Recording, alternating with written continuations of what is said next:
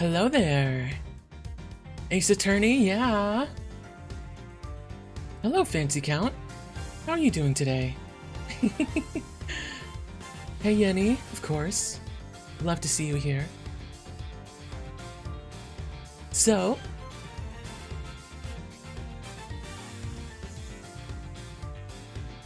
how's it going? How's it going? It's been like almost like 3 weeks since my last stream.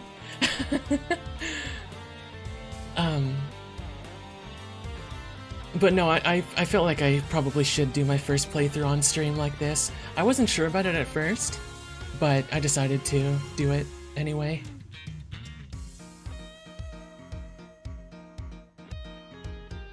Let's see. Oh, gotta click into the window. There we go. Okay.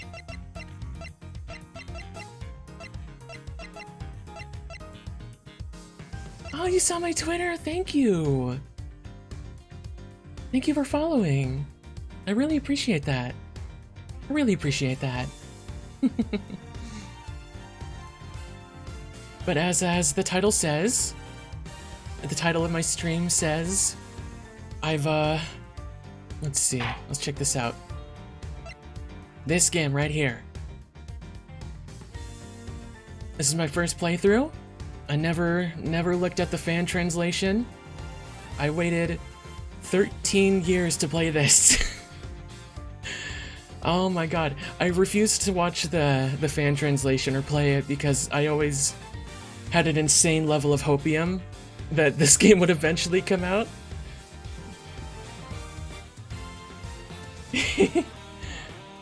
And it finally happened! In the same year as the Apollo Justice trilogy too, which was my big surprise. You're gonna play it yourself too? Oh good, well I hope if you do that,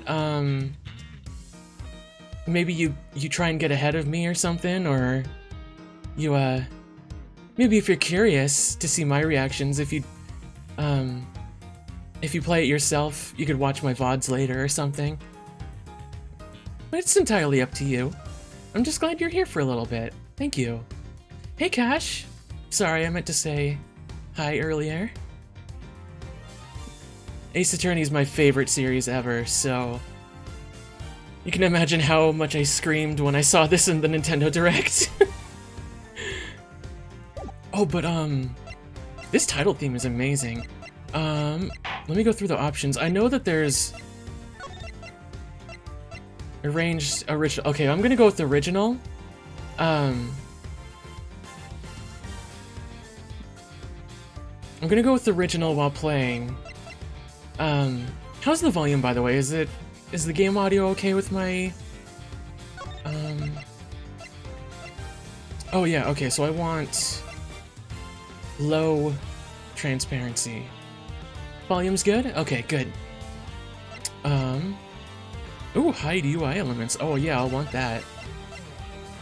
Okay, when these collections have come out recently, I think since the Great Ace Attorney collection, they've been adding screen flashing off as an option, and I've always done that now because I go back and I play the old releases, and the flashing, like screen flashing, is so often, like it does actually bother me now that I've had the option to turn it off.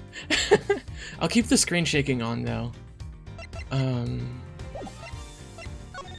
Right, okay, so you can choose either the HD art, which actually looks really good, and the pixel art. What I might do is, for my first playthrough of this second game, right now, I'll do the HD art, and then eventually when I come back to play the rest of the games on stream, I'll play the first game with the pixel art.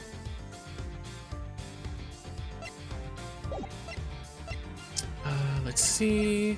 Yep. Okay. Oh, look, let's check out what the music is really quick, actually. I don't want to look at any of these. Character designs. No, I don't want to get spoiled. Ooh. Kind of like what's playing here. So this includes all of the soundtrack of both games. That's awesome. No, not that one. The first one. What's down here? So these are like the arranged tracks that you get from pre-ordering. I want to hear some of these really quick.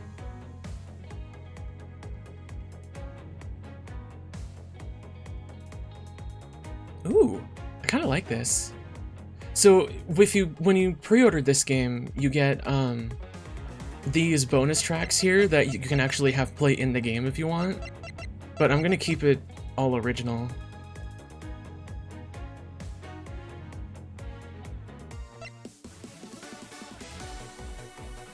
Oh yes, I love this music so much. You saw the fan translation, Curie? Yeah, I'm gonna actually once I finish playing this game, I'm actually gonna look at the fan translation and see how accurate it was, or like what the differences are. I know the voices are gonna be different, obviously, for the new characters. Those apparently leaked from the demo like 2 weeks ago, and I didn't even know it. Which is good. Ooh, I want to hear the Pursuit. This is one of my favorite pursuits in the whole series. Ooh! It's a little quiet.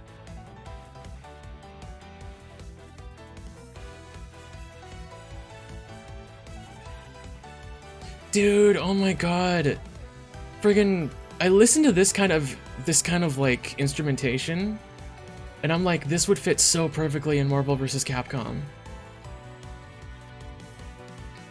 Like, Marvel 4, Capcom, please add back Phoenix Wright as a character, and also add Edgeworth and Apollo. You know what really upset me about Marvel vs. Capcom Infinite? Is that the full intended roster leaked.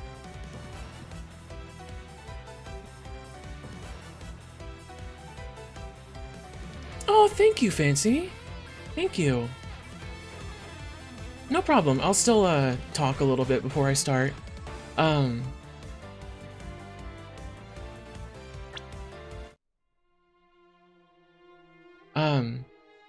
The full intended roster for Marvel Infinite leaked before it was announced that all the DLC got canceled for it. And 2 of the DLC characters planned were both Phoenix Wright and Apollo Justice in Marvel Infinite, and I was so upset to hear that. God, they only ended up making half of the amount of characters they planned. They were gonna do like 60 some characters in that game, and they only did like 34 or something. That game entirely, though, is just a giant mess of directional problems and everything, so...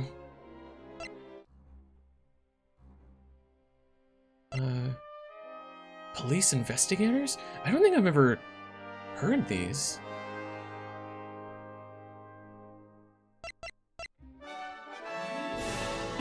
The Blue Badger theme!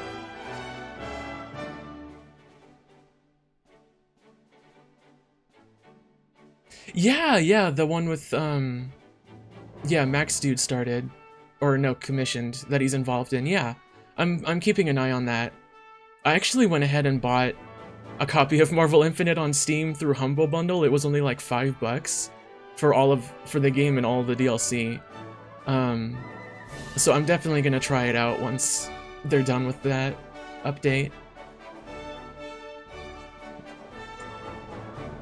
God, I love this version of the Blue Badger March too. It's so cute.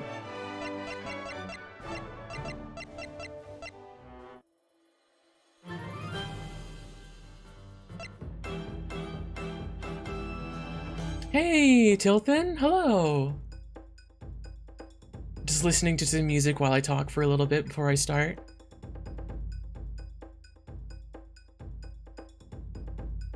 Excuse me.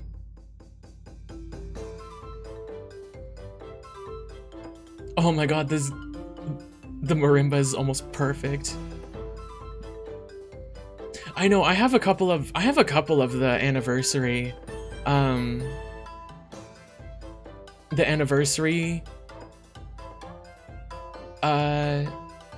orchestra soundtracks. I don't think I've heard these mini OST ones though. Yes, yes, this is my first playthrough of Investigations 2.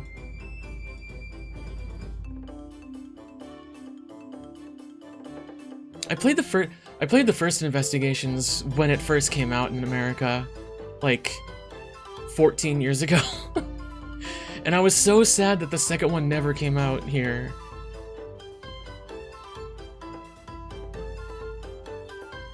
I've always had the soundtrack for the second game, like on my iPod and stuff, for almost the whole 13 years since it came out too.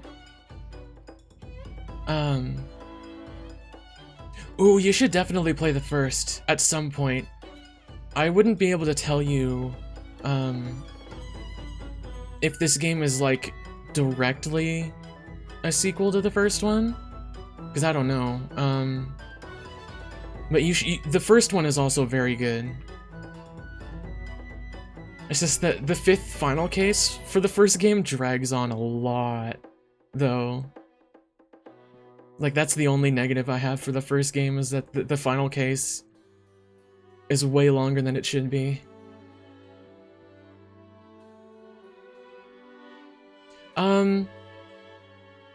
From what you remember, it is? Okay, okay.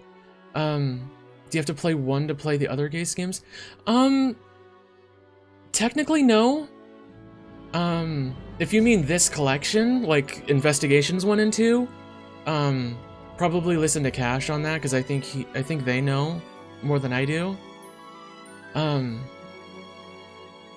when it comes to the other games, generally you do want to start like going in order.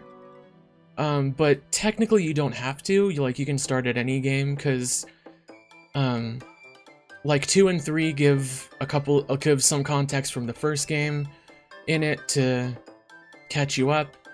Same with 5 and 6 with 4, you know. But generally you would want to start with the first one if you want to know everything.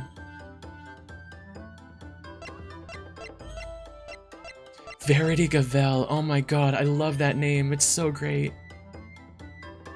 Ooh, Gregory Edgeworth. Oh, I love this song. But yeah, I've been listening to this Investigations 2 soundtrack since the game came out in Japan, basically. I imported the official soundtrack CD for it, and it's been on my iPod since then.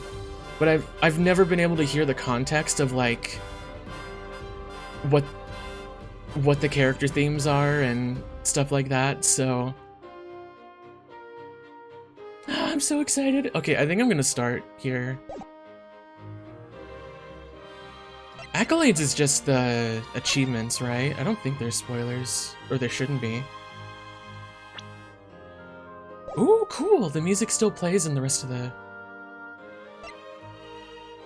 okay, so the achievements are mostly just, like, complete each chapter. Okay. Alright, here we go. Ah, yeah. Interesting that they decided to, remove the Edgeworth name from the title, but I guess it would be even more of a mouthful if they kept it.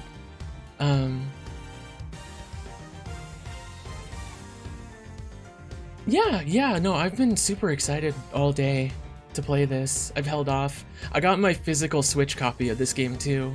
I bought this on Steam to stream, and then my mom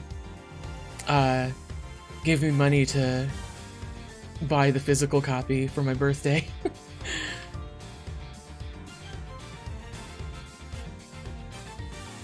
Okay, we're gonna start here now. So, again, as the pinned comment says, please no spoilers. Please no fake spoilers either. I don't like fake spoilers.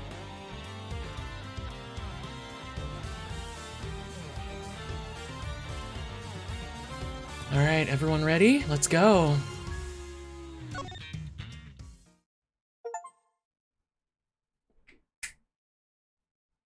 Turnabout Trigger is what it's called.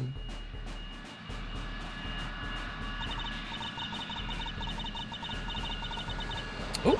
I guess maybe I have to move my model a little bit to the side. Hold on 1 second.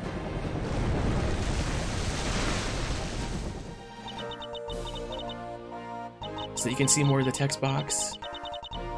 There we go. Your audience awaits. Okay. Yeah, thank you for stopping by, Fancy. Honored friends and... Oh, it's a president or something.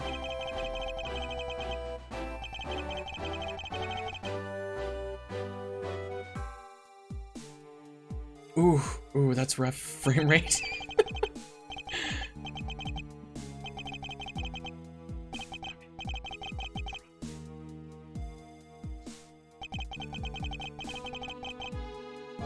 Oh, he's like a lion person. Oh god.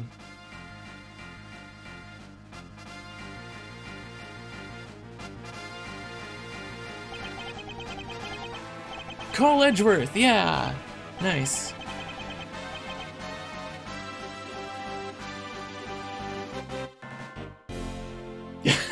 As soon as I saw this image pop up on the Nintendo Direct, I screamed.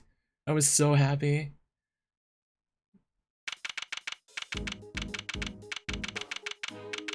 The music.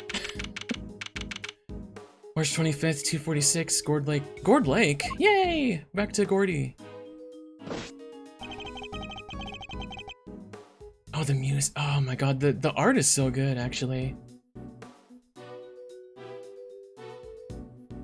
The news must be halfway around the world already.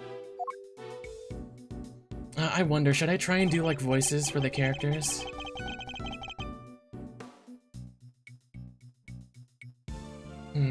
I probably should, right? I should try.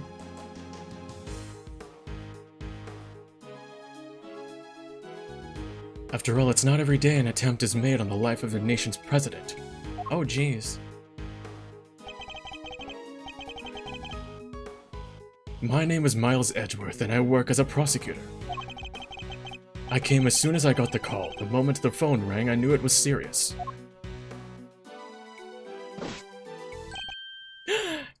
Gumshoe! Oh, it's great to have you back, dude. Mr. Edgeworth! There's his theme, oh my god. Thank goodness you're here, sir! This is Dick Gumshoe, a detective with the local precinct. He's the one usually assigned to my cases. Oh, but the HD art is like perfect. I was saying, like, the first time Apollo Justice HD was shown off, and that HD art was like identical to like the concept art and how the actual DS sprites were before they were compressed. I was like, what the hell did they do with the HD art for Phoenix Trilogy?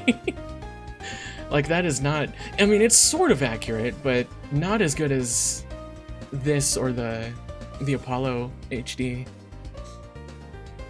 How is the president, detective? We still don't know, Mr. Edgeworth. The medics just boarded the plane a few minutes ago. I also really suck at reading, so...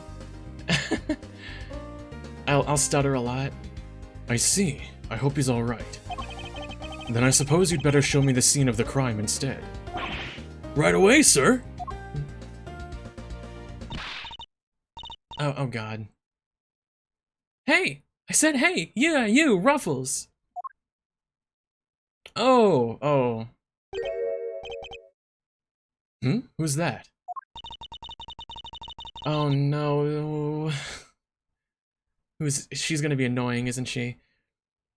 You're the prosecutor in charge of this here case. Oh no. No, is she related to Vlada Hart? Oh my god. You're the prosecutor in charge of this here case, ain't ya? Wanna give me your first impressions? Anything strike you as odd? No comment. Detective Gumshoe with me. Giga Chad Edgeworth. Come on now, Mr. Prosecutor, don't be like that. Mr. Edgeworth, wait for me! Now, detective, I'll need the facts of the case, in as much detail as you can give me. still love his salute, dude. It's so good. He's very lion-esque, isn't he? Well, the scene was right here at Gourd Lake, as you already know. A bunch of people were gathered to welcome the president of Zhengfa. Oh, Zhengfa again, wow. Oh, okay, so this is a direct sequel then. Di Jun Wang. Yes, I read about his visit. I should probably say Wong. Is it Wong or Wang? Got a good range of voice? Oh, thank you. I was an amateur student voice actor for a couple years. It's been all over the news for days now. I don't remember if it's this image, but I remember seeing a meme edit of this guy where he's like holding his finger up like that, but someone edited it to be his middle finger up.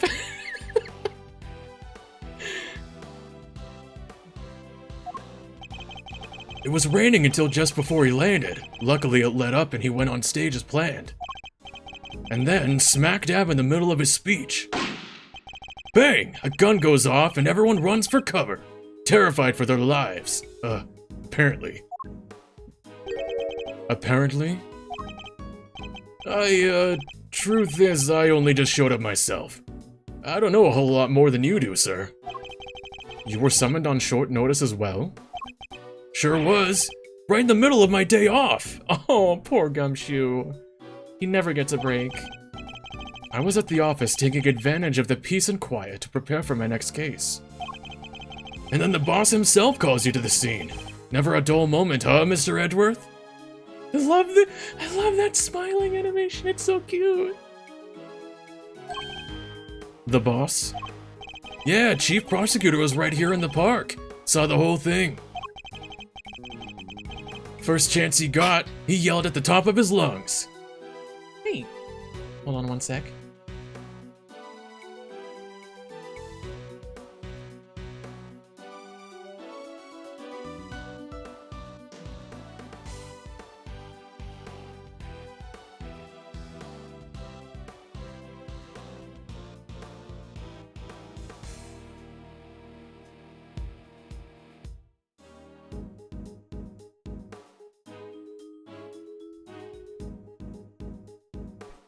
Sorry. Doggy was getting into something they shouldn't have. Again. Get me Mr. Edgeworth right away! He's the man for the job! Something like that. I see. Oh, they Cordoned? Oh, they cordoned the perimeter of the park off as soon as it happened. You'll be happy to know. So our would-be assassin is still here somewhere? Good.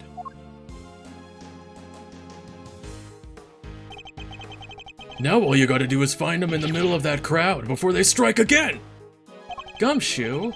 Don't fearmonger. You're right. We don't know what else our culprit might be planning. These people are in danger. They don't look all too worried. Oh my god!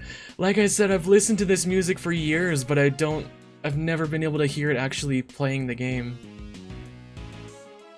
We don't have a moment to lose. Let's begin with our basics. And search every inch of the crime scene for clues, no matter how insignificant they may seem. Precisely. The president was shot at, which means a gun was involved. That's our first clue.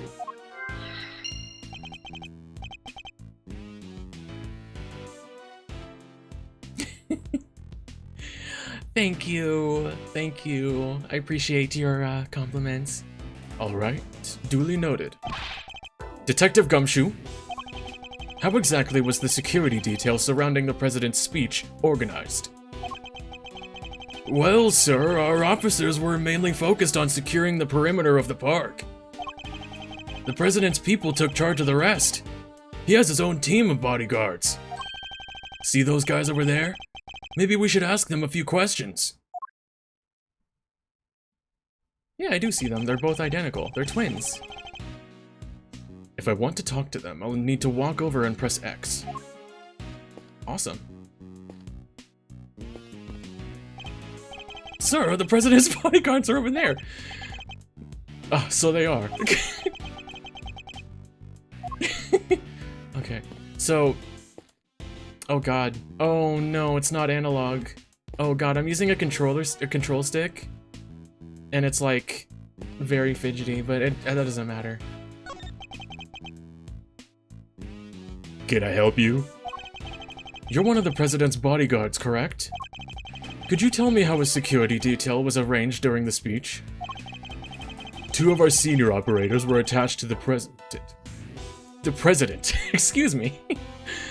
The rest secured the stage. This isn't our first rodeo. Anything suspicious in that crowd and we would have spotted it right away. Topical. I see. So the president's security was tightly orchestrated for the duration of his speech. Let's investigate further. We should speak with other witnesses and continue to look over the crime scene. We can't afford to leave any stone unturned. Oh my god, go away. So that's how y'all go on... Read, Narris, read. So that's how y'all go about it, huh? Sure is something, seeing the pros at work. Care to share a little of what happens to that information once you got a hold of it? Bystanders. This one seems persistent, but I can't afford to get distracted. Let me bend down and look at this cup. Hey, Ruffles! I asked you a question, dang it! What happens next? Well, we put all the information together and try to find connections. Right, sir? Detective! Don't yell at him. Ah, don't be so hard on the poor guy. So, connections, you say? And what next? Oh my god, I just realized I'm just doing a bad Jaleel White impression.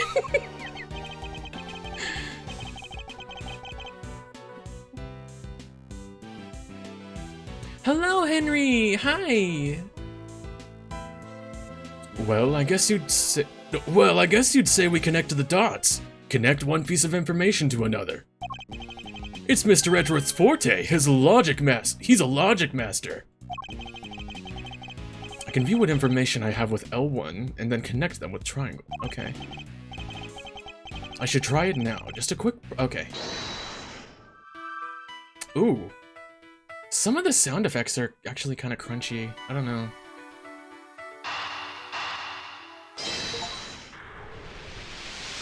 I do like this new UI though. That's cool. I like the puzzle pieces. Despite the president's tight security, the perpetrators still managed to carry out their attack. Completely undetected by a contingent. Excuse me. Yeah, hello, Henry. Welcome in. Completely undetected by a contingent. What is a contingent? Does anyone know what contingent means? Of highly trained bodyguards, no less. Yeah, logic is a special power, yeah. No mean feat. No feat? This would have taken some serious planning. In other words, the assassination attempt was almost certainly premeditated. Yeah, that makes sense. That's the stuff, Mr. Edgeworth! The old logic never fails, huh? A chance? Oh, okay. Indeed, all we need to do is find the right clues, then make the right connections between them.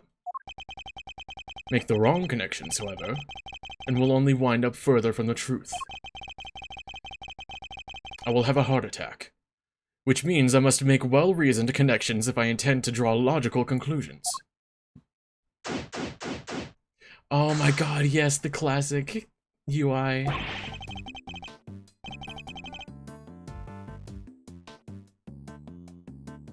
Let's get this investigation started. Time to examine everything and look... That was Gumshoe, not Edgeworth, Narris. Come on. Let's get this investigation started. Time to examine anything that looks suspicious. Walk up to them and press X. Okay. Oh, here. Okay. Just on the stage. What is the officer taking pictures here, detective? The wicked will be crushed beneath the righteous hammer of justice. Looks like he's reading off of these papers here, Mr. Edgeworth. Yeah, the run is pretty good. Pro speech tips number 3. Speak slowly and confidently to win your audience around. Hey, this is good stuff. Better get a shot of this one, too. Instead of focusing on that speech, how about you focus on your work instead, officer? Have you found anything of note, officer? No, sir, not a thing. No fooger. See what I said about how terrible I am at reading? No, sir, not a thing. No fingerprints, no footprints, nothing. That is to say, none that stand out, sir. Not after everybody's touched and walked over everything. Detective Gumshoe, did he sound pleased about having no evidence to catalog? I'll, speak to his commanding officer about it, sir. Salary review's coming up soon and all. Of course. So the president had a nasty surprise while he was giving his speech. Same thing happened to me when I was a kid, right in the middle of a public speaking contest. There I was, yammering away when all of a sudden, earthquake! Almost jumped out of my skin. That sounds terrifying. Even the word earthquake makes me queasy. You were listening, Mr. Edgeworth? I thought you were ignoring my little aside like always. Oh, Edgeworth, come on. Something blow up here? No!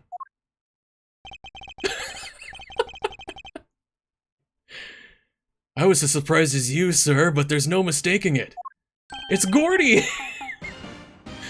It's the Steel Samurai! The Steel Samurai, Warrior of New Old Tokyo. It's a popular TV show. Old, young, it doesn't matter. It truly has something for everyone.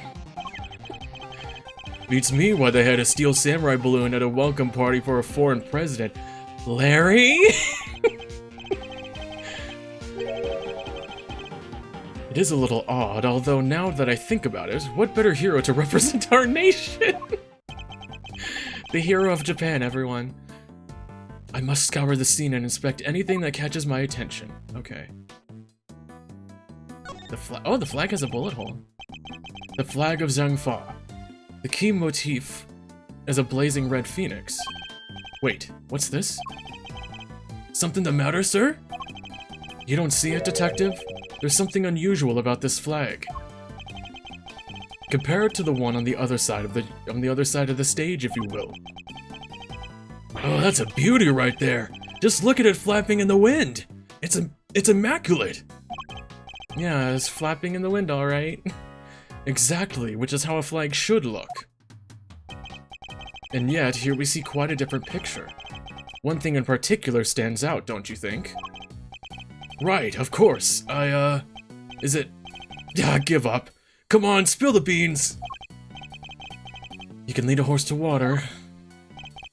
Here it comes, guys. Take that!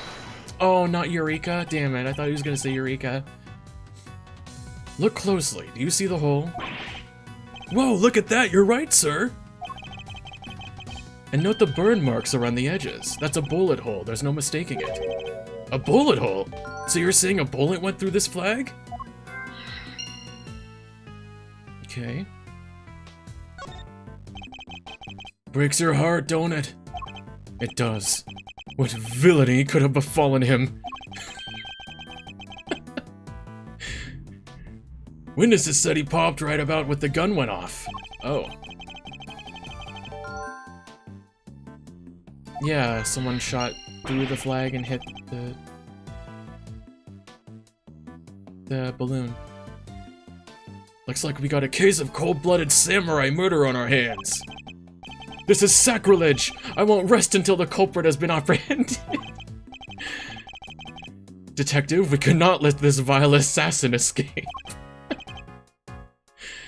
We won't, sir. You can count on it. Okay. I think I've gathered enough information for the moment.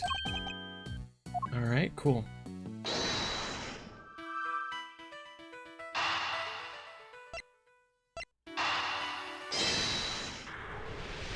connect these two, obviously. There was a bullet hole in the flag, and it seems highly likely the balloon was popped by a bullet too.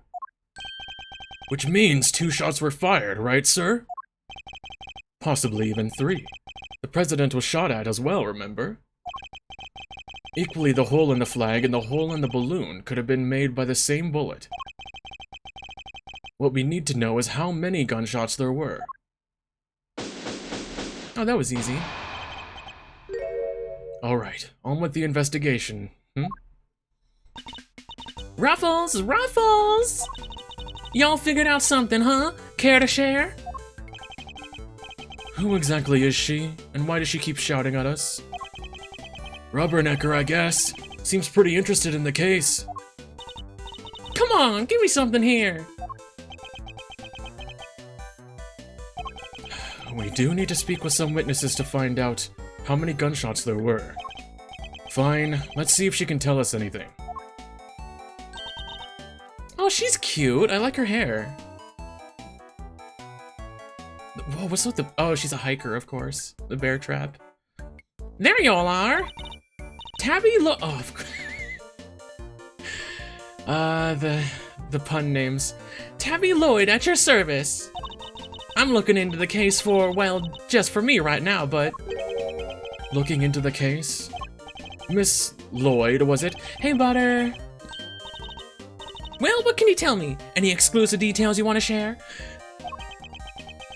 Got any cheese? How about the perp? Have they made any demands? What about them their ruffles? Where does a fella buy a cravat like that? Hold it! Hello, Butter. Dang, and here I thought I could get me something juicy for my piece. I need to know about the shooting.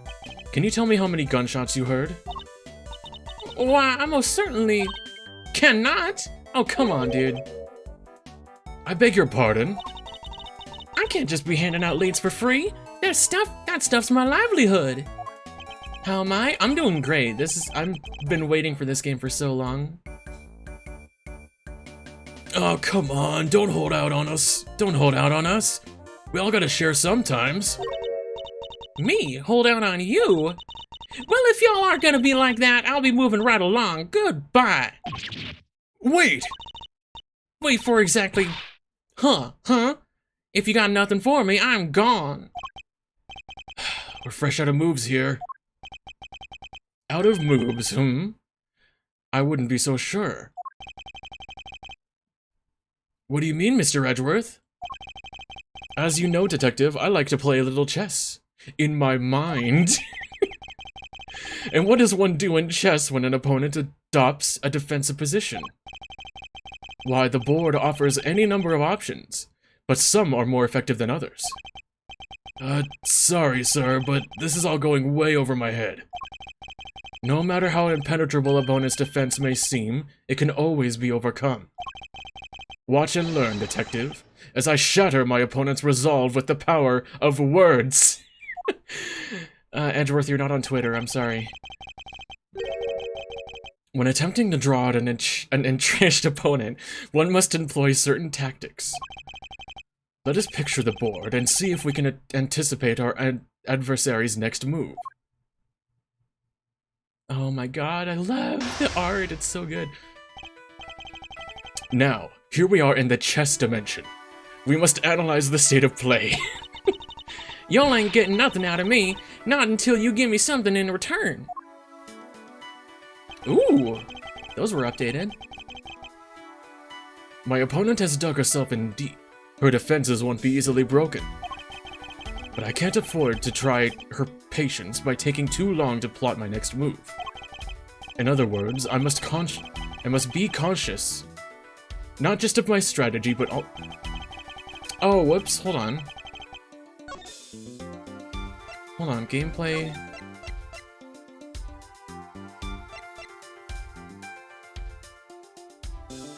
Wait, autoplay? I don't have autoplay on, do I? No, I don't. Why did it skip there? Huh. That said, I can't afford to waste words either. In fact, it can pay dividends not to. If my opponent gets too agitated. If you're fixing to ask me something, will you dang well ask it already? I must be able to gain a tactical advantage in calmly biding my time. Then when I see a crack in my opponent's armor, I pounce. He pounces! That's so cute. I should begin by finding out what it is that she does. All right, time to make my opening gambit. Okay. Title drop. Commence. Oh, here we go. Why don't you begin by telling me about what it is that you do? Sure, or I could totally not do that. Think I don't know when I keep my mouth shut? That's my job. Is it now? So you do something you won't or can't tell anybody about? No, shut up! It ain't no lawbreaker if that's what you're insinuating.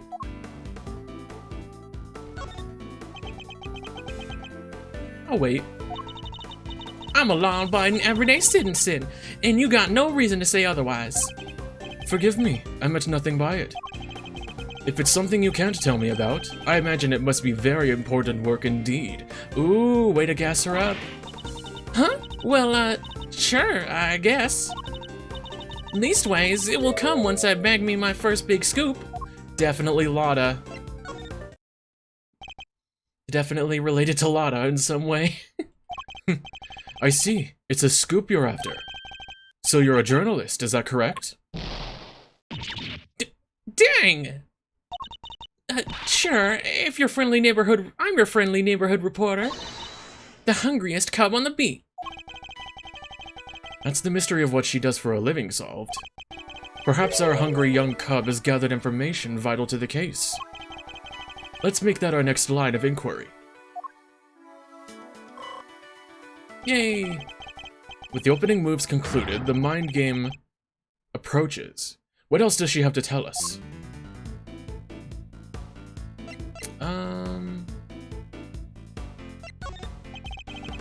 At the time of the incident, were you present? Were you present? At the time of the incident, were you present at the scene of the crime? Come on now, Ruffles, you ain't gotta give little old Tabby something first. Absolutely not. Then I ain't giving you nothing either. You think I'm a sucker? Think again. Hand it over or you're under arrest. Yeah, that'll work. Come on, this is my career we're talking about here. You gotta give me something.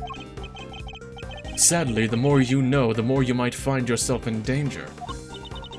I ain't scared. I'm a pro. Takes more than the sound of a little gunfire to faze me.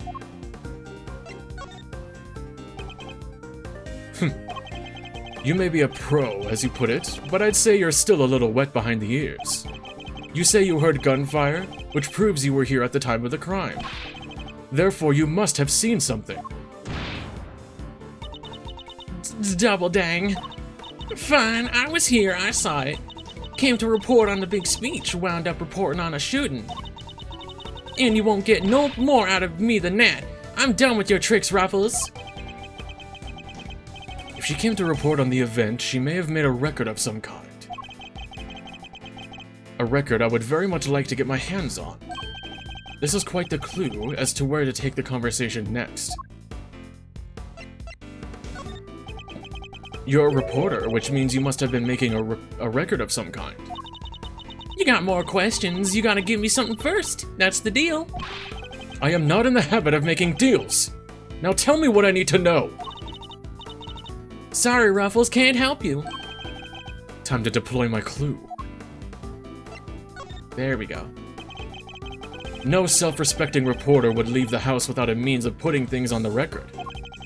So tell me, Miss Lloyd, where is yours? Of course I made a record. I told you I'm a pro. Dang near wore my shoes out running around on this one. Which is why I'm not about to just hand it over to the first person who asks me. I am not just anyone, young lady. I am the prosecutor in charge of this case. Don't you young lady me, you ain't getting it no matter how many times you ask. I like how this tutorial one gives you like obvious things that you're just not supposed to select. You understand, don't you, Ruffles? It ain't nothing personal. I understand that your job is a difficult one. You do? Well, ain't that sweet? And in such a competitive field, you must sometimes doubt that you'll ever succeed. Nah, I'll go plenty far, I'm sure of it, yeah. Just as long as I got my trusty tape recorder, I'll always be ready to nab me a scoop.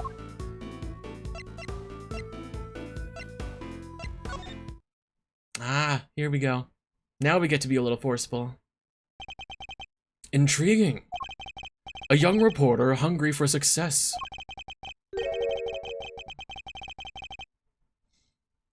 So dedicated so dedicated to her craft that to leave such an important event unrecorded would be unthinkable. So my problem is, when I read, I read faster than I'm able to speak, so I end up, like, stuttering so much and, like, saying the wrong words, even though I'm reading the correct ones. It's kind of weird. I apologize. And indeed she did not. She committed the entire event to tape. Dang it! This is my scoop you're messing with, my big break. Fine, sure, I recorded the whole darn thing. It's all right here, you got me, okay? Checkmate. He's gonna say that after every time, isn't he? I got an achievement! Achievement yet? You're something else, Ruffles. I was trying to be all strong and silent, but you had me singing like a canary. Never mind that, now play us the tape. This should finally tell us how many shots were fired. Fine, you can hear it, but I got conditions. You played me like a fiddle, Ruffles. Only the Chief ever played me so good. So you gotta agree to be Chief number 2 and be mentor to a rising star, aka me. Chief number 2, huh? Kinda like a second parent? That's a big responsibility, sir. And one more thing, I want exclusive reporting rights for the first 24 hours. Come on, you gotta say yes. What kind of mentor wouldn't give his star pupil the exclusive? Exclusive? Huh? Jeez. She's a difficult woman to refuse, and I need to hear that recording. 24 hours is more than I can promise, but the story's yours until the case is solved. And the job of Chief number 2? I think not. You're no fun, but I guess a girl can't have everything. All for the sake of the scoop, huh? Alright, you got yourself a deal. I got exclusive access starting right this second, Ruffles. Good. Then our first order of business is to listen to that tape.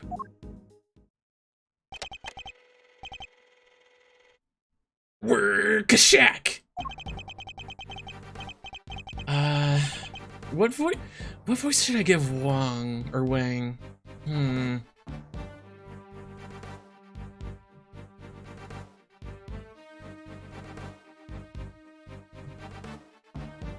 I don't really know. He's very lion-esque. Western cowboy? But he was like a lion. He like had a lion's mane. So like I don't know if that would fit. I don't know if that would fit. Uh-oh, did my model freeze? What happened? Uh-oh. Oh, there we go. Okay, that was a little weird. I'll just do whatever this is. Honored friends and allies, I am here today to deliver a message. The odious criminals that dogged my beloved nation are no more. The president's speech. The president passionately addresses the assembled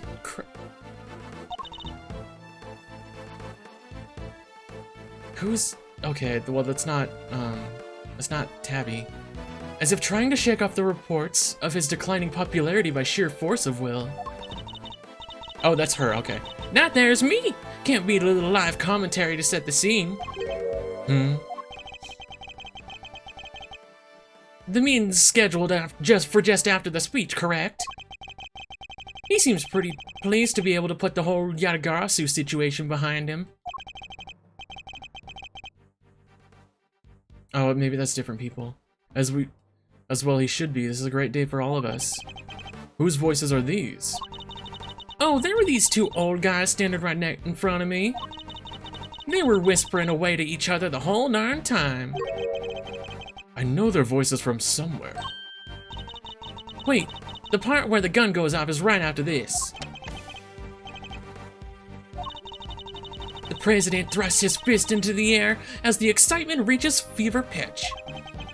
The battle against evil rages on! Here today I make you this solemn promise. We shall crush the wicked with the righteous hammer of justice! Oh. Okay, two. So 2 shots were fired. Yep, and that tells us something? Yes, it does. Something very important indeed. It allows us to deduce the trajectory of one of our bullets. One of the shots fired, one hit the president. Of the 2 shots fired, which means the other must have passed through the both the flag and the balloon in that order. Which, as you can see, allows us to deduce the position of our shooter. The only possible place from which a bullet could have been fired... Like, here? Take that! Drawing a line between the flag and the balloon gives us the trajectory of one of our bullets. And the places our shooter on the left-handed side of the specter... Sorry, I messed up.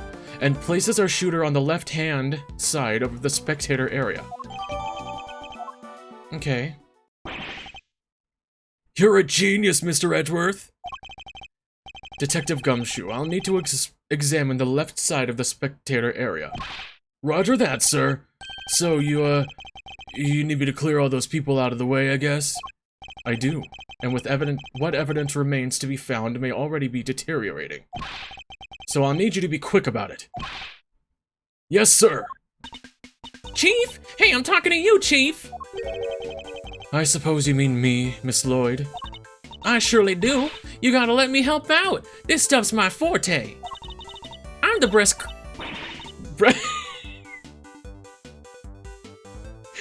I'm the best crowd herder you ever did see. I'll prod, pummel, and push them wherever you like. Very kind offer, but I think a less hands-on approach might be preferable. Also, about this chief business, I am nobody's chief. Whatever you say, Mr. Edgeworth, sir. Your wish is my command. I somehow doubt that.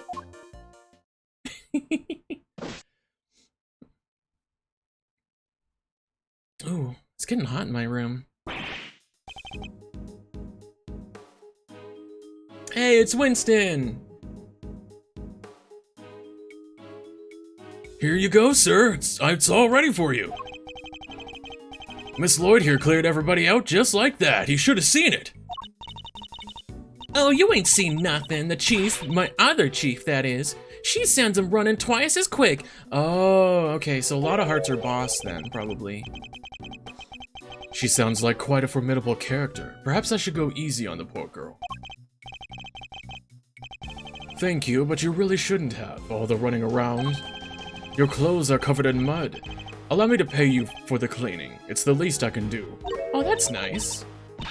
Oh, you mean my jacket? Oh, don't you be worrying your pretty little head about that. It's reversible. All you gotta do is switch it around and alakazam, no more dirt. on the outside, perhaps, but you still have something of a problem with the inside. Yeah, you just get yourself dirty. We're ready to get back to the investigation whenever you are, sir. The crowd has trampled the entire area. We'll be lucky to find any traces of our shooter at all. Don't tell me the gun is inside the trash can. Let's go over here. Oh, thank you. Cool shoulders, yes. Oh, thank you for the hydrate as well. What do you think about the price of the channel points for the toggles? Do you think that's a little much? Like, should it be like 300 or something instead? I'm still kind of debating on that. Man, the lens is cracked. What am I gonna do? Circuit board's hanging out. The whole thing's spitting sharks. Sharks? Spitting sparks. Excuse me. A shark camera? Okay. It's like a fireworks show in there. Probably not a good idea to touch it, I guess. No, it is not. Definitely not. Fireworks can be deadly, right, sir? This isn't exactly rocket science, detective. The cameraman is clearly otherwise occupied. Perhaps I can talk to him later. Okay.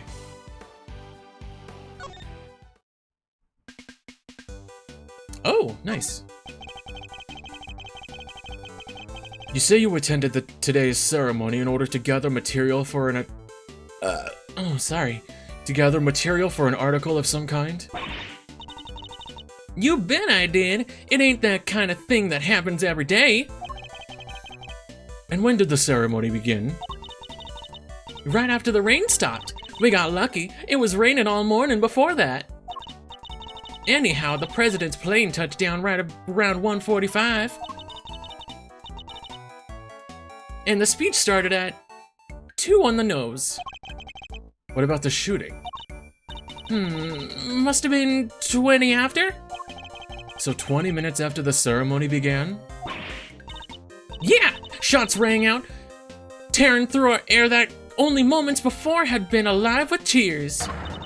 Then tragedy. The president dropped to the floor, felled by an unknown assassin's bullet.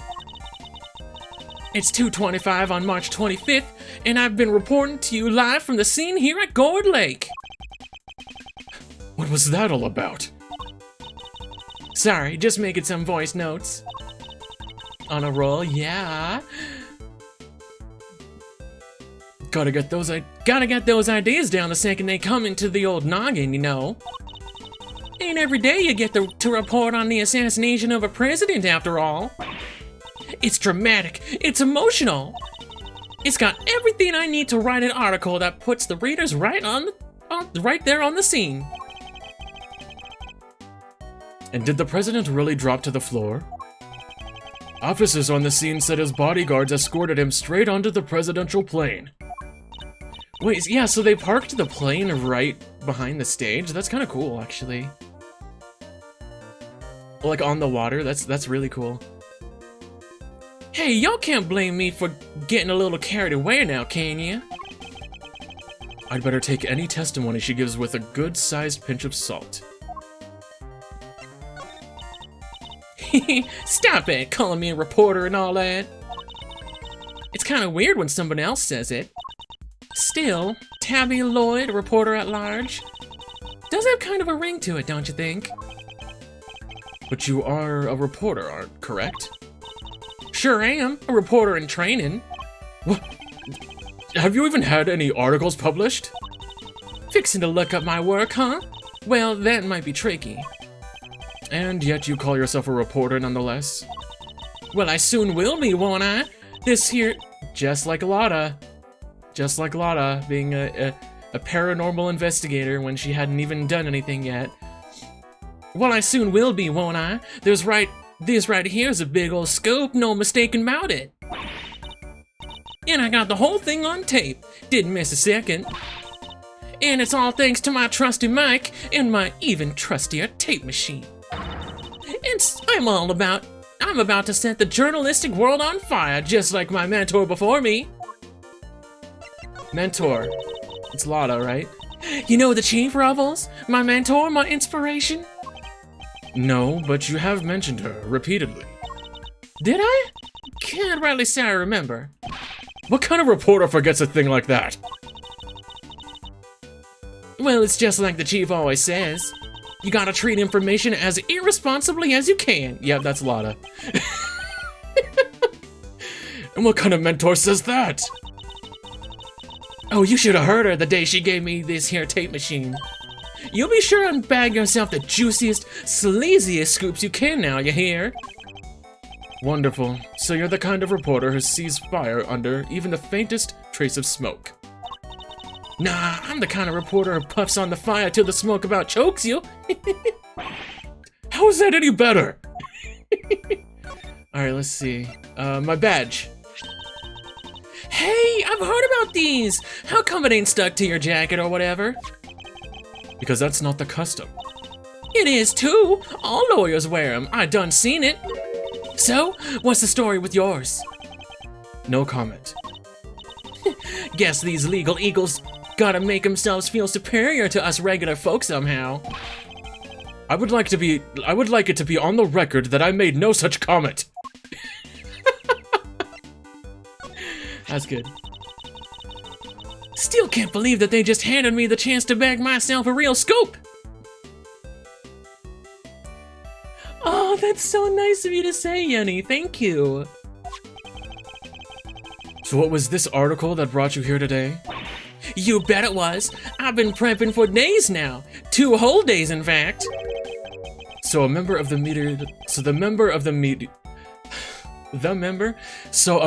media had to rely on the media to find out about this event? Hey, I'm still getting started in this here business. If you give me a little more to work with next time, maybe I'll be on the scene sooner. She certainly doesn't lack for tenacity. The prosecutor delves into his pocket, and after considerable fumbling, he reveals, sorry, you're gonna have to help me out here, Ruffles. Never mind, I guess she knows nothing about that. Okay. Oh yeah, here. Oh good, it keeps the speech in there, good. Hey, you never did pay me for this here vital evidence.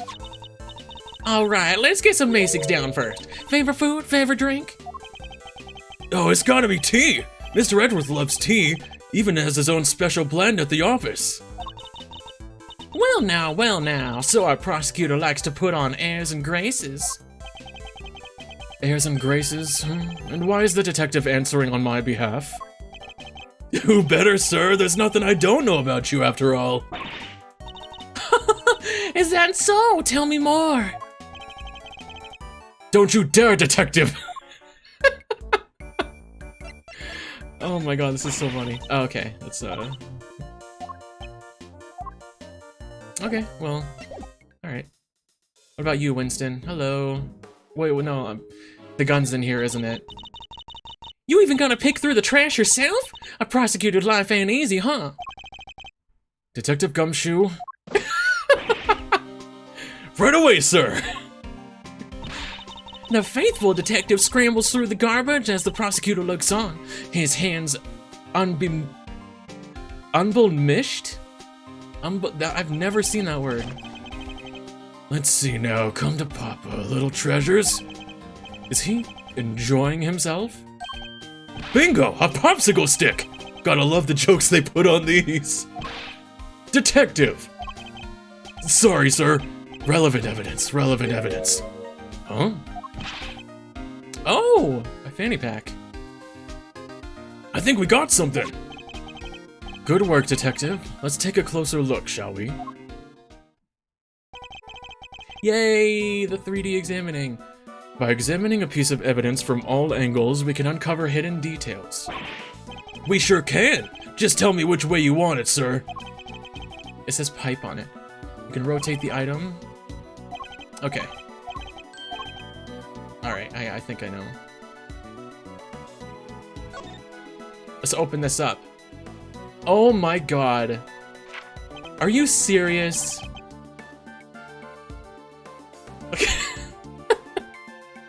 Every time, like it's every time. Every time there's like a something like this and there's a trash can around in a game or a TV show or something, they always do this. This is a document of some kind. Okay. Rook repositioned in light of Knight's injury? Less cover for lakeside view. Knight and Rook is just their name. Okay, whatever. Knight to immediately escort President to plane in case of emergency. Stay frosty. We know who might be in the... What are we looking at here? Presidential security plan?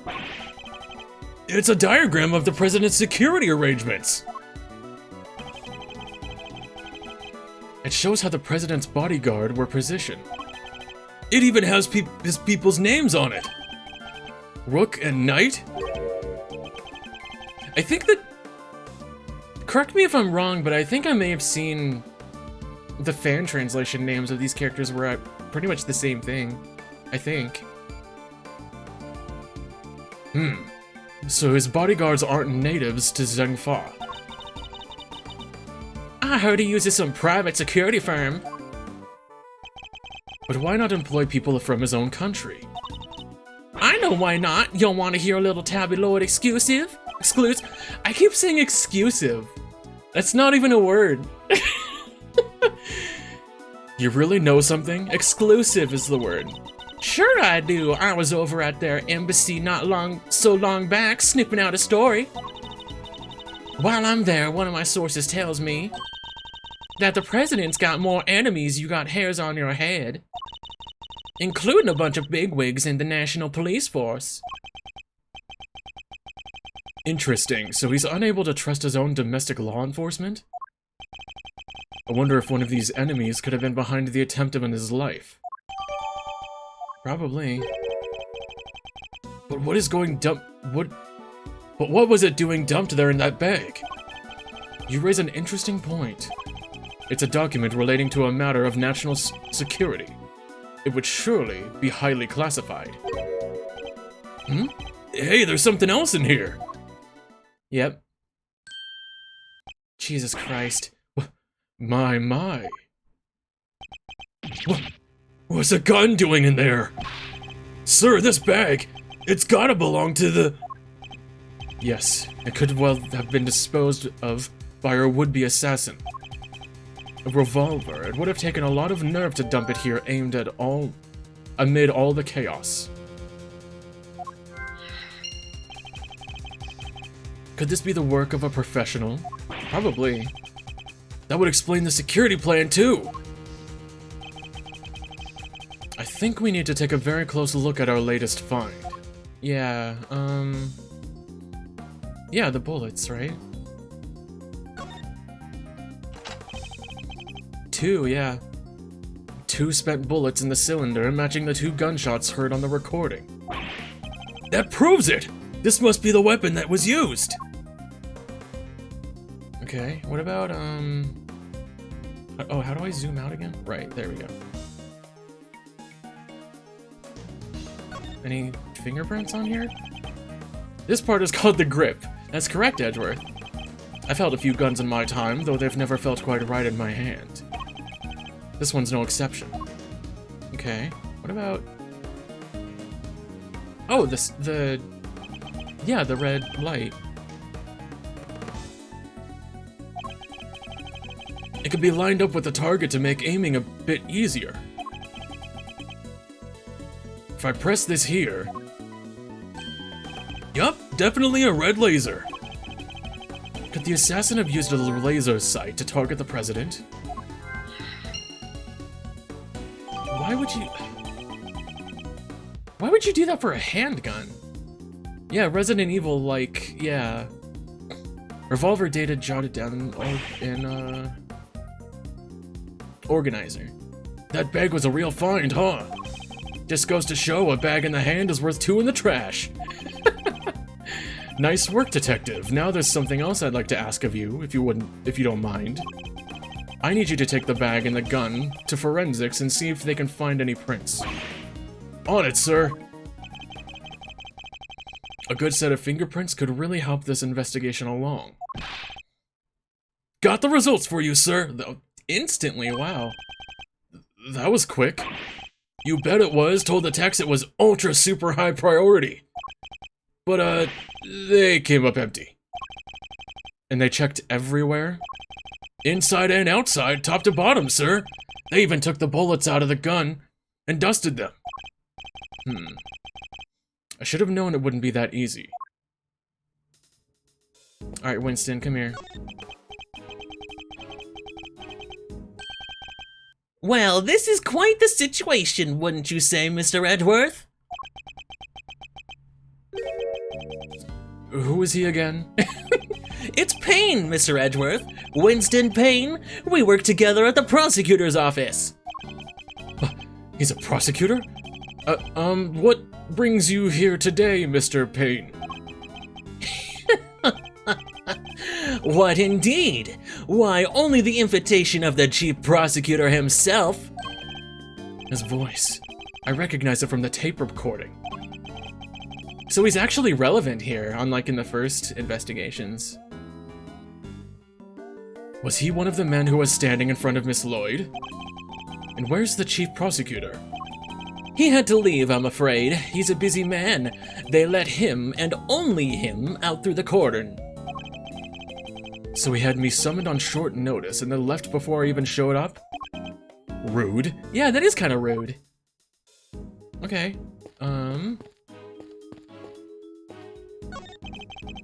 The television truck appears to be stuck in the mud. oh man, yeah, getting vehicles stuck in mud is the worst. Reminds me of the time I pushed your car out of that ditch, sir. Then you just drove away and left me there. Aww! Gotta admit, it felt kinda lonely. Did I do that? I think I might have. You came back though, Mr. Edgeworth. Only left me there in the mud for maybe 15 minutes? I know you'd never forget about me, sir. Of course I wouldn't. During those 15 minutes anyway. You're with one of the news channels? Yep, can I help you? You must have footage of the event. Do you mind if I take a look? Wish I could help you, but that might be a little tricky. And why's that, huh, pal? You got a problem with doing your civic duty or something? No, it's just that my camera was knocked over in all the panic. Now I can't get it to work. That footage would have helped immensely. Gah, just our luck.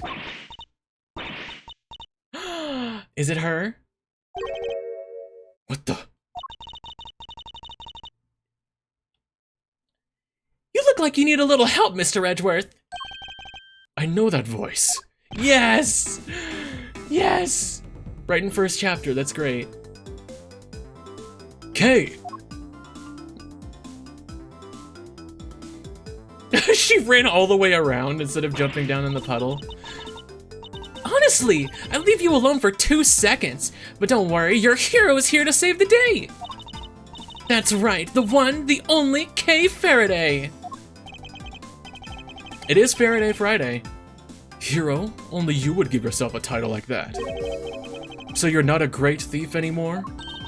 Not right now, but it's not like I quit. I'm just on sabbatical. I'm taking time out for some intensive training. Being the second Yatagarasu doesn't come easy. They gotta introduce her in like the main Ace Attorney series at some point. Like she's gotta, like, could you imagine if they did Ace Attorney 7? And like you go and visit Edgeworth and Kay is there in his office like visiting or something and she's older? That would be so cool. Kay helped me out on a few occasions about 2 weeks ago? That's so... Oh, yeah, this is a direct sequel.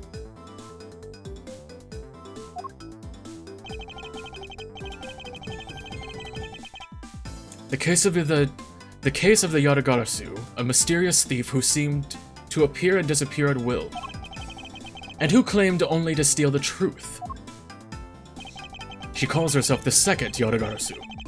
the successor of the so-called Great Thief. There's not a lock I can't open or a trap I can't escape. And when it comes to stealing, well, I'm still in training, but I'll get there soon enough. She's so cute. What are you doing here, Kay? What do you think I'm doing? I've been enjoying the festivities, of course. I suppose she did mention being fond of such things. And afterwards, I was thinking of dropping by your office to see you guys, but now I don't have to. Good to see you, kiddo. You're as bright and breezy as ever. Hey, Gummy, how you been? You're looking pretty full of beans yourself.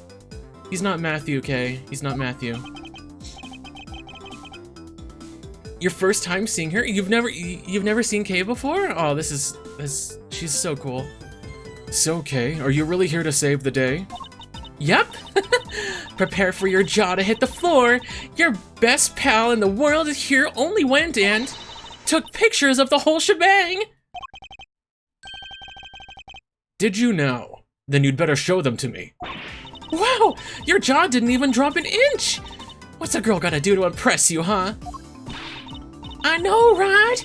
My Mr. Prosecutor here is about as much fun as a dangled toothache. Oh, danged toothache, not dangled. Jeez, come on. I'm so bad at reading. Won't even let me call him here. Won't let me. Ah! Won't even let me call him Chief. Ah, but I'm forgetting my manners. Tabby Lloyd, ace reporter at your service. Nice to meet you, Tabby. You're right, he's no fun at all. This one time he... You two can chat later. Kay, can I see those pictures? Boo, fine, here. I love her pout. Wow, if you couldn't make it even more obvious, dude. Seriously? I'll just hold up this case and then look to my left. Not even doing, like, I'm not suspicious at all. I took this one right here when the gun went off. It was total chaos. People running everywhere. The president and his 2 bodyguards? Yeah, the haircuts. Oh, well, actually, that must be Knight on the right. Because he's like a horse. Like, the hair is a little bit like a horse's hair. He has a neck brace. Oh, that, he must have... Oh, yeah, it said he was injured. The knights on the security plan were Knight and Rook, I think. What's that? Thank you indeed, Kay. I think you've provided us with a vital clue. Hooey! Your eyes just lit up like a pair of danged Christmas trees! Well, Mr. Edgeworth, care to tell the readers what you spotted? It is? Oh, good. That's cool. A contradiction.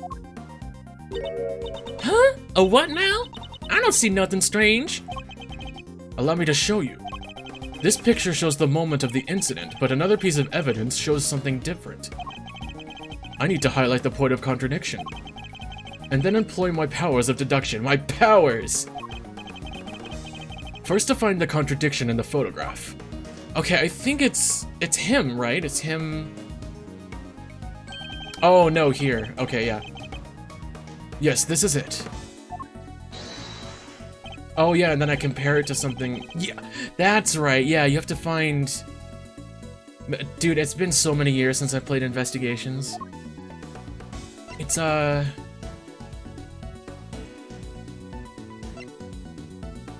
Wait, hold on. Okay. Present the evidence that proves this contradiction. Knightley? Oh, okay.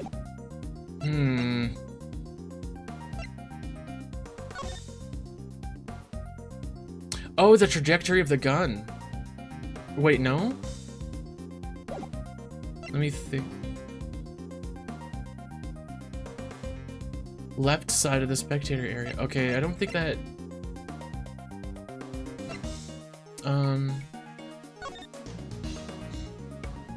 Is it this?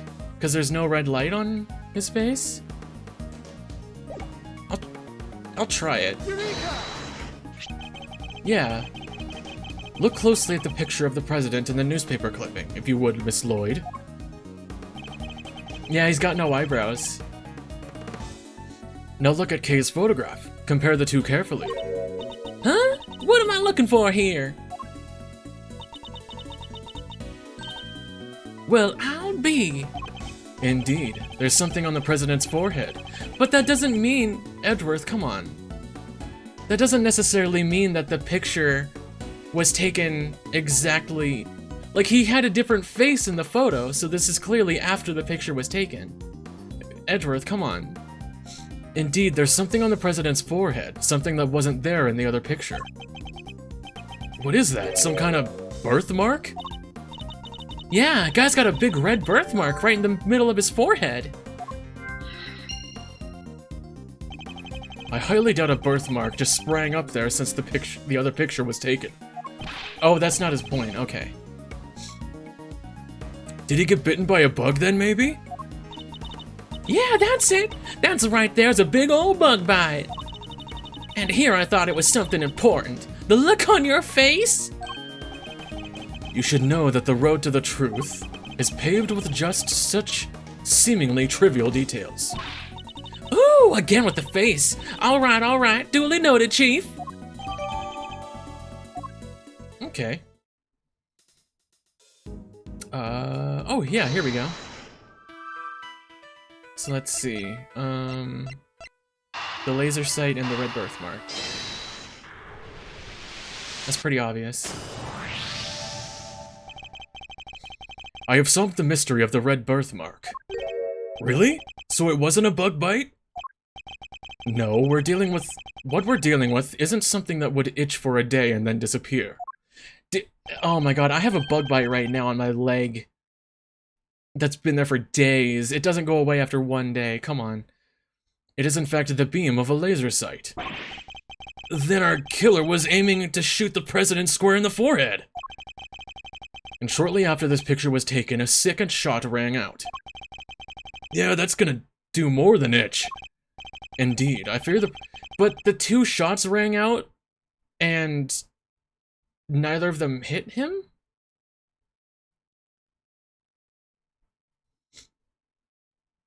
Suck major balls, yeah, I know. Indeed, I fear the president may be in even more danger than we thought. And that the gun we found was the weapon used in the crime. Yeah, that makes sense. Oh, I'm slouching. Well, there we go. Why would the perp use a laser sight, though? Yeah, that's what I'm wondering. He's right! You'd stand out like crazy using something like that. Pew, pew, pew! It's not like you can just go around shooting lasers all over the place. No, and anyone who saw it could trace it right back to the shooter. Seems like a pretty bad idea all around. Oh, I almost forgot! I took a couple more pictures. Maybe the laser sight's in one of them. It's a long shot, but it's worth a look at least. All right, Kay, let's see these other pictures. Yes, sir. Right away, sir. Let's see. First up, here's one I took just before everything started going south. That's adorable. Oh my god. Wait, hold on. Can I how do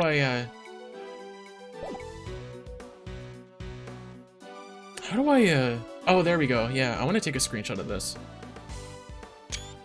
There we go. That's adorable. It might be more useful to us if half the frame wasn't taken up with her face.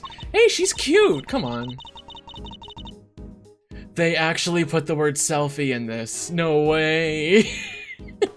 Hey, can you blame me for wanting to get a selfie with the president? This came out before Dual Destinies. Luckily for you, this was right before the gun went off. And this one I showed you before is from just after the first shot was fired. So it was that dude. On the right, it was that guy that shot the second one. The second shot came just seconds after this. Then there's... Ass, okay. What's this? I can hardly see anything. I got knocked over when everyone started running right after that last picture. Guess I must have pressed the shutter by accident. Okay, someone in a red hood. Not sure that one's gonna be much use, kid. And that's all of them. Okay. Time to take a closer look.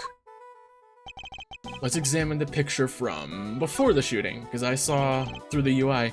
Is there any hint of the laser sight here in this picture? Yes, there is, right there. Take that! There, I see it.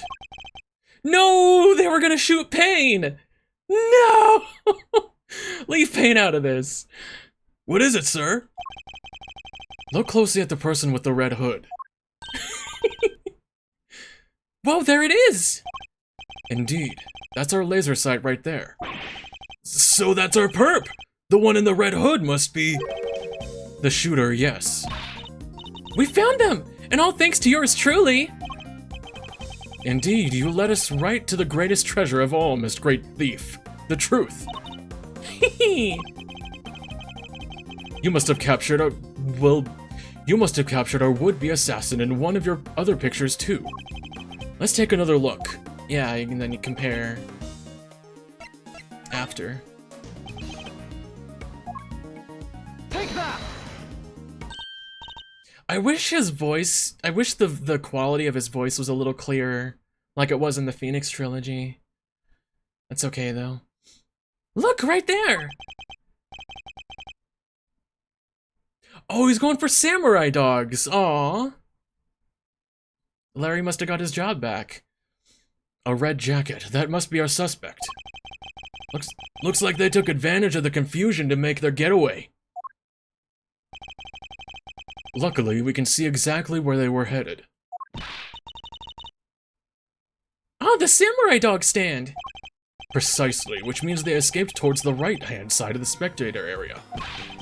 Detective Gumshoe! On it, sir. Consider it cleared. Good, I'm counting on you. Better go help Miss Lloyd. Oh. We have you now, my little Red Riding Hood. That's a little creepy. The entire park is cordoned off, and we know which way you went. Now it's simply a matter of hunting you down. Oh my god, after seeing that, like, after playing MEO, like, actually is a little spooky. Now let us continue our investigation. There's evidence here everywhere! All we have to do is find it. Okay. Let's see.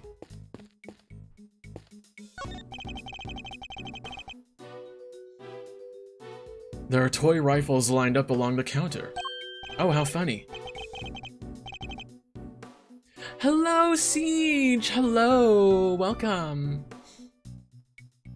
Oh, a rifle range! I'm good at these, sir. A regular sharpshooter. I thought you said you hated guns. Oh, I don't hate them. I just don't really like them. Isn't that basically the same thing? Let's see. Oh, let's talk to Kay. Hey, Mr. Edgeworth! Did you like my big entrance? Bet I really am your hero now, huh? Well, your evidence did help. Your evidence helped things along, certainly. Hey, I'm the second Yatagarasu, remember? All in a day's work. Kinda wish I could've showed you how far I've really come with the whole Great Thief thing, though. The training you mentioned? About that. Don't worry, I haven't stolen anything yet, I promise. So the whole Great Thief thing is just on hold, for now anyway. That's a relief, I suppose. Yeah, I wanted to get out there and start stealing back the truth like my dad. But I've still got a ways to go with my training. And I need to find some partners in crime. I hope she means that figuratively. I can't be the only girl in the world looking to pull off the most daring heists ever attempted. True, but not many people are looking to pull off a career in larceny either, I'd wager. The writing's actually pretty good so far. Yep, no doubt about it. If you compare the pic I took... Oh no, is she going Dojima on us? If you compare the pic I took of the noose clip The red oh no, I'm not gonna continue that joke. The red birthmark stands out like a sore thumb. That's a contradiction, all right. Indeed.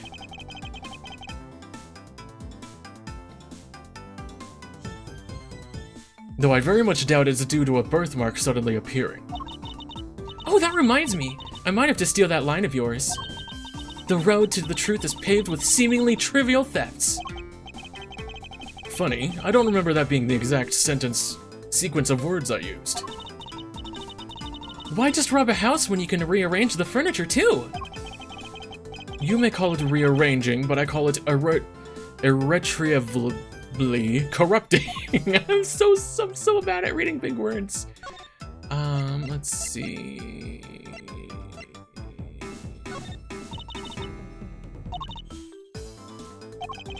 Okay, maybe she doesn't know anything about the evidence. Okay, yeah, I already talked to her.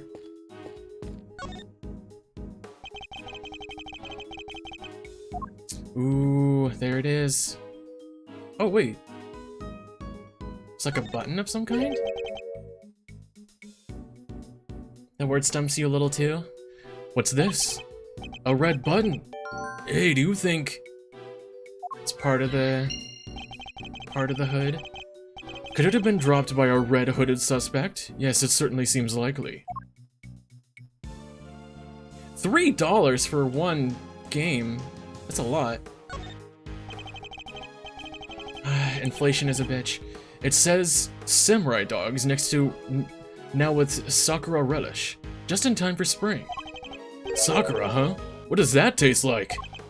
Well, Sakura has cherry blossoms, so I guess maybe cherries? But blossoms are blossoms and cherries are cherries, sir! They're totally different things! But you're right, I suppose. So what does Sakura really taste like? This is my kind of mystery.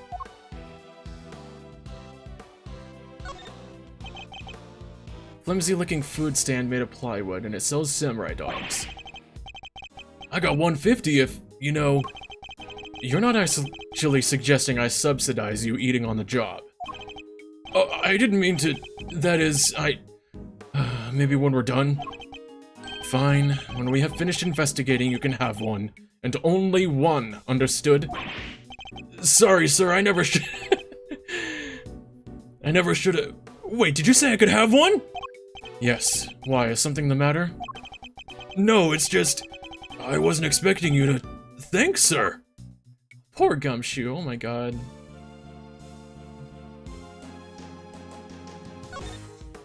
Yeah, his kind of mystery. There's something red down there. Detective Gumshoe, can you see what that is under the stand, please? There's something down there, alright, let's see. It's the hood, right? Yeah. Oh, but it's got a zipper, not buttons. A red raincoat, this must be... the one the suspect was wearing! They must have taken off and hidden it under there before they made their escape. But it's got a, oh! The sleeve, it's inside out. And a button is missing. Oh, that's where the button is, okay. Okay.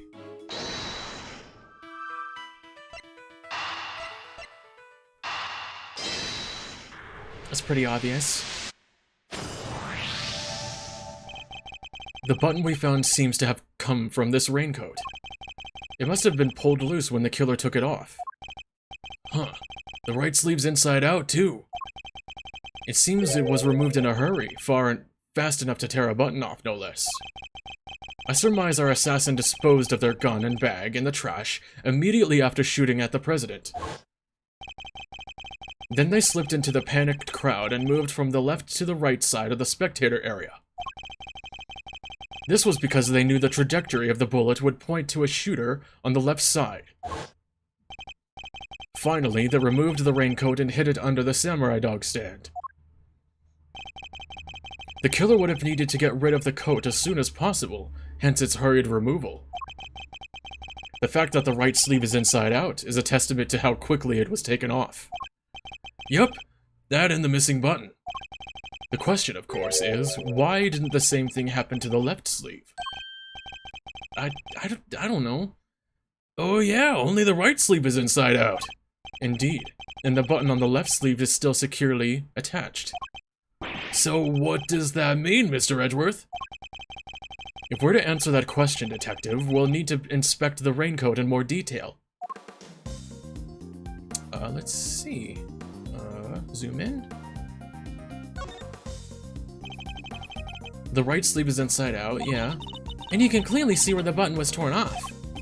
Yes, whoever discarded this raincoat did so in quite a hurry. Can I... Oh. Oh. The hood? It's a bright red raincoat, sir. Red as red can be. The sight of it is getting me kind of fired up, I gotta say. Quite the raging bull, aren't you, Detective? That's me, sir. I'm always ready to charge into action. Yes, or to my defense.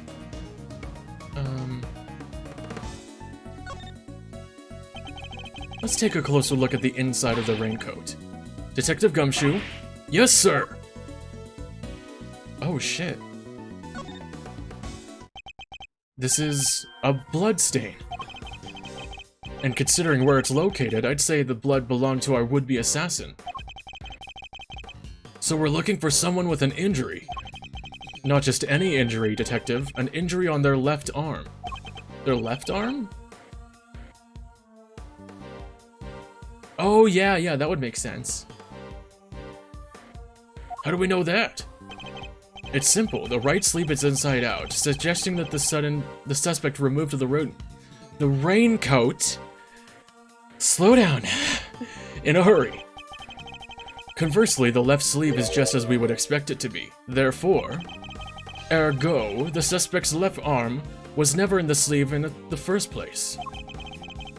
And once we understand that, everything else falls into place. Now, Detective, there is a blood stain on the left side lining of the raincoat because the suspect's arm was too injured to fit through the sleeve. Precisely. Or at least, we can say that there is a good possibility that was the case. The pieces are starting to fall into place. Hey, there we go. Detective Gumshoe, I need you to go and search the crowd for likely suspects. Yes, sir. Suspicious characters with injured left arms, coming right up. Oh, that pop-out was looked kinda bad. You're even smarter than you look, Ruffles. Taking all them itty-bitty pieces and putting them together like that, you'll have your own man in no time. That's Mr. Edgeworth for you. The park is still cordoned off, so our would-be assassin should be in the cloud that... Oh my god. In that crowd somewhere. Don't let me down, Detective Gumshoe. Let's see. Oh. Lord Lake. We found someone who fits the bill perfectly, sir.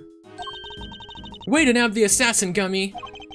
Hold on, Kay. It's a little too soon to be jumping to conclusions. For the moment, they're a person of interest and nothing more. Understood? Okay, no jumping. But he's our shooter, sir. I'm sure of it. He's the guy who tried to take out the president. In broad daylight, surrounded by a crowd of witnesses, this is no ordinary assassin. Yeah, like, if you're gonna be a real assassin, you're not gonna be in the crowd with a laser pointer. It's gotta be, like... I don't know, the guy on stage next to the president was sus. Bring him over here, Detective, carefully. Yes, sir. Come on, boys, you heard Mr. Edgeworth!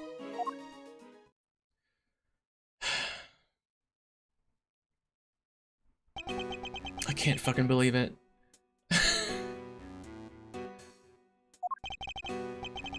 No umbrella, and a bandage on his left arm. Well, pal, state your name already. Doe. John Doe. Charmed, I'm sure.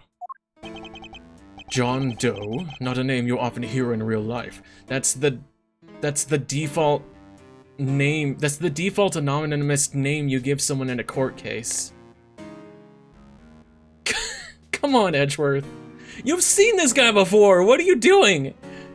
Oh my god, the ice cream cone has the monocle, like a cherry, like a monocle. Just like the freaking the walkie-talkie that he was talking through in the second game. Looked like his face. That's correct. I know this man from somewhere, I'm sure of it. Yeah, you do, Edgeworth. You should. You should know. And you are Prosecutor Edgeworth. You know my name? Of course, I've been following the day's developments with such interest. Now perhaps you'd care to explain why you've asked to speak with me? As you've been following our investigation, you're no doubt already aware of who we're looking for. So let me ask you, do you recognize this raincoat by any chance? Forgive me, but I am afraid I do not. I see. Well, I believe its owner to be the would-be assassin we are seeking. Oh, that's cute. The ice cream rolling around. My, well, isn't that just shocking? And this same would-be assassin happens to have an injured left arm. Well, he is literally an assassin, Edgeworth. Just like you. All I can tell you is that I have nothing to do with this unfortunate affair. The two adversaries stare each other down, their eyes like deadly lasers. Care to tell the readers what happens next? A showdown, that's what! A battle of wits! A battle of words! Dare I let him explain any further and he lets this upcoming battle will entail? No, I know this. Oh, you know what? You're right. Yeah, you are right. Nobody... Yeah, they didn't actually see him. They just saw the walkie-talkie. That's right. Maya saw what he looked like, though. And Mia. Detective Gumshoe, if you've quite finished leaking my professional strategies to the press... Yes, sir. Sorry, sir. Thanks a bunch, you big old grouch. As if it would have done any harm. Oh my god, yes. Doe's deposition, okay. I can understand why whoever wore the raincoat would be of interest to you. But you have no proof that this person is injured as you claim. My left arm may be injured, but I can still use my right. When it started raining, I simply opened my umbrella. No raincoat required. So you contend that you were not wearing a raincoat, is that correct? It is. And is it that so strange? Not everyone wears one after all. I happen to prefer an umbrella. Team Raincoat over here. They're perfect for when a girl really needs to move. Heck, I don't use neither. Come rain, sleet, snow, or shine, in my trusty parka every time. Not exactly the line of inquiry I was hoping to pursue. So you see, I am not your would-be killer. And I'm not in the habit of making baseless accusations, Mr. Doe. Please, I am just a simple... Oh shit. Forgive me, my wound seems to have begun bleeding again in all the excitement. The owner of the raincoat is definitely our assassin. And said owner also has an injured left arm. Was he in another game? This guy? Yeah. Yeah, he was. I'm on to you, Mr. Doe. It's only a matter of time. Okay, I'm pretty sure I just have to, present the raincoat. Let's see. Oh, I'm gonna press everything, though. Hold it! So you admit that whoever wore the raincoat is a person of interest? I know they are. I was able to follow most of your investigation from the spectator area. One never thinks one could get caught up in such an awful thing as an assassination. No proof. Okay. So you'd like to see some proof that the owner of the raincoat has an injury? I would certainly expect such a renowned prosecutor to have some. I still don't understand how you know I am. Come on, Mr. Edgeworth, you're famous! He probably read about you in the newspaper. I love this music! I have also been observing you and your work, lest you forget. I don't believe a word he says. If I can prove he's lying, we'd be one step closer to apprehending our shooter.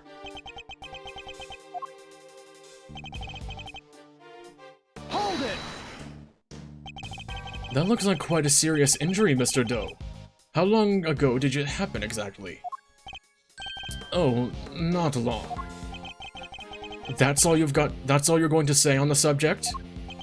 Well, it's certainly made serving ice cream more difficult. And stopped me from holding my umbrella while I work. Hold it! And yet you don't seem to have an umbrella on you at the moment. Didn't the rain stop only a short while ago, just before the shooting? It did indeed. I remember because I was certainly inundated with customers. That was less than an hour ago. Are you trying to tell me you lost your umbrella in that short of a span of time? Yes, that is exactly what I'm trying to tell you. After all, it only takes a moment for someone to steal an umbrella, especially in a crowd of that size. That's entirely possible, I suppose. I had my umbrella when it was raining, Mr. Edgeworth. That is a fact. And then he lost that umbrella to the crowd, huh? Guess it's just one of those things. I suppose you're going to tell me that this wound suddenly reopening is just one of those things too? Well, it kinda is, no? The assassin's left arm is injured. And is bleeding through... Oh, he's putting the ice cream in his mouth to wipe it. That's kinda cute. As is Mr. Doe's. Why it's even bleeding as we speak? You're right! That is pretty suspicious. Nonetheless, we need to find something concrete that will link Mr. Doe to the crime. Alright. I believe it's just this one. He has no proof. Objection!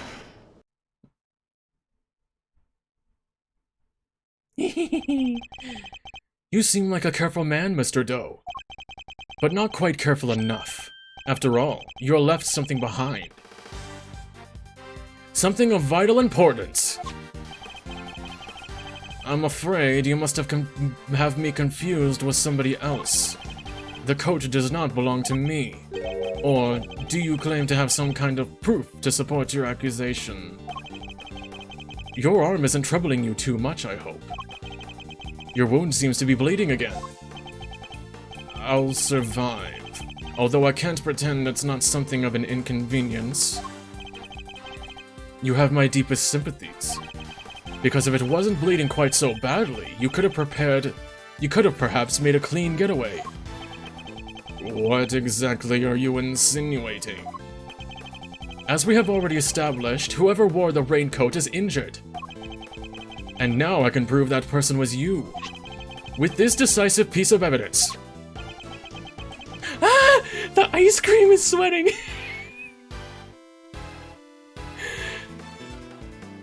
Oh my god, that's genius. This guy's design is so great. You see, Mr. Doe, there is a small amount of blood on the inside of this raincoat. Blood that belongs to our assassin.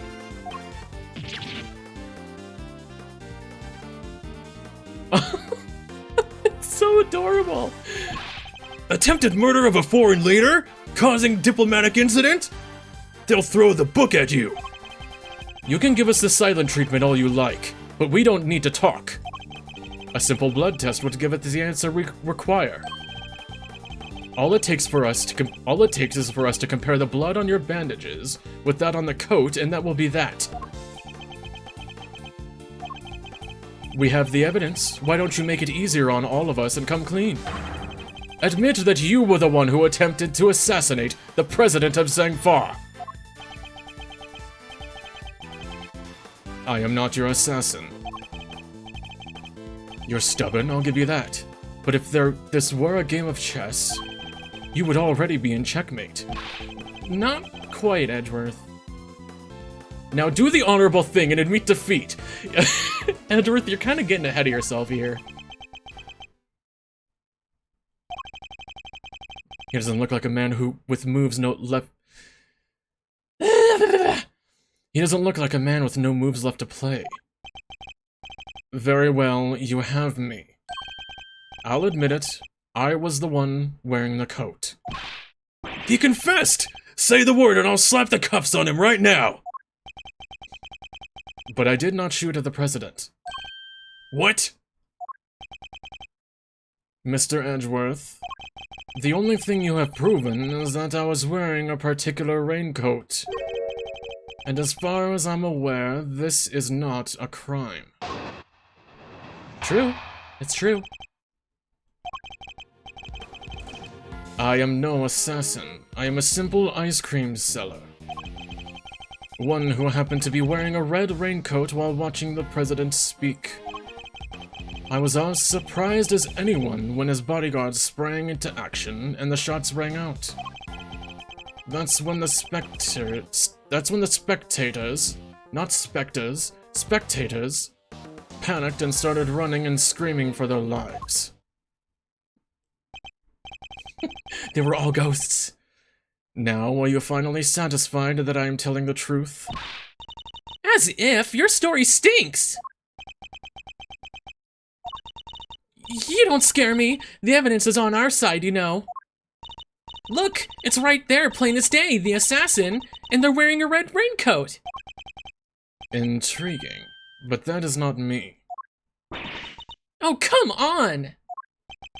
Tell me, Mr. Edgeworth, do you really think I was the one in the entire I was the only one in the entire park wearing a red raincoat today? I do, actually. But then why? Why does he seem so sure of himself? I mean, yeah, it would be a huge coincidence if someone else had the exact same, like, pure plain red raincoat as him. But, like, other red raincoats, not so much. Hold it! A simple ice cream seller, but a knowledgeable one, I assume. On the subject of ice cream, at least. But of course, ask me anything you wish. I don't know the first thing about ice cream! That's a screenshot.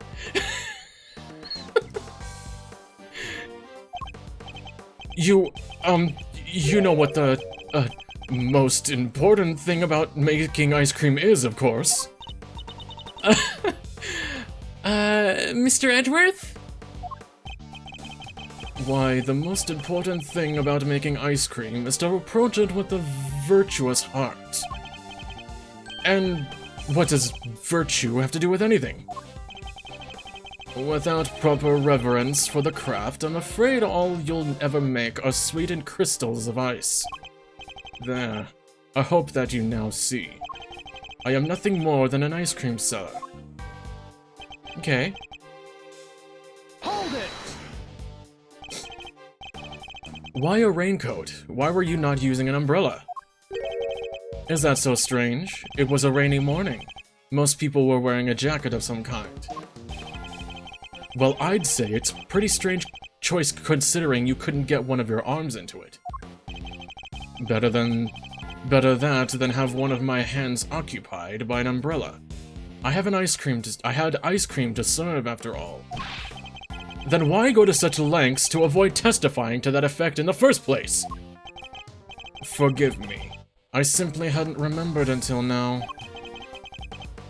Oh, I'm so sorry. Like, doing the different, tones in my voice is making me burp for some reason. I don't know why. Eventful? Well, I hardly know what else to call it, Mr. Edgeworth. The president of Zhengfa was shot at. Hold it! So you saw the bodyguards move before you heard the gunshots? Yes. If I recall correctly, they moved first. Oh. Good? Oh. I see, Annie. At least the one on the left did. You're rather observant, Mr. Doe. I am blessed with keen eyes, as I keep them closed permanently. The names of the bodyguards were written in the top left corner of the security plan. And the one on the left was Rook. That's correct. Bastion Rook, I believe. I expect he noticed the light from the laser sight. How does he know the name? The man is no amateur. Mr. Doe knows a little too much about the business of being a bodyguard for my liking. I'd say our friend here is no amateur either. I'd like you to append what you just said to your testimony, if you don't mind. As you wish. The bodyguard on the left, Bastion Rook, was it? Was especially quick to respond. Wait, no, it wasn't Rook on the left, was it? Oh, no, he what? No. Okay, is it stage left?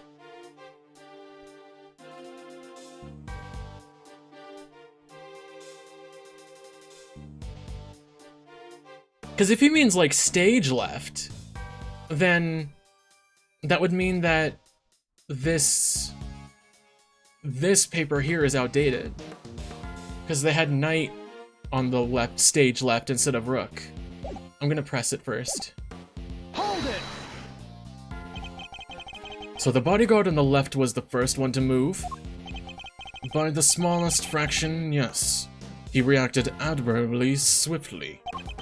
His name was Bastion Rook, did you say? It appears you've assessed the situation quite astutely. No more so than anybody else, I'm sure. He's good. He didn't even flinch. That's when the spectators panicked and started running. Okay. So you yourself didn't start running and screaming? That would be a funny image, actually. I was hardly in a position to do so. Oh yeah? And what position were you in? One of extreme pain. Somebody bumped right into my wounded arm. Hard.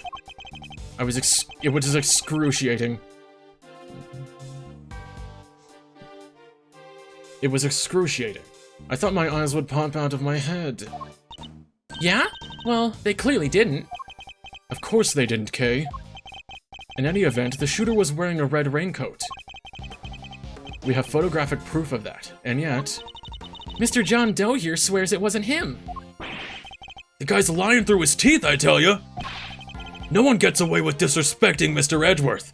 Not on my watch. Oh, yeah! Yeah, that would be why, Oh my god! Mooning Fox, hello! Hello, you just show up and drop some bits? Oh my god, thank you! That means a lot. Welcome, first time message too.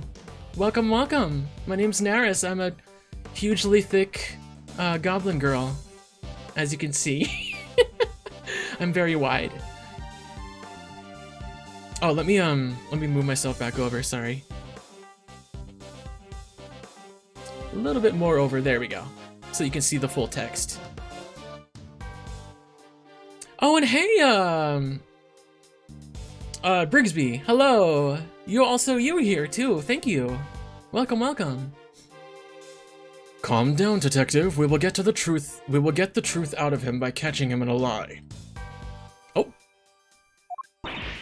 Yeah, So let's keep at him. He'll let something slip soon enough. Okay. Bodyguard on the left, Bastion Rook. But how did you know? Objection! Nice to meet you too. Welcome. Oh my gosh. That was such a Chad move. You just arrive and then drop. Oh my god. Thank you. As I suspected, you are more than what you claim to be, Mr. Doe. You overestimate me, Mr. Edgeworth. Oh, then tell me how a simple ice cream seller knows one of the presidential bodyguard's names. What? You jest, surely. You were the one who spoke their names aloud. Rook and Knight, was it? Objection! We only know those names thanks to the security plan. But look closely. Only their surnames appear. Oh, yeah, so it wasn't even the position, it was just him knowing the first name. Yet we all clearly heard you say the name Bastion Rook. How did you come to possess such information? Information we ourselves didn't have. I love the ice cream sweating. Seems pretty darn sus to me. Well, how did you know? Explain yourself. It was merely a slip of the tongue. Another lie! He is the assassin, just like we said! Come now, miss. It's a little too soon to be jumping to such conclusions. Oh, the wrinkles in the ice cream, like, for him angry eyebrows. I did know their names, yes, and the reason for that is... Well, I know Mr. Rook. He and I are acquainted. Acquainted? What? We have something of a connection. And his is a name I could never forget. You think we're stupid, pal? Stop lying! I am not lying. I am, as I have always been, a simple ice cream seller. And an acquaintance as Bastion Rook, yes. Objection! And I suppose Mr. Rook will confirm that. It should be easy enough for him to remember his good friend, the slippery ice cream seller, correct? Please, you are more than welcome to ask him, although I think that might be difficult right now. I would imagine he's rather busy ensuring the president's safety.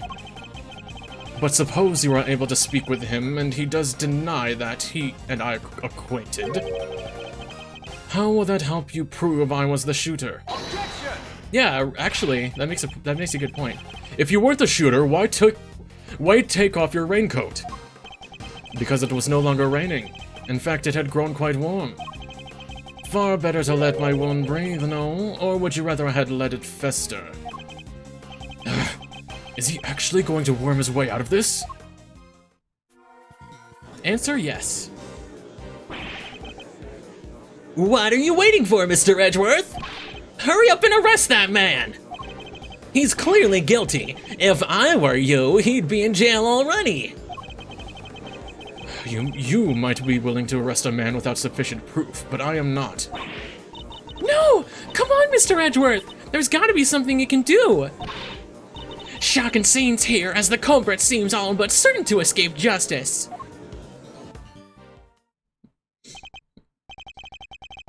It seems the court of public opinion has spoken.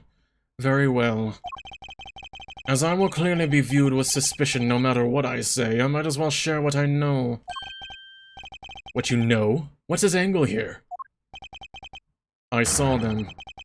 I saw another person with a red hood. What? Are you kidding? It's the person you've captured in your photograph. I first noted them just before the president's speech began. It was still raining then. Their outfit was the same color as my own, which is what drew my attention. As did the laser beam that was aimed directly at the president's head. He's claiming there was another red-hooded person? Preposterous! I knew that if anyone saw me dressed similarly to this individual, I could fall under suspicion myself. And so naturally, I removed my raincoat. So not only did you see the assassin, but they were wearing exactly the same thing as you? How very convenient. I had thought you might find it far-fetched, hence my not mentioning it until now. I know all you law enforcement people are very skeptical types. You would never have believed me. Especially not if I had said that the shooter was standing right next to a certain prosecutor. Well, I know you don't mean me. I wasn't even summoned until after the shooting. No, not you, Mr. Edgeworth. Your colleague over there. Payne, yep. What? Me? Yes, the photograph will prove it, I am sure. You see? Right there in front of the person with the red hood. That's me, yes, but what exactly are you saying? What's his endgame here? As I mentioned, I have been following your investigation with some interest, Mr. Edgeworth. And while pondering the details, I noticed something strange. Strange? What exactly? Come now, a man of your talents should be more than capable of spotting a contradiction such as this. I'm afraid I don't follow. The picture shows the chief prosecutor, Mr. Payne, and the shooter. But there's nothing weird about that, is there? Think carefully. The picture was taken right in the middle of the president's speech. One of the other pieces of evidence you've gathered is inconsistent with what we see here. What is Mr. Doe talking about? Which piece of evidence is inconsistent with... The laser point, right? The trajectory. Yeah. Take that! Oh, no? If I'm honest, I'm not entirely sure why, but oh, come on. Mr. Edgeworth, are you sure you really want to go around presenting stuff? Okay, that's wrong. Go! I like how he still says that. Okay, so, let me think more carefully. President of Zeng fought a visit, yeah. Is it this second picture? With the laser on him?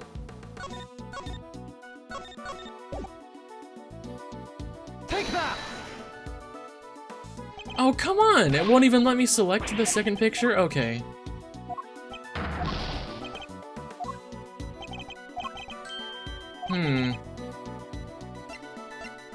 Well, so it's not the trajectory. Nightly to immediately escort the president to plane in case of emergency.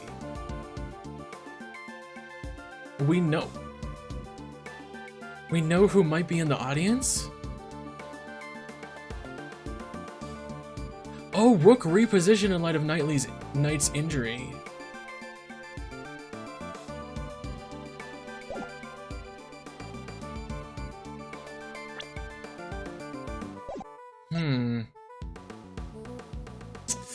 I'm actually kind of found the trash on the left side of the spectator area. No, it's not the gun. It's not the hood. I really like this UI, by the way. I'm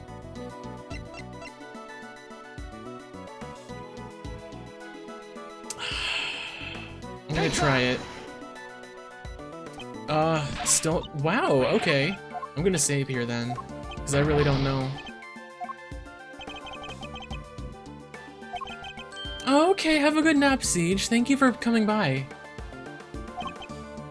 Okay, I'm gonna... Oh, I can't.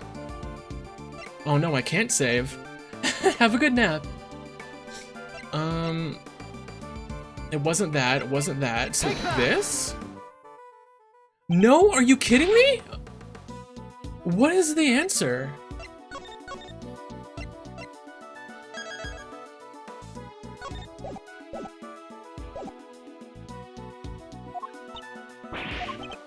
What have I not presented yet?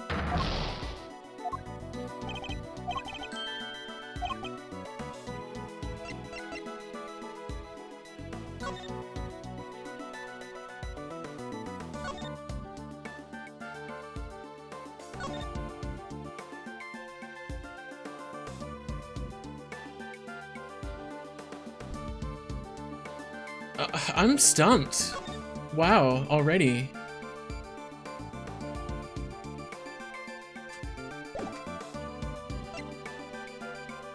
The right side of the lakeside stage? That doesn't have to do with this.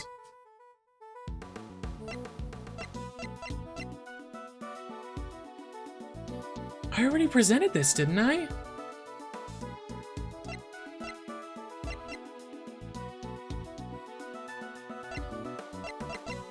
Take that! Are you kidding me? Ugh.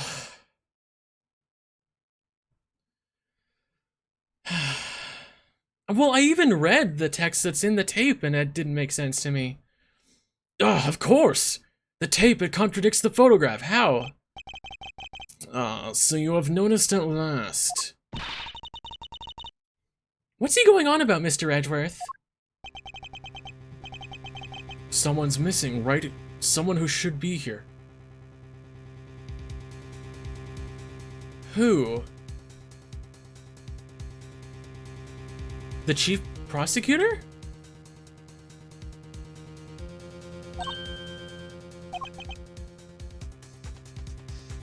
Who, indeed?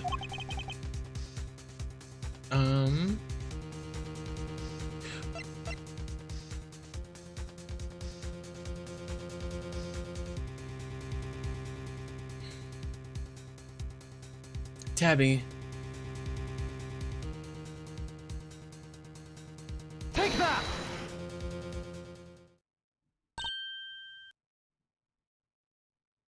Huh? Miss Lloyd? How do you figure that? Mr. Payne's voice can clearly be heard on Miss Lloyd's tape. Oh my god. I didn't even think about that. Yeah. Considering that he was conducting a private conversation with the chief prosecutor. Oh, there was these two old guys standing. She must have been very close indeed to capture it on tape. Ah, me and my goldfish memory. You're right, but she's not in the picture. Precisely. Well, Mr. Edgeworth, do you still believe that you have been hounding the right person? Miss Lloyd, would you mind answering a few questions? Wow, y'all are fixing to put me under the microscope now. Alright, sure. Knock yourselves out. I got nothing to hide. Oh, do you? Do you got nothing to hide? You didn't think I was standing still the whole time. Nah, I was running all over, roving reporter style. And that was a big old crowd. Guess the picture must have been taken right when I was in one spot, and the tape's from when I was in another. But you wouldn't have gotten his voice if you were in a different spot right at that point. So quit giving me the evil eye. Ain't nothing but a misunderstanding. There's no doubt about the voices on the tape. That was Mr. Payne and the chief prosecutor. I'm certain of it. Tabby wouldn't lie to us. I know she wouldn't. Dude, we don't know her. Okay? We don't know her. But if she did, that would mean that she's our perp. Will y'all quit messing with me? As if I could have done a thing like that, little old me. I might be inclined to believe you, if your testimony didn't contain a glaring inconsistency. It does? I thought it was pretty good. Seems I have no choice but to present her with the evidence and expose the contradiction. Okay, so she's saying that Picture must have been taken while I was in one spot. The tape's from when I was in another. That makes no sense. All right, I'm gonna press though. Hold it! Why would you be moving around if your main aim was to record the president's speech? What now? How'd you mean? Surely the speech would have been best recorded from a single consistent position. Yeah. Well, see, that is, oh yeah, ambience! That's the word I was looking for. Gotta capture the ambience. Can't put that electric atmosphere down in print if I don't have a bunch of it on tape from inspiration. Surely all you have achieved was to fill the tape with unwanted background noise? Y'all are questioning my methods now? I don't do standing still, alright? What do you call doing this then? Hold it! You were running all over? Where exactly? Here, there, and everywhere, I guess. What? Y'all don't know what all over means? You think I remember exactly where I was and when in a crowd like that? What do you all want from me? I'd like you to at least tell us whether you were to the left or the right of the stage. Left? Yeah, left, I think. The suspect in the picture was on the left-hand side too. Coincidence? Hold it! So the fact that you were not in the picture is to be expected. Is that what you're trying to tell us? It surely is. I caught your pals the prosecutors on tape while I was in one part of the crowd. And then that picture was snapped while I was off someplace else. Look at it that way, and it all makes perfect sense. No, it doesn't. Your assertion, then, is that the picture and your recording were taken at different points in that speech? Yep. Timing's everything. You learn that soon enough in this line of work. So if I can prove that the two things did happen at the same time, her entire defense will come tumbling down. Hold it! Evil Eye? Are you suggesting that I might be attempting to intimidate a witness? Nah, I'm just suggesting that you lighten up a little. Frown that way for too long and it'll stick. Ain't nothing so bad that a little smile can't make better, wouldn't you say, Ruffles? I'm investigating the shooting of a president, Miss Lloyd. A smile is highly unlikely to help with that.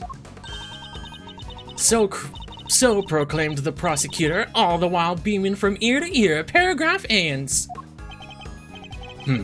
Perhaps what I ought to do is deploy my even evil eye on her next time. I just can't get a read on her. But I don't feel like she's hiding anything super bad either. I agree that she doesn't seem to be ill-intentioned. But who knows if that means something much worse is lying just underneath. Regardless, we must put aside our immediate impressions. Her actions are on the record. And I have proof that contradicts her testimony. Yeah, sorry. So I'm thinking it's this. Guess the picture must have been taken while I was in one spot. The inside of her parka's red. Oh my god. I guess the picture must have been taken while I was in one spot. It has to be this one, because this one has more specifics. Guess the picture must have been taken while I was in one spot.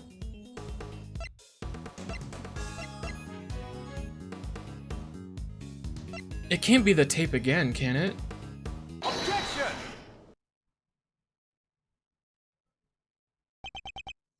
Miss Lloyd, it's imperative for a reporter not to lie, wouldn't you say?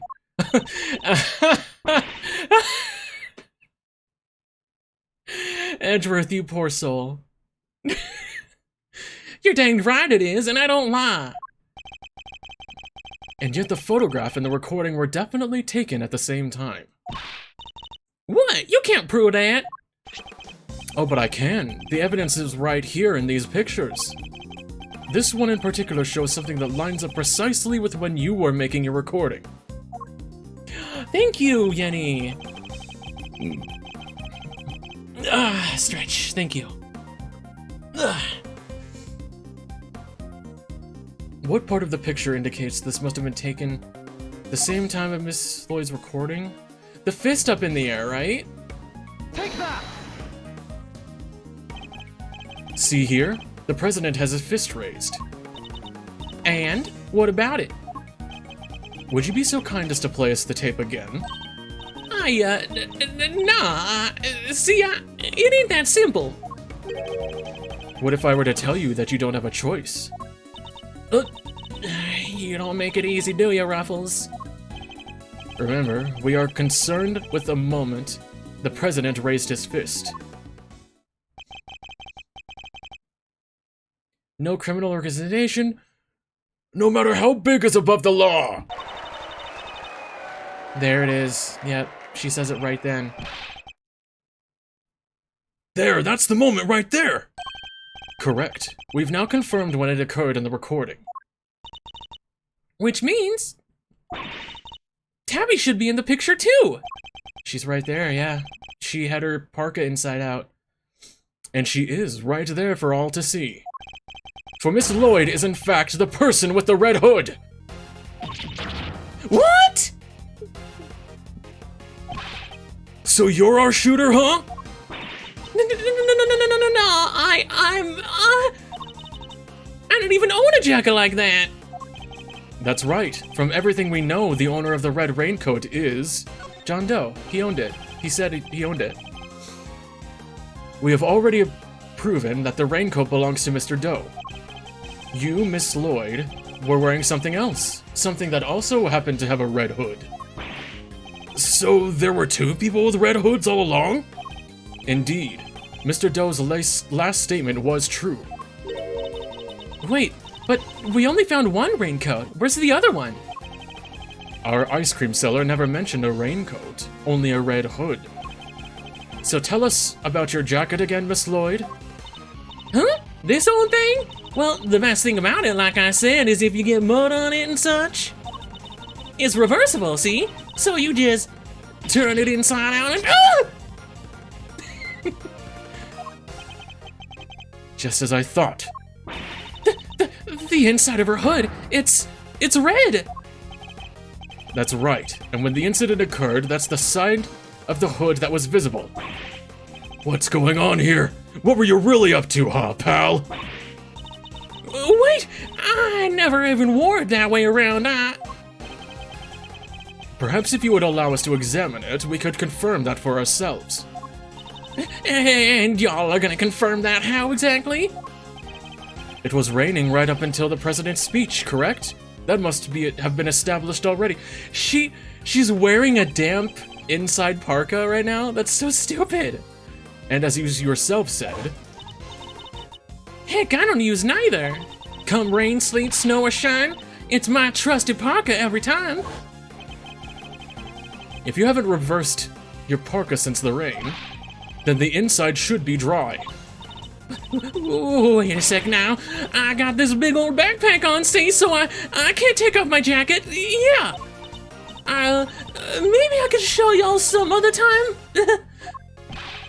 You think an excuse that weak is gonna wash with Mr. Edgeworth?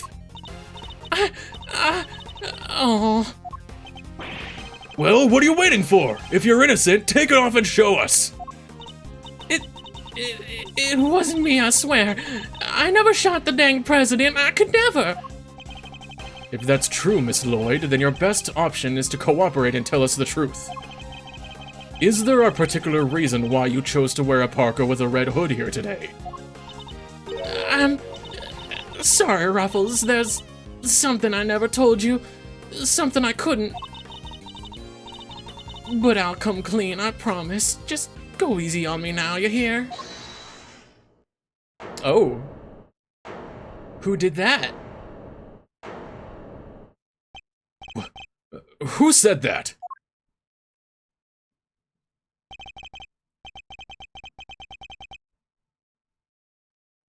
I don't know who this is. Hold your horses, it's a little soon for the endgame. Oh, this guy, okay. How'd your neck get that like that? That goes for you too, Mr. Prosecutor. You lost this one the moment you made your opening move. And of course, he's obsessed with chess, of course, yeah. That's one of the men from Kay's photograph. Guess I'd better introduce myself. Oh, show off, come on.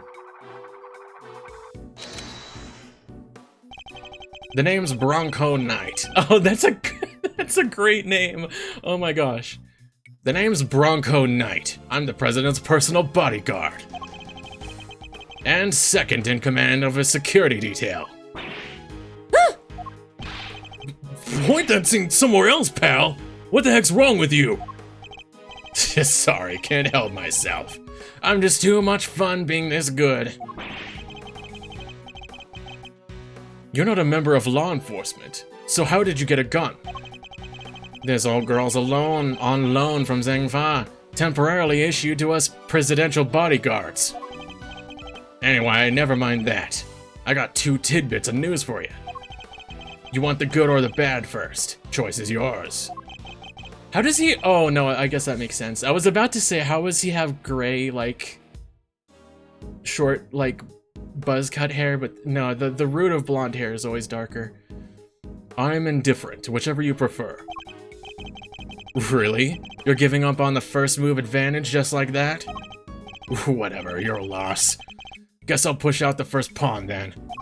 Oh boy, this is gonna be obnoxious. So you play a little chess, I take it. Ah, a fellow fan, are you, Mr. Red Suit? The name's Edgeworth, and you could say I dabble. Duly noted, Mr. Edgeworth. Alright, I'll start with the good news.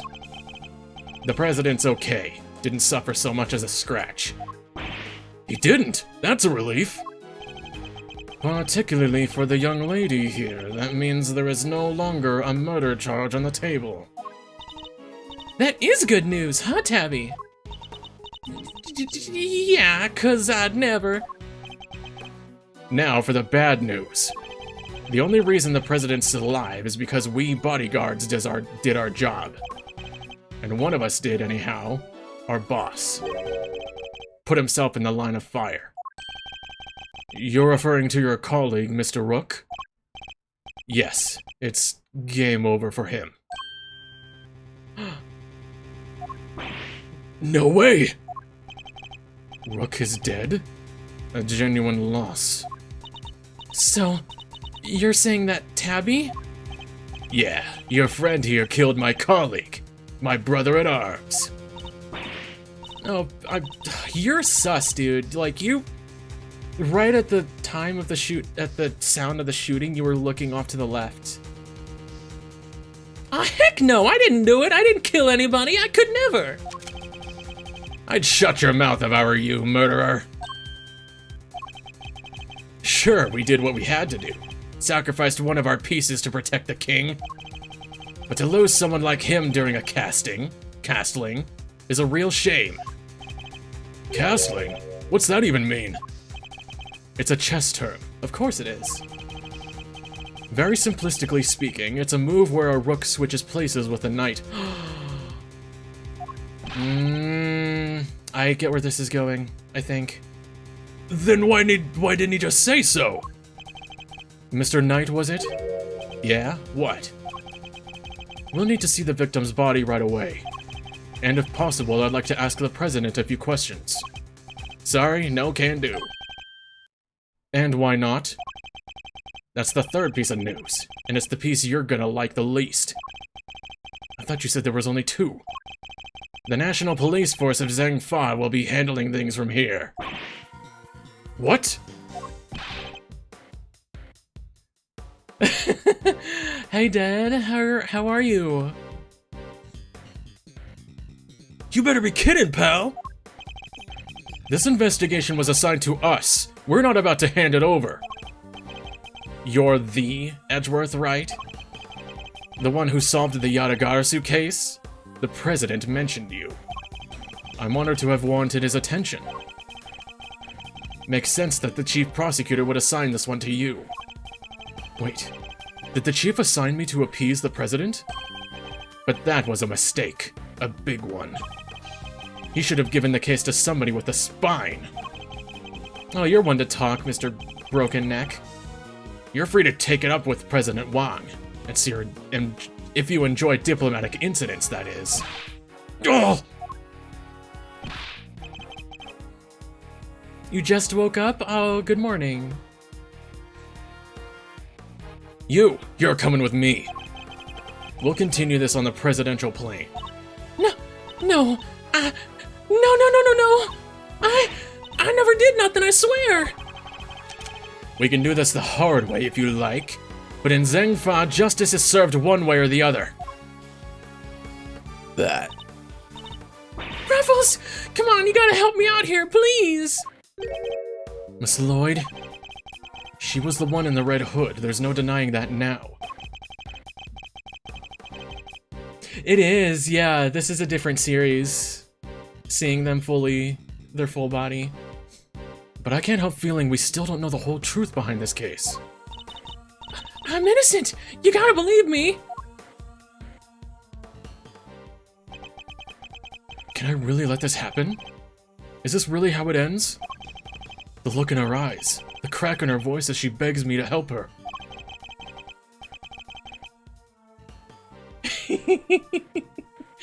Yes, he does indeed wear pants. This is no act by a criminal. She's genuinely scared.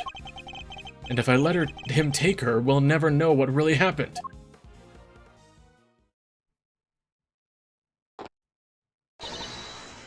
Oh. What? Huh?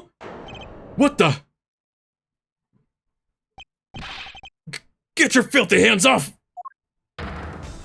Oh, jeez. Yeah, I expected this. Quiet now. Is that really any way to greet me? Your neck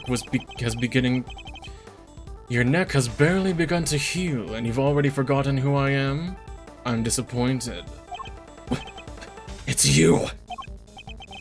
Ah, so you do remember. What do you think you're doing, pal? Put the knife down and give it up! You got some nerve pulling a stunt like this in front of a bunch of police officers! Don't even think about it! You don't stand a chance against this guy! Who are you really, Mr. Doe? Let's just say that I'm no simple ice cream seller. Whoa, no way! Guy's a pro, a hitman. His name's Shelly DeKiller. DeKiller. There's no legal professional in the country who doesn't know that name.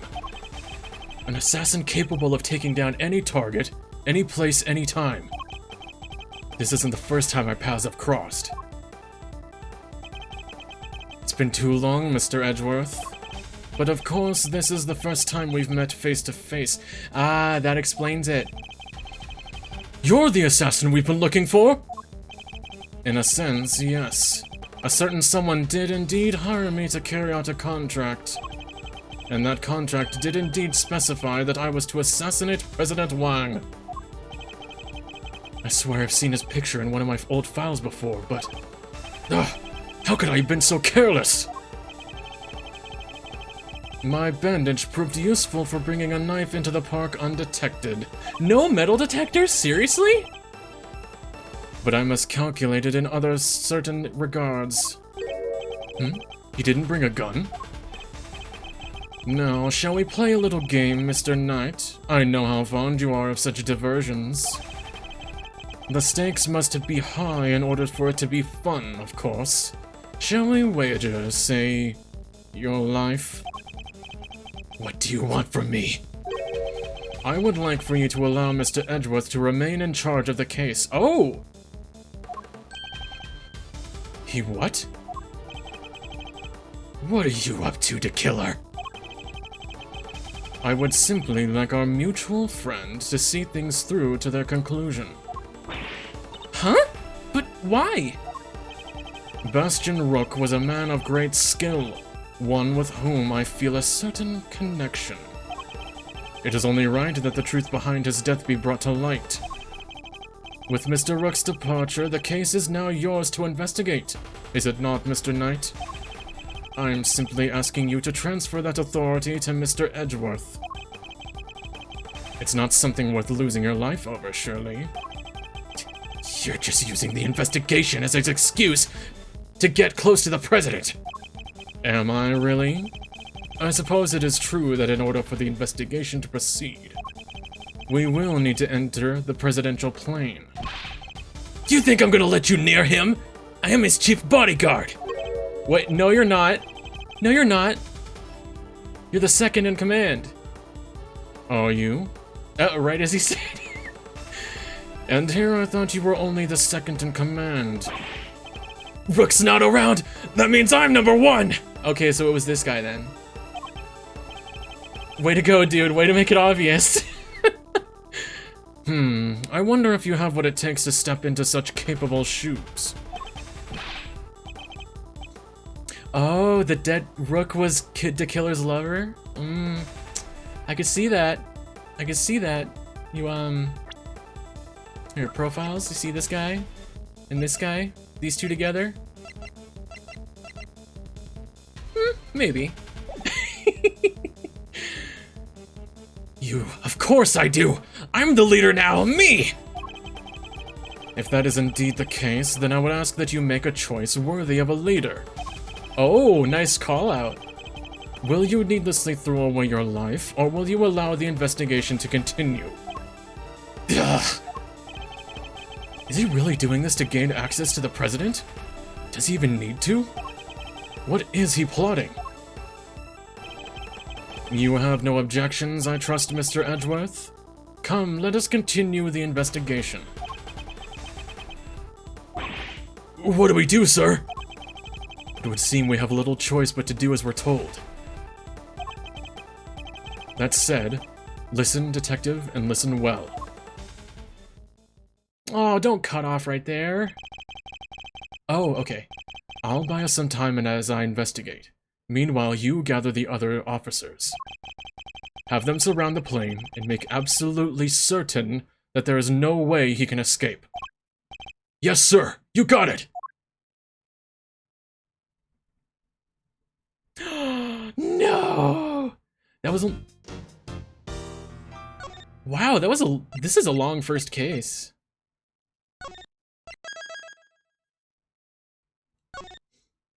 I kind of want to finish it, though. I don't know. Do you guys think you want to stick around for a little longer? Just finish this case up, and then tomorrow we can start the second one?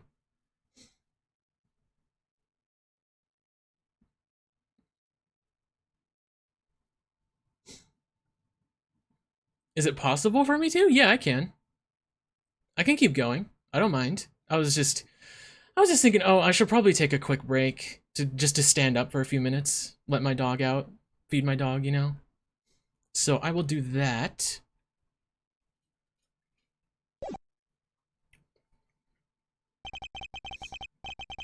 There's a Bastion Rook. And the revelation that Shelly the Killer was in our midst. The case had taken a turn we could have never predicted. Mr. Knight ordered that the door to the presidential plane be opened. And the emergency... That's what I just said.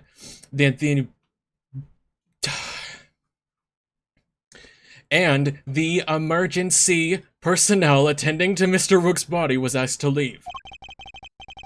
Oh, gosh. Hold on.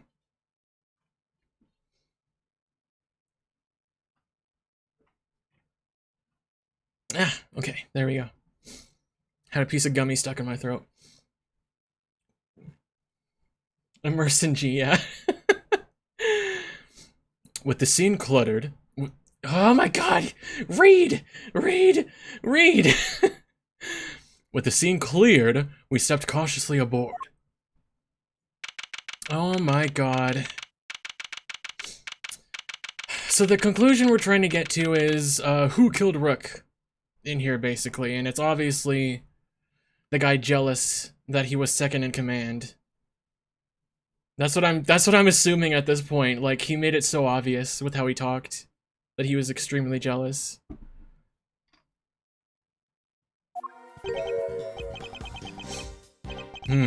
No president in sight. Now, where could he be?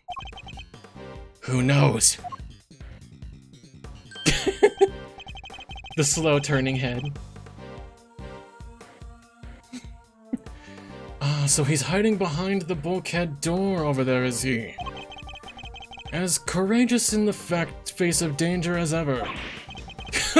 Sorry to disappoint, but did you seriously expect him to be standing here waiting to meet his assassin?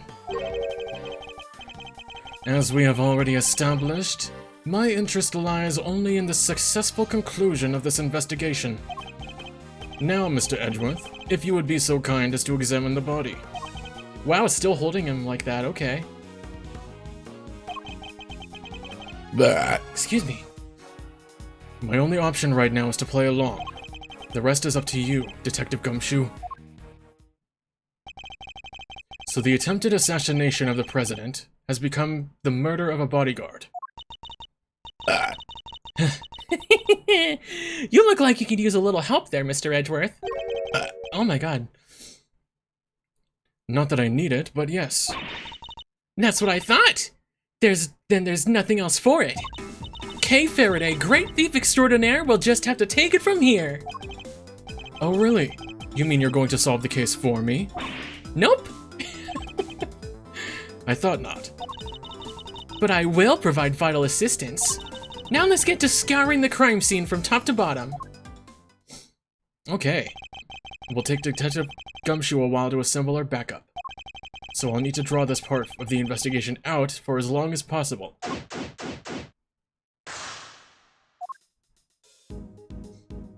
Oh, well, no, that's, Oh, yeah, I guess I did, because wasn't it, like, less than 10 at the start of this stream?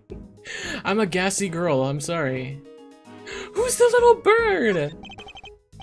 A riot shield, and next to it, a canary in a cage. Aw, she's so sweet! I want one! Did you ever see a cuter partner in crime? Partner in crime? Well, yeah, she could help me with lockpicking, stuff like that. A great thief has no greater ally than nature, Mr. Edgeworth. Sadly, such birds are more commonly used for detecting poisonous gases.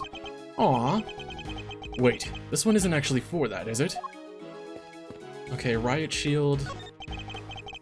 It's a solid circular life preserver designed to be used in case of an emergency on the water. Or rather the sea, to be more precise. Oh, the sea! I love the sea! We should go sometime! Sorry, but you'll have to make that particular trip without me. Aw, don't be like that. Come on, it'll be fun! We can have lobster rolls, ice cream, all that good stuff. Something tells me the sea isn't the main attraction for you, is it? I was trying to examine the vest here. Here we go.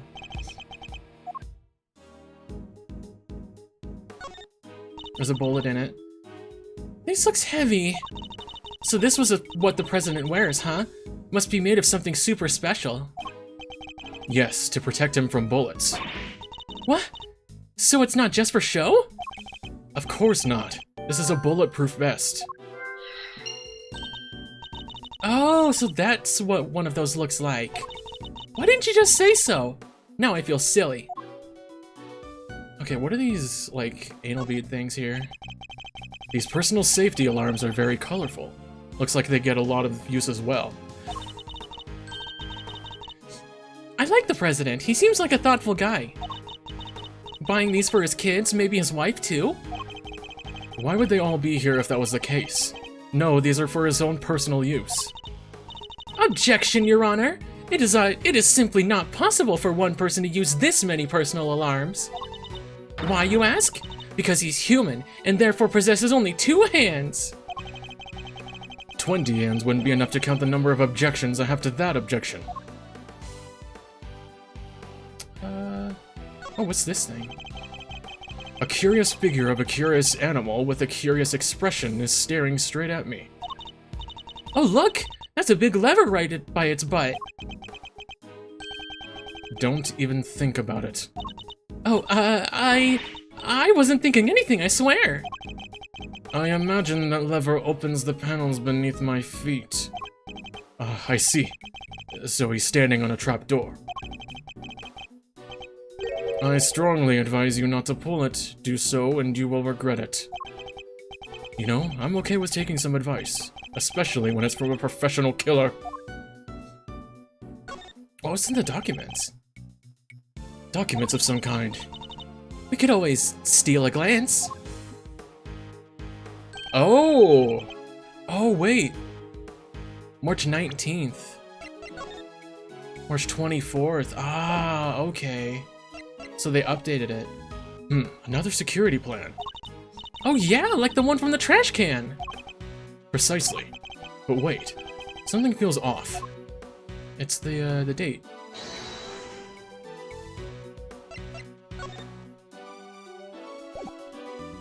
Eureka!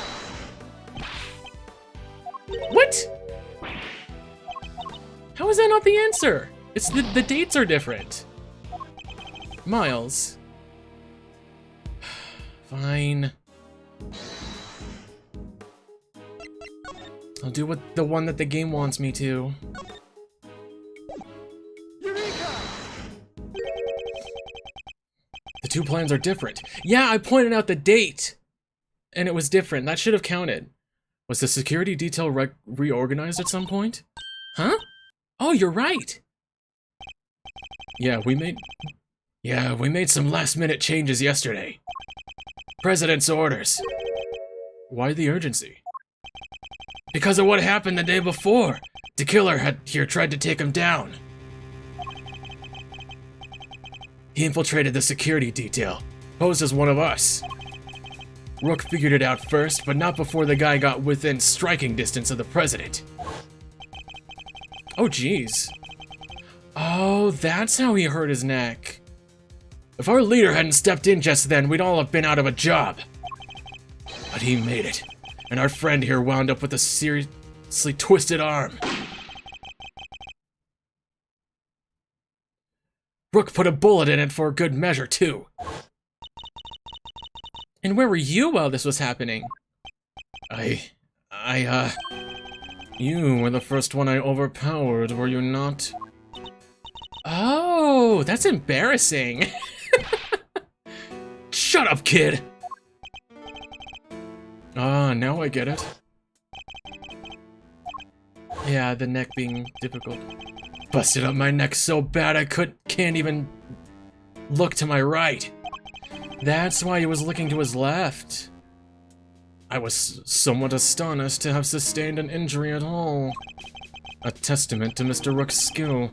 He was truly a master of his craft. Unlike a certain other someone I could mention. I'm just as good as he ever was! As if it wasn't any more obvious.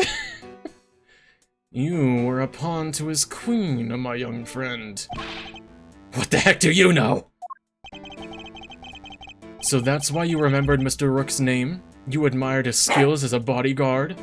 Hey! Shh! Shh! No. No.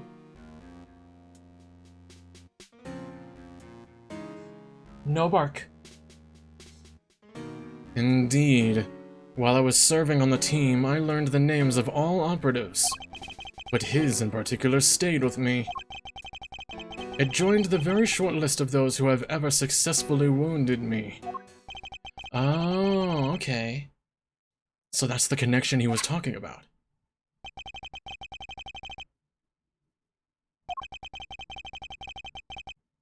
Had to be sure there weren't any more assassins in the ranks. The president didn't want anybody on stage he didn't trust, and he only trusts two people. Me and Rook. How does that explain your change of position? Oh yeah, he switched over to the right-hand side. I told you, I can't turn my neck to the right. Could only cover the president's left side. So I wound up moving to the right side of the stage. And that makes sense. Why he was looking to the left, so he may have been the one that, shot the balloon, maybe? I don't know why, though.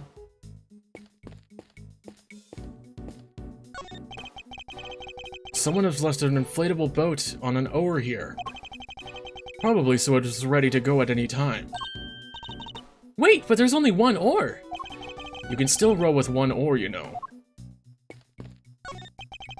2 gas masks. In case of a poison gas attack, I suppose. The president certainly seems to think he's at risk of assassination at all times. Wow, gas masks! I've never seen one before. I've heard plenty about them, of course. Oh, from a fellow thief, I presume? No, from the Jammin' Ninja. You know, my favorite kids' TV show? Princess Murasaka was getting married, but Toxic Ninja Wolfsbane showed up to lay down some sick burns. And time to tune out. Might save myself a brain cell or two. Let me talk to you.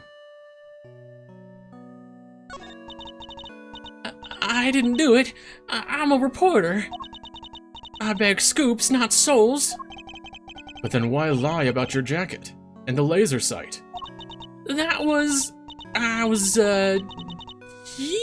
knew y'all would think it was fishy. Is that really all it was? Please, you gotta believe me. I could never do something like this. I'd like to tell you everything will be alright, but just try not to worry too much. If you really are innocent, I'll prove it, one way or another. Thanks, Chief. I believe in you. How many times must I tell you, I am not your chief? Oh, sorry, Ruffles. Clean forgot you were Chief number 2. That's not what I meant.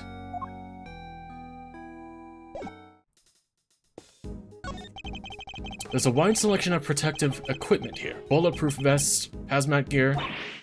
No way, there's even a spacesuit! I get the sense that the president thinks he's very much in need of protection at all costs. So he's overly paranoid. Okay.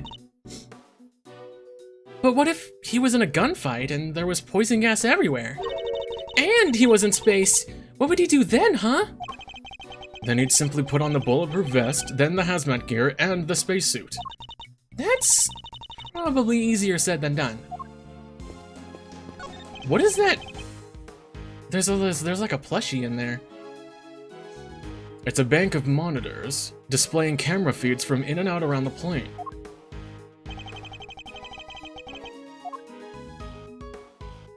Why is this one out?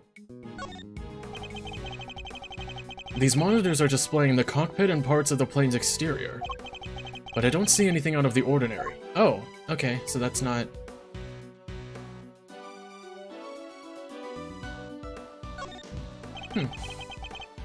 That's the outside of the plane. Most intruders could not hope to approach without being spotted. But such measures would be mere child's play in my case. Whoa! You're saying you can get past cameras like these without being seen? Of course, with ease. You have to teach me somehow, please! Kay! Are you taking on apprentices by any chance? Kay! You do realize you're talking to, don't you? Sorry. Had to ask, though. What a great skill of a great thief to know. Unfortunately for you, I'm not the type to take on understudies. You're not, huh? Shame. Shame? In what way exactly? Oh my gosh. The monitor is displaying a feed of this very room. They didn't go cheap when they bought these, huh? Very high res. Oh, I'm afraid I can't quite tell myself, but... I can even see the little cow's feet around your eyes. Oh, my bad. They're just the usually deep-etched lines. You know, on your forehead? I've quite finished, if you've quite finished. Why is there a plushie in this one? This one's broken. What on earth is this? Oh, that? It's the president's favorite plushie. It's a memento of... something. Anyway, don't touch. But if that's the case, then why has it been... left up there like nobody cares about it? Yeah, that is pretty weird. It certainly wouldn't be the first place I would think to display a beloved item. Wait, are those shards of glass under it? I thought something seemed strange about this cubbyhole, but now I'm sure of it. There was almost certainly another monitor here. Yeah, there was. Okay.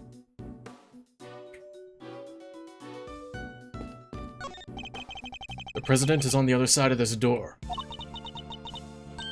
And what a door it is! But I could get the better of it, though. Get the better of it? Doors aren't there to be beaten. But look how heavy it is! Look at the lock! I'm just sitting there begging. It's just sitting there, begging for me to try it. Calm down, Kay, and think why might this door be locked? For me to open it, of course? Precisely, for you to open it, of course. Wait, what is the right answer anyway? Okay, let's examine Rook, then.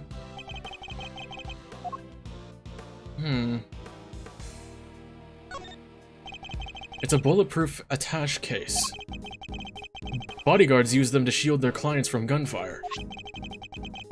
There were some in Kay's photograph, too. Looks like Rook and Knight each had one. Emma, get off of there! Emma! Get out! Out! Out of there! Okay. There's the photo I snatched! You can hardly steal a photo at a public event, Kay. But I'm snatching up a moment in time with every picture I take, you know. I take it snatch is your favorite word now? Maybe. Okay. So the victim was also carrying a revolver. It looks like he was trying to use it. He probably drew it on instinct when he felt threatened. We should check to see if he managed to fire any rounds off. All there and no other signs of the weapon having been used. Was this one on loan from Zhangfa too? Yep, sure was. We're always issued with the same model gun. Okay. Oh! Oh, I get it. The bullet seems to have entered just under his armpit and went clean through his body. He was hit in an area his bulletproof vest didn't cover. Interesting. Like it was on purpose or something, huh? The cause of death would appear to be loss of blood. Attempts were made to snatch it, but to no avail.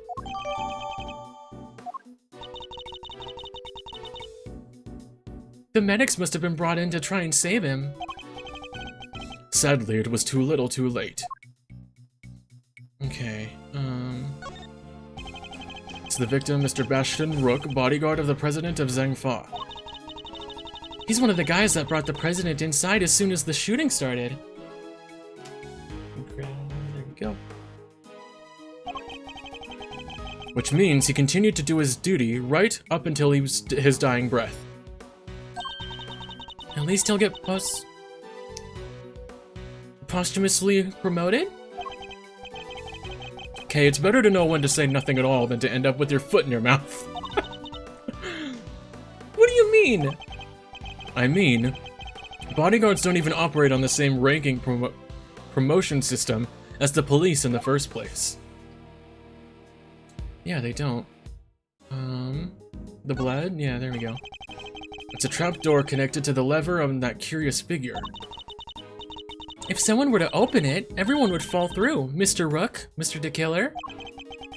Don't even think about it. I wasn't! I mean, I wouldn't dream of thinking up ways to take you down. Might I suggest you keep your monologues internal? Okay, I think that's it, right? Yeah. Hey, what's up? I have high hopes for your investigation. I do hope you won't betray my trust in you. Oh, hey, yeah, just gonna talk like this. How's it going? Things are progressing well, I hope. There's no need to worry. Things are progressing just fine. Remember, I absolutely despise betrayals of all kinds. Yes, I know. Indeed you do, so please take care not to double-cross me, accidentally or otherwise. I really have no choice but to do as he says for now. Can't believe I let an assassin onto the president's plane!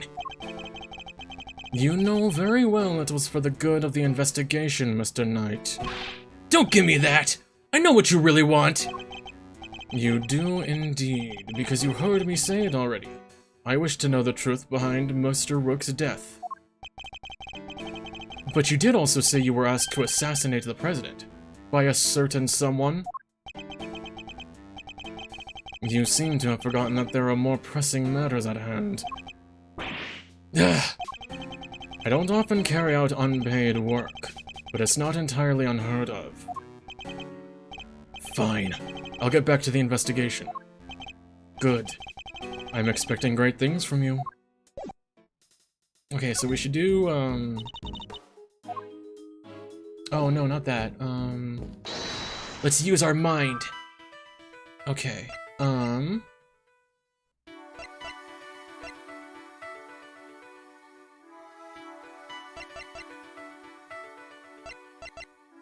it's the same kind of gun, isn't it?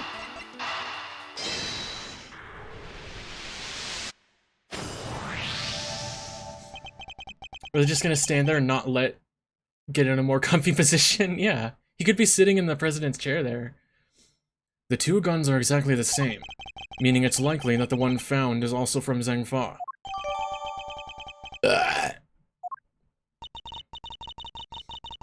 The bodyguards all got their guns from the Zhengfa authorities, right?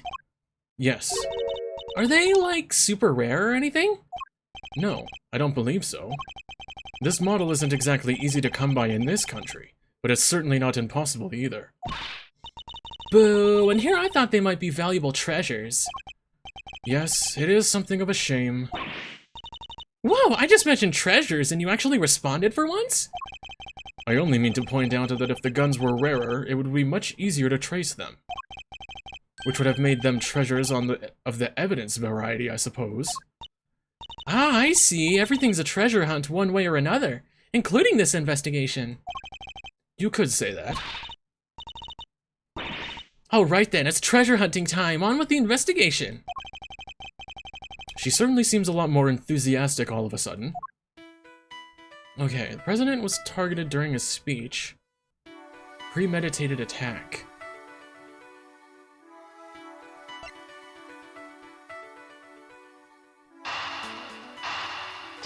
Let me try this. Aww. Okay, bullet passed through the victim. Where did it end up?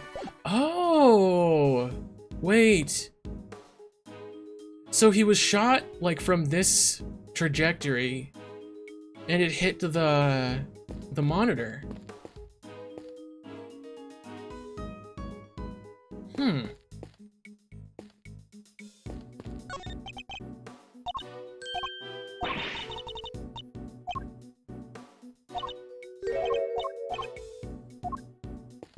Let's see. Oh, maybe I should present the... Let me present the gun to her.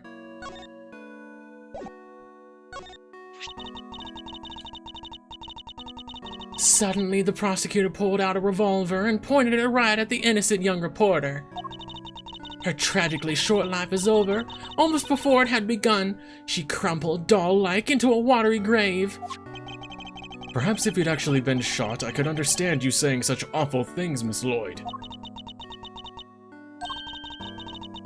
But if I wait that long, I won't be able to say nothing at all.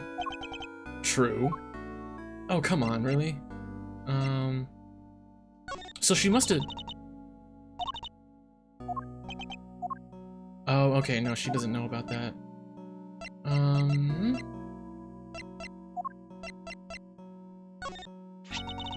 Sure, I was the one who made that recording, but, I know. You don't need to say any more. At the end of the day, I'm just a lousy reporter who can't speak for herself, let alone the people. That's not true. And even if you can't, the evidence can speak on your behalf. The truth is always hidden within the evidence, and it will always reveal itself in the end. Thanks, Ruffles. I'll be stealing that line if you don't mind. Sure. If it'll cheer her up, I suppose. Huh, so... Curious. what else is there to, It can't turn his head to the right, so he's moved to the right of the stage.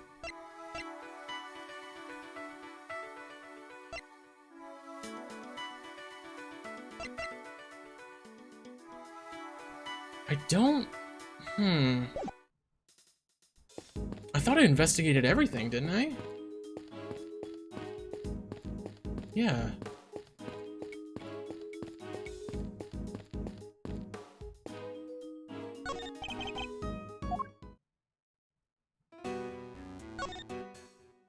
Actually, let me ask, Kay something.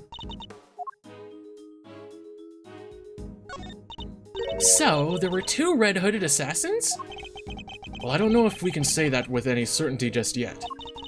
But Mr. DeKiller is a professional assassin, right? And Tabby was pointing a laser sight at the president? I give up. This one's a real mind-bender.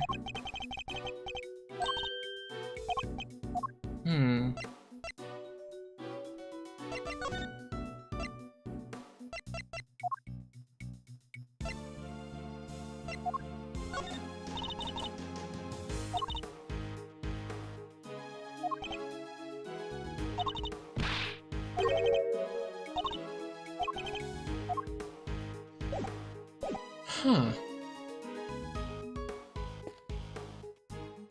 I wonder what I'm supposed to do here then.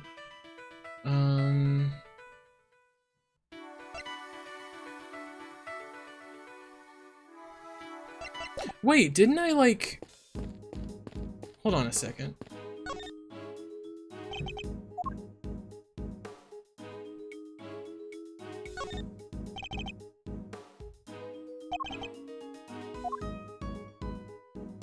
How come I haven't gotten any, like, clues or anything yet? Didn't I not examine everything?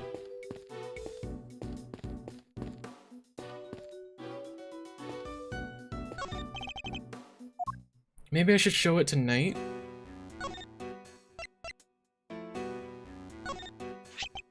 Huh? Where'd you get that? This is today's security plan for the president's speech, correct? Yeah, that's right. Trust me, and there's Rook. There's me and there's Rook. Should have been me standing there, not him. Can't help but feel that he has some unresolved issues when it comes to Mr. Rook. Okay, what about this?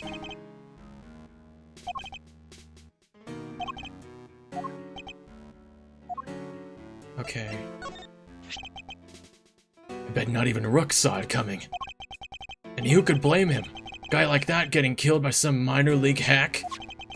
Quiet, please. You. Now, Mr. Edgeworth, continue with your investigation. Huh.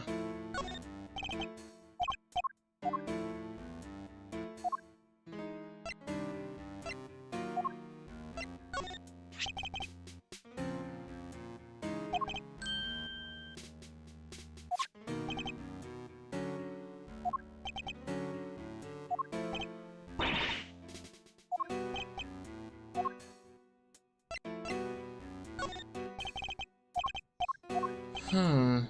I'm stumped here, dang.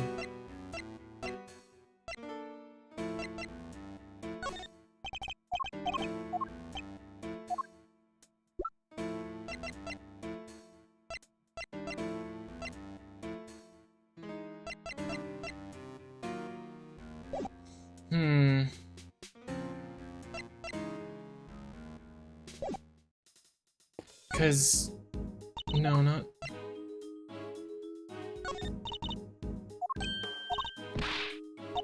Yeah, I know. Examine, investigate.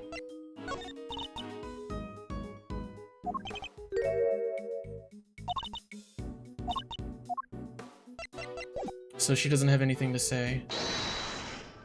Well, these don't make sense to me. Like, the bullet passed through the victim. Maybe these two? Oh my, wait, really? Okay.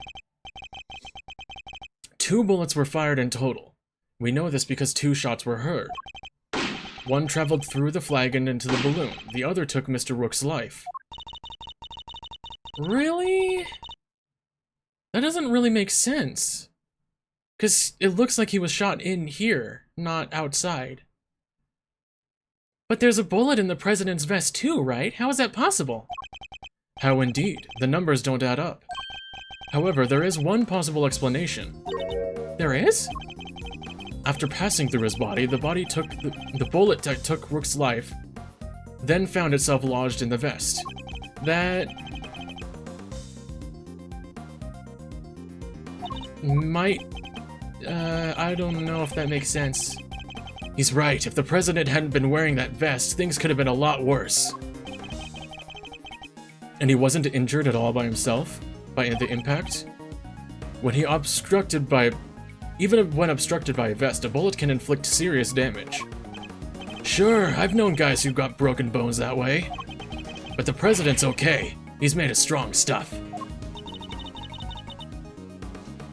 Sounds like he didn't even need a vest. Let's not get carried away here. I want that bullet's ballistic markings analyzed. There we go. Remind me what those are again?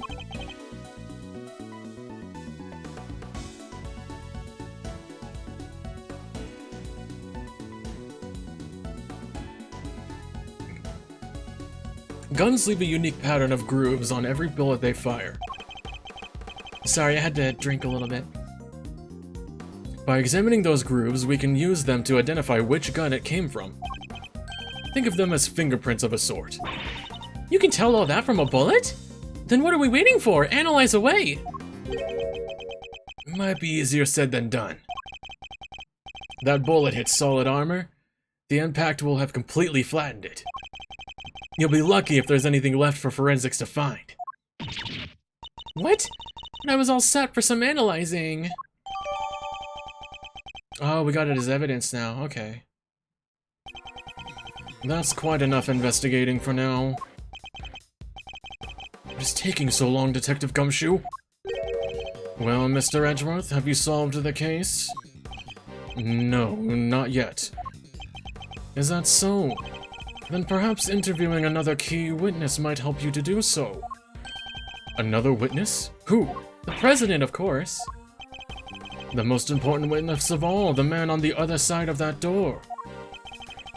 He really intends to have me question the president? Now, if you would be so kind as to summon him, Mr. Edgeworth. Stop right there, the killer! You're nuts if you think I'd let him anywhere near you!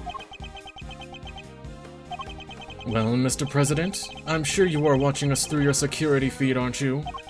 In which case, I politely request that you show yourself. That is, if you value your bodyguard's life.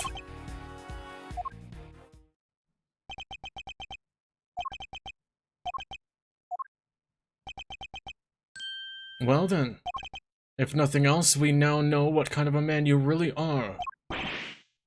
Mr. President!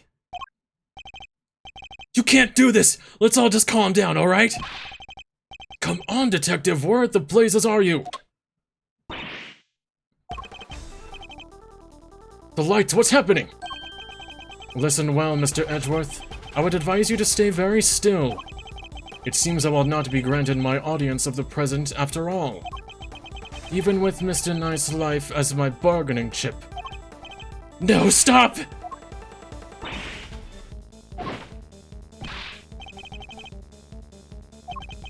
I have seen enough, and now I know the truth.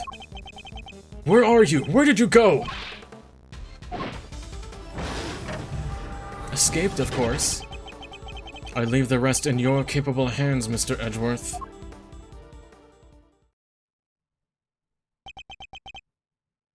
Worth. Mr. Edgeworth! Detective Gumshoe? Sir, Mr. Edgeworth, sir! Oh, wait, hold on. He's just on the floor.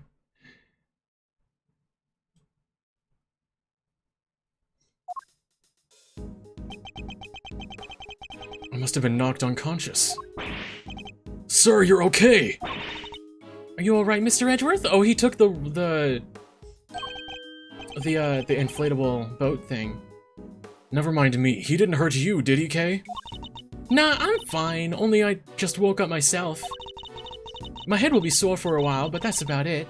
You can so you can stop worrying. Did you manage to stop the killer? Well, see, Miss Lloyd came running out of the plane, and she told us he'd flown the coop. We were too late. I'm sorry, sir. Bodyguard over there told us something, though. Seems there's an inflatable boat missing from the window. The killer must have stolen it and rowed himself across the lake. What about the cordon around the park? I'd call everybody back and to stake out the plane. Including the guy stationed across the water. No, so he's completely slipped through our fingers? Not the best look for the apartment, but yeah. Hey, Edgeworth. Mr. Knight, you're alive. Yeah, no thanks to that murderer. Oh, that reminds me. I found this lying on the ground next to you, Mr. Edgeworth. A calling card marked with a seashell. Guess he wanted to leave a message. The killer usually leaves these next to the bodies of his victims. But you're not dead, sir. But I could have been. Maybe that's the message. I can't stop thinking about his parting words.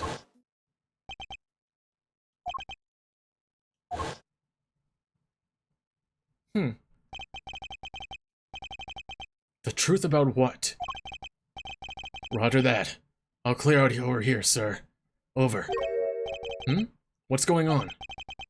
That was the president. He's coming out. Now? Let's go, dude. Let me question you.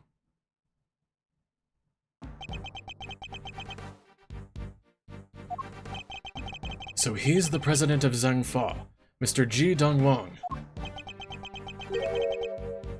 And you are? It's an honor to meet you, Mr. President. My name is Miles Edgeworth. The honor is all mine, Mr. Edgeworth. I am Di Junwang.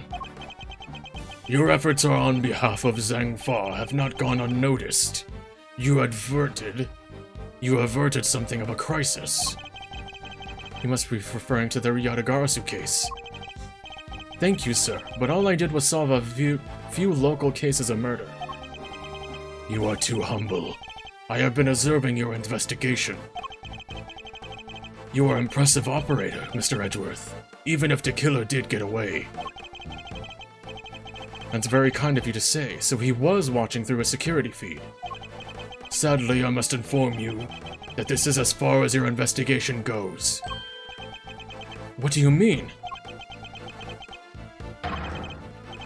Hear me, foolish prosecutor, for I shall say this only once.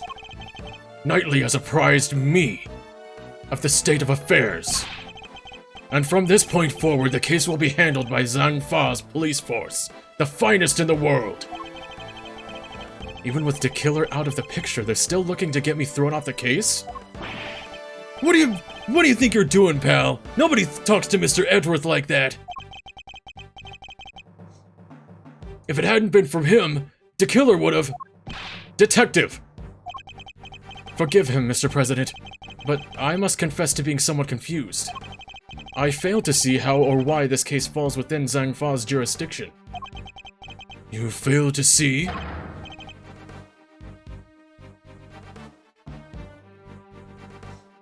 Enough, puny prosecutor. This dude sounds like a Wang. You seek explanations from a head of state? I say no, 1,000 times no. I will not explain myself to you. Now hand over the evidence you have gathered and remove yourself from this plane. I'd do as he says if I were you, Edgeworth. This can't really be the end of the line, can it? Of course not. No, really? Why? Why let us come so far only to pull the case out from under us? Now you may leave. Knight, detain the suspect. Yes, sir, right away. To make an attempt on my life, to murder one of my faithful servants, the effrontery, the villainy. Ah, God, actually, my throat's actually starting to hurt a little.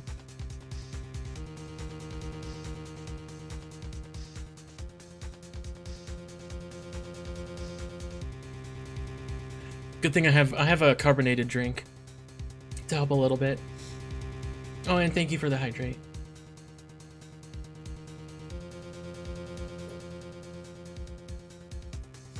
So most likely tomorrow I won't be able to finish the second case all in one day, because I don't want to lose my voice if I do this too long. I didn't murder nobody, 'cause I. Shut your mouth, Miss Journalist. I. Answer me this. In a world already lousy with lies, with deception, with sin and inquiry, inequity, can we stand by and suffer yet another crime to go unpunished? I say no, 1,000 times no. There can be no forgiveness. There can be no surrender. Why, you ask me? Then I will tell you. He's hiding something. I'm certain of it.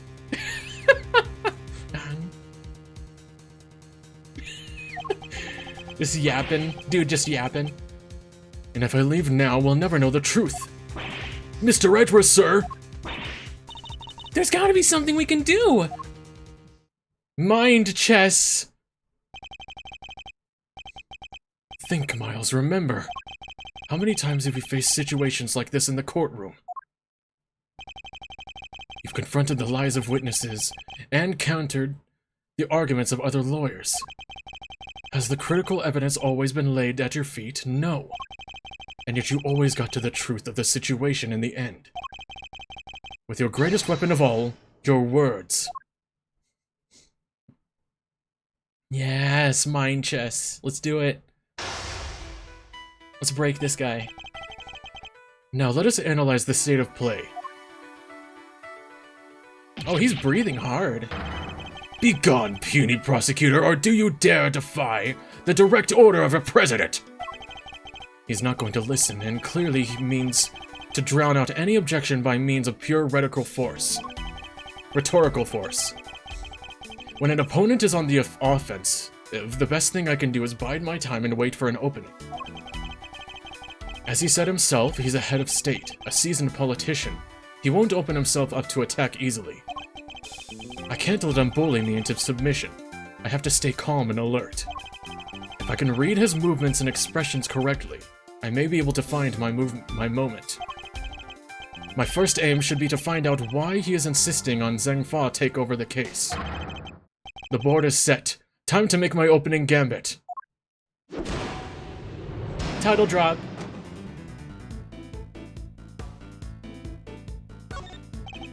Please, about the case. Did I give you permission to speak? No, 1,000 times no! Oh, wait. I am the leader of Zheng Fa. I have no time for your insolent backchat. Backshots? I was simply hoping to confirm one basic fact.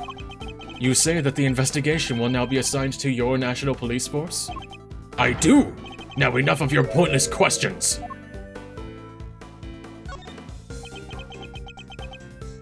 Wait it out.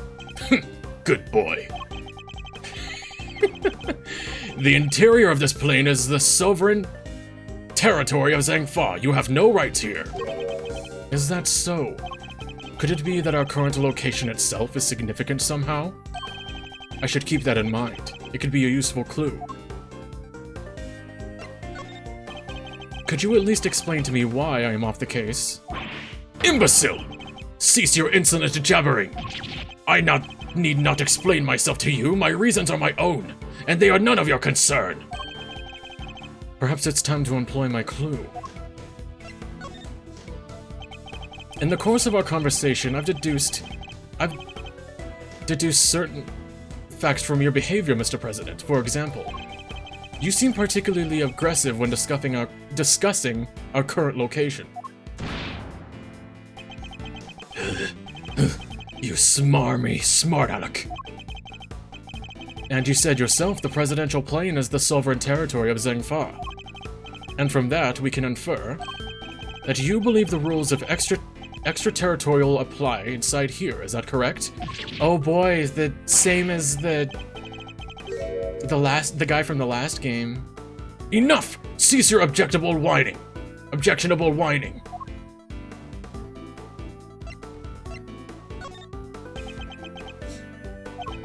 If you have nothing else to say, then stop wasting my time and get out of my sight. Ugh. Maybe there is such a thing as biding my time too much. Oh shit. Okay.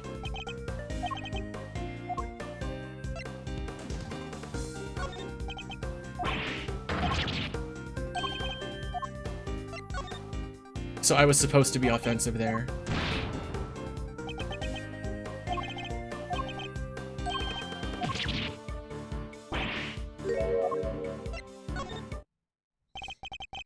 You can rant and roar all you like, but you won't escape my scrutiny.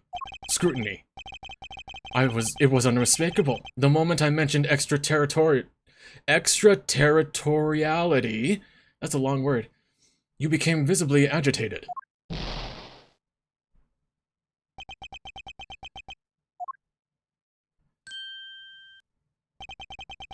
You think you're clever, don't you?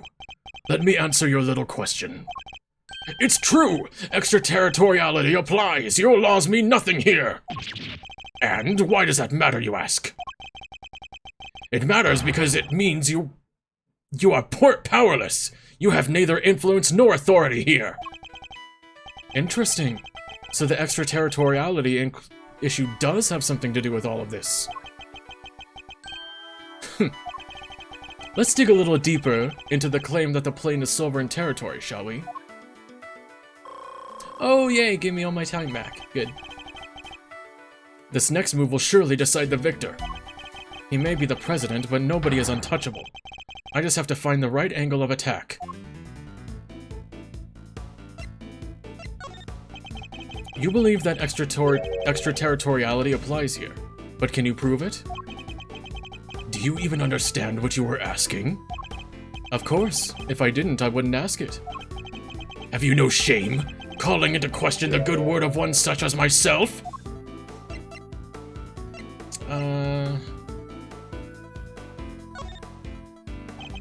You must have realized by now what a massive corner you've talked yourself into.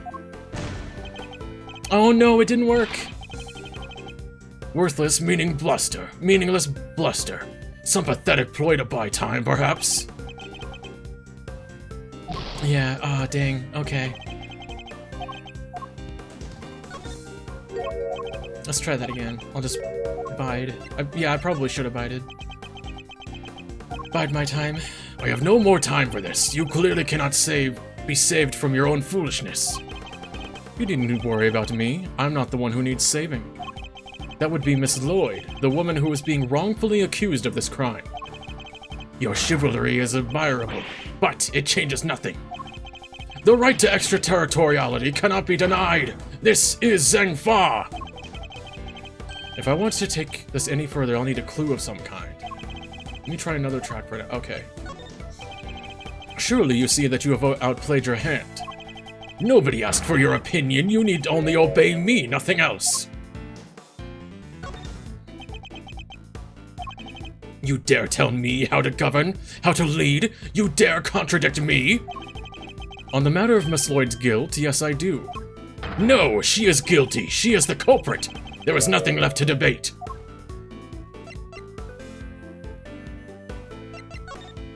I'm gonna wait again.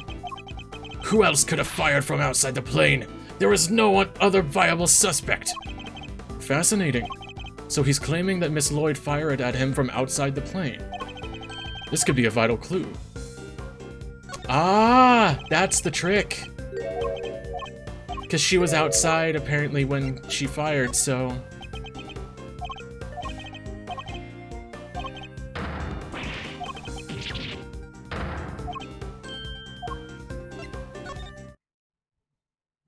Yeah, that's it. I may not be able to call the extraterritoriality of the presidential plane into doubt. However, According to you, she shot you from outside the aircraft, correct? In which case, extraterritoriality could not possibly apply in this case. Your assertion is entirely without merit, and the detainment of Miss Lloyd cannot be justified.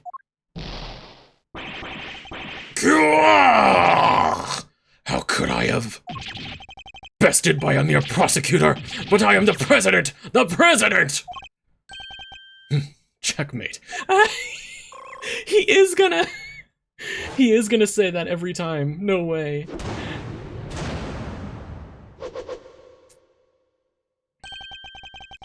I trust you won't mind if we continue our investigation now, Mr. President?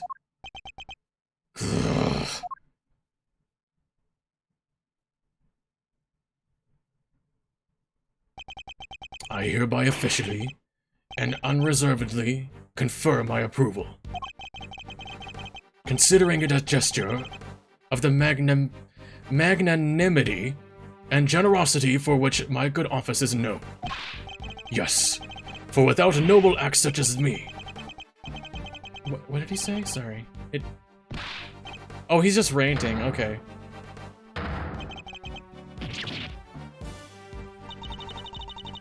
All that when he could have just said, okay, you got me. Mr. Knight, if you would care to return the evidence... Take it.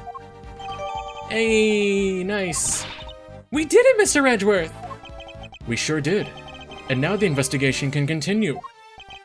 Whatever. Enjoy your pocket full of pawns. I'll be over here enjoying how you put them into play. Then you will definitely enjoy my next move. Mr. President, one more favor if you would be so kind. What is it? Could you please give us your testimony concerning the incident itself? Now you want me to testify? Whoa, that's your next move?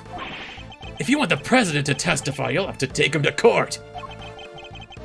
All in good time, Mr. Knight. He will get his day in court soon enough. But if a person of interest refuses to cooperate at the investigation stage of the process, they're obliged to provide detailed justification as to their reasons for doing so. That's... What's the matter? Is there something you'd rather we didn't know? Oh, shit. Stand down, Knight. I'll do as the prosecutor asks.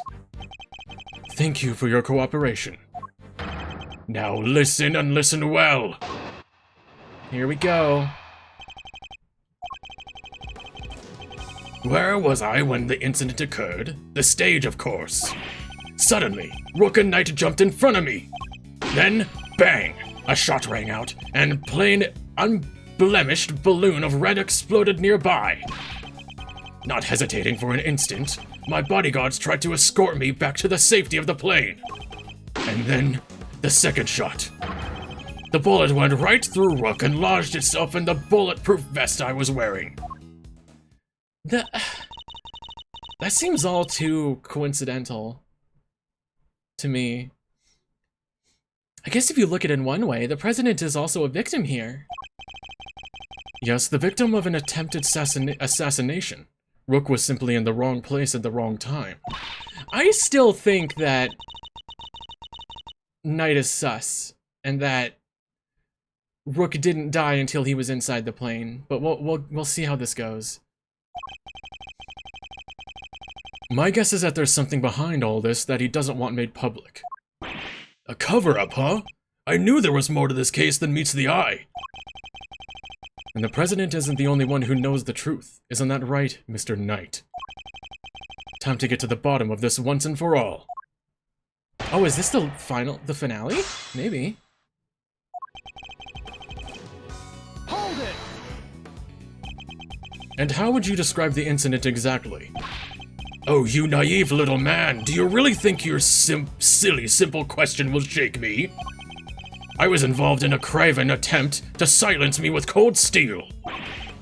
And while I was speaking to my adoring public, no less. Hold it!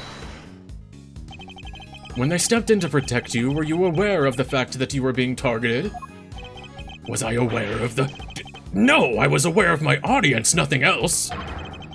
When I step up to the podium, I enter another world entirely, a place of rapture, a place beyond words.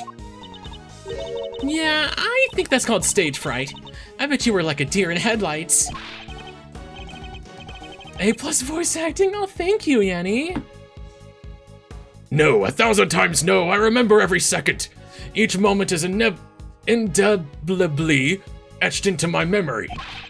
When Rook and Knight stepped in, I was shocked, overwhelmed, taken aback. Hold it! About that red balloon. Are you trying to test me, Mr. Prosecutor? No, Mr. President, I simply wish to confirm what you remember. Very well. There were two very large, very red, round balloons, one of either side of the stage. Their deep crimson hue stood.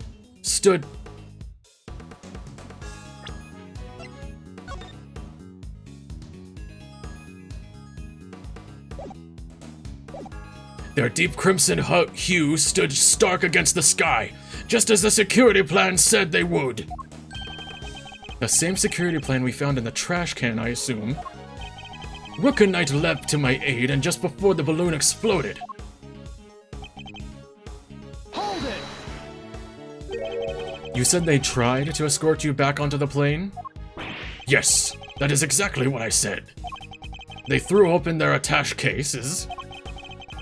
That must be the moment Kay captured on camera.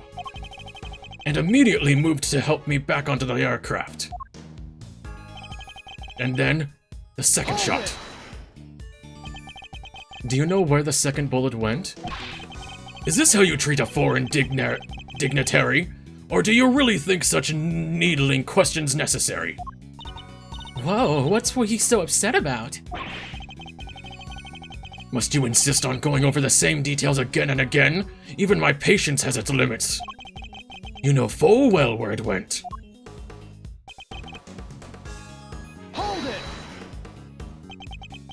If I may ask, what was the victim like in that moment? He was a man amongst men, a real hero. The mere impact of the bullet took my breath away, and yet he had the strength to grab me and rush me back inside the presidential plane. There was no... Was there any blood on the stage? So you and the victim entered the plane together, is that correct? Yes, he offered his noble protection, and I gladly accepted it. All was as it should be. That sounds nice and all, but doesn't that just mean he's always the first to make his escape? He's the president, detective. It's basically in his job description to do so. Nothing he's saying seems too off base. Guy's the victim here. Wouldn't make much sense for him to lie to us, you know? Guess we gotta assume he's telling the... No. One of the things he said is clearly wrong. Yeah, the balloon that was shot. Think back to the scene of the crime. Huh? Did we miss something? Alright, let me see that evidence again. Might as well take another look myself.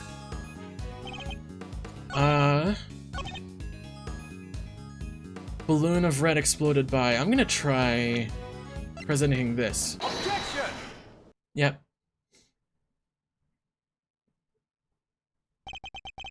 You say it was a plain red balloon that burst? But I strongly beg to differ. Take a look at this. I think you'd agree that it's hardly plain, wouldn't you? No!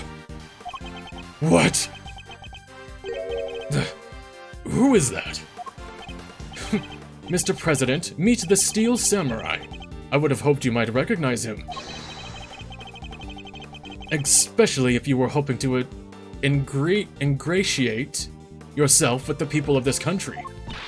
Yeah, you need to watch the Jammin' Ninja too. He's amazing. So you see, the balloon that was struck by the bullet was anything but plain. It was in fact of the Steel Samurai. But the briefing mentioned two plain red balloons. And there they are, right on the security plan. They do look pretty plain, don't they? Just simple round balloons. Yeah. Knight? What is the meaning of this? Explain yourself. Oh, calling out Knight. Yes, Mr. President. It seems the Steel Samurai balloon was borrowed at the last minute, sir. Borrowed? That's what we were told. Guess they only reported the incident to us bodyguards, though. Seems there were a little trouble here on the site last night. One of the original balloons burst somehow. So they swapped it in as an emergency replacement? Yeah, one of the stall holders happened to have it. From what I hear, he was more than willing to lend it out. A very happy-go-lucky kind of guy, they said. Larry? A happy-go-lucky stall holder with a Steel Samurai balloon to spare, huh? They just filled the bottom part up with air to make it look like the other ornament balloon.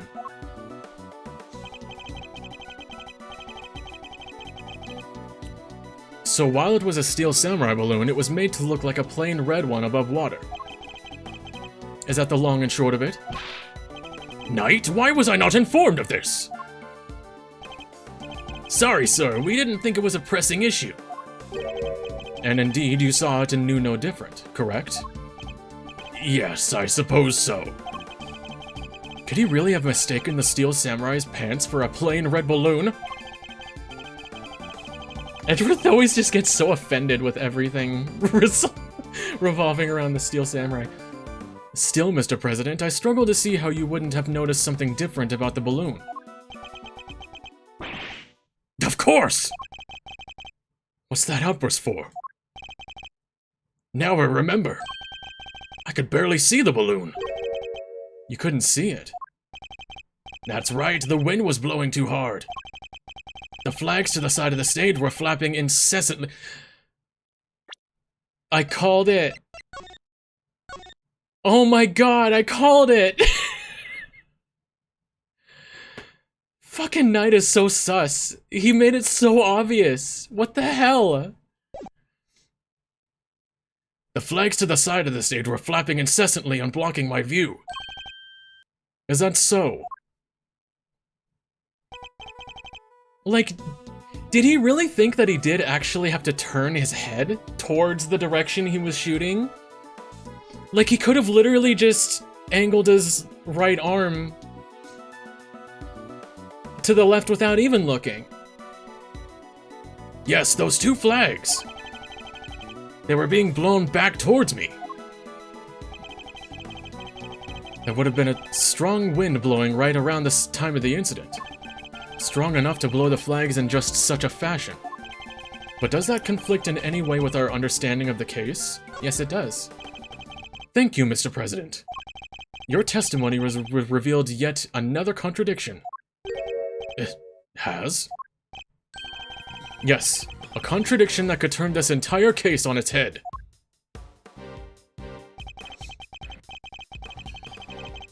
When I arrived on the scene, the wind had died down and the flags were resting calmly for the most part. But if the wind had previously been blowing the flags as the President describes, a certain piece of evidence suddenly takes on a very different meaning. Which piece of evidence contradicts... Would it be... Let's see... No, not that. Which piece of evidence contradicts the stated conditions of the stage at the time of the incident? This one. Take that! Earlier we deduced that the bullet that struck the Steel Samurai balloon and the bullet that passed through the flag were one and the same. From these two things, we further deduced the trajectory that the bullet must have taken. Yeah, no, Knight, you were a terrible murderer. Like, what the fuck?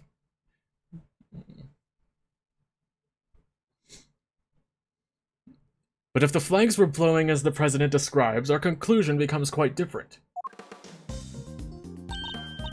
No way! If the flags were pointed in the other direction... Exactly.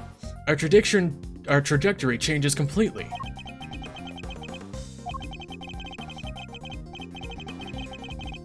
And If we trace that trajectory back to its source, we can ascertain who really fired that shot. Wait, but Mr. Edgeworth, that would mean... Yes, I know, we may not yet understand the reason why, but it can only have been one person who did. Fuck. Take that! Clearly he's never murdered anyone before. The person who fired that shot was none other than you, Mr. Knight. What? The path from the balloon back through the flag leads directly to the spot where you were standing.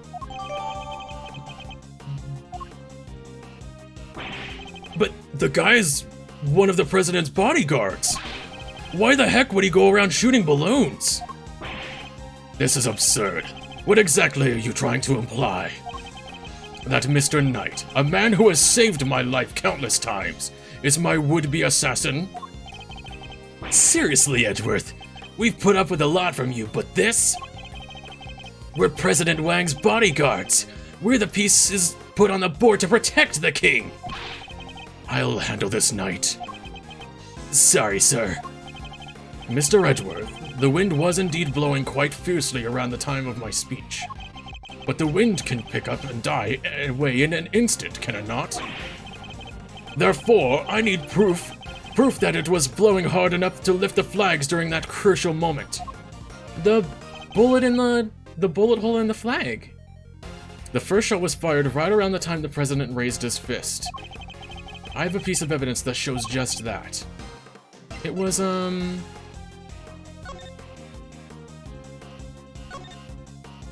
right here. Take that!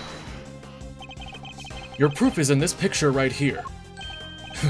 This should be good. Which picture? Where? We can see which way the flag was really blowing right here. It's in the picture. Take that! Well, do you deny that it clearly shows the flag? There we have it. Proof that it was blowing towards you at the moment of the shooting. So that means our pal over there did shoot the balloon? Making him the assassin? Mr. Knight?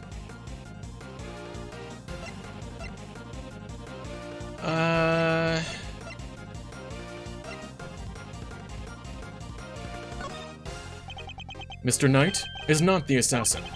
He may have shot the balloon, but the president was on the other side of him entirely. Therefore, he couldn't have been aiming at his boss. Yeah! Besides, why would I even shoot the balloon? What would be the point? Emma, stop. And watch how you answer or I might aim for something else next. Wow, just a threat there? There was a point, I'm sure of it. If I can figure out what it was, perhaps I can finally put this whole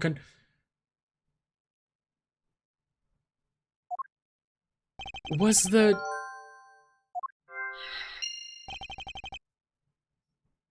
This whole thing was a setup.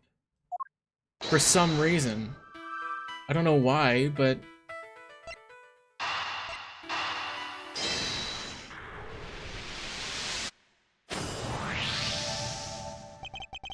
Why did Knightley assign position change? He can't turn his neck to the right, yeah. But is that the only reason? Let us suppose that the plane hadn't changed, that Knightley had remained positioned to the left. Given that he was unable to turn his head to the right, would he even be able to shoot the balloon closest to him? Yes. Could it be that the security plan was changed for the express purpose of popping one of the balloons? And if we suppose that to be the case, the two plans are different. Yeah, it was reorganized. The president was the one who ordered the change.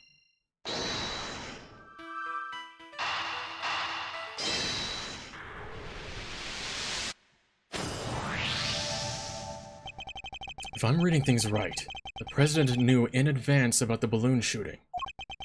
Which means he must have had foreknowledge he would be in someone's crosshairs today as well.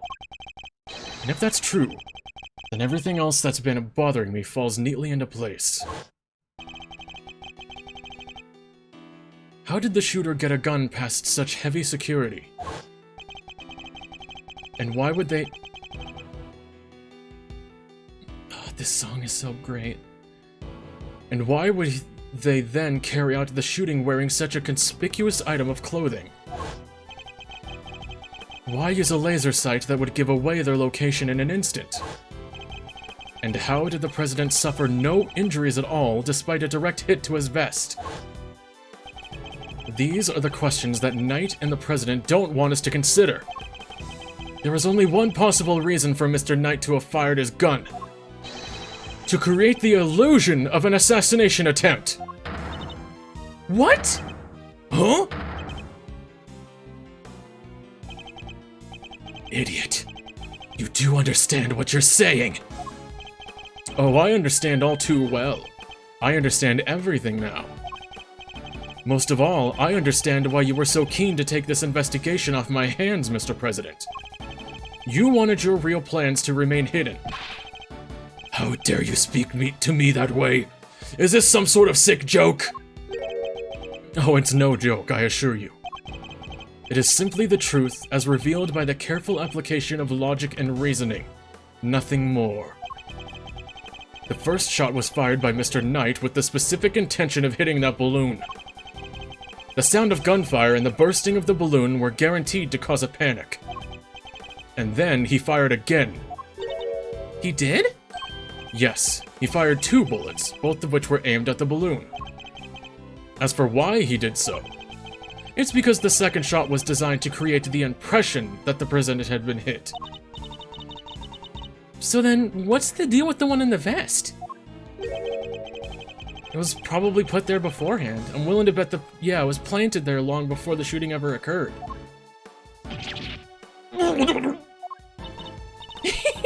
So Mr. Heroic President didn't take a bullet after all? That's not true. I was shot, I tell you.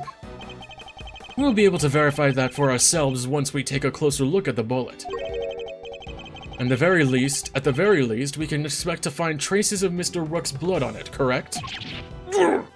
Yeah, there is no blood on that, probably. But you said it yourself. You found the shooter in a photograph. The person with the red hood. Objection! I thought I made myself clear. The trajectory points to one and only one possible shooter, Mr. Knight. Then where does Tabby fit into all this? She was simply one part of their plan. In order to place the suspicion elsewhere, they set about creating a fake assassin. The highly suspicious person with the red hood. Yeah, this all makes way too much sense. I have yet to ascertain exactly how complicit Miss Lloyd was in the whole scheme. But I can say with some confidence that none of the shots were fired by her. I suspect her only job was to point a laser sight at the president. That's right! And then I was... Tasked with turning your jacket inside out the moment the crowd flew into a panic, yes. Thus making the mysterious red-hooded shooter disappear in the blink of an eye. Thank you. Thank you, Yenny.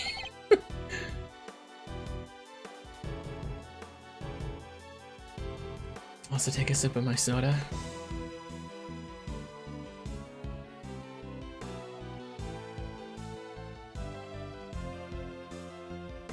Hopefully I don't lose my voice. Then, when the gun and the security plan were later found in the trash can, it would have all appeared to have been the work of an assassin so skilled that they could vanish into thin air. But then the case would have gone cold. Exactly what our friends here were hoping for. Yeah, that's why they tried to take the rights away. Makes sense now why they wanted to you off the case. Indeed, because the entire affair was a cheap ruse perpetrated by the president himself. What you gonna say now? He's deflating, oh my god. Oh my god! No way. Big boy. No. No, I... The presidential mask has well and truly slipped. Admit it. The entire assassination was a lie, wasn't it? If that stupid chief prosecutor hadn't insisted on assigning you... how could I let this happen? Objection! Oh! That's enough, Edgeworth. Mr. Knight! Sorry, but I'm speaking with the president right now. What the? Just dropping dead bullets on the floor? Yeah, well, I'm doing my job as a knight and protecting my king. Yeah, no, yeah, it was pretty obvious that it was this guy.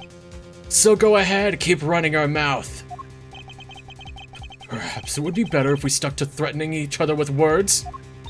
Let's go back to our Twitter accounts. He wouldn't he? Nah, I don't need this thing to shut you up. Alright, my move. Question. You claim I fired my gun from on stage. How do you figure I did that in front of a crowd of thousands? An excellent point. Time for my counter move, I suppose.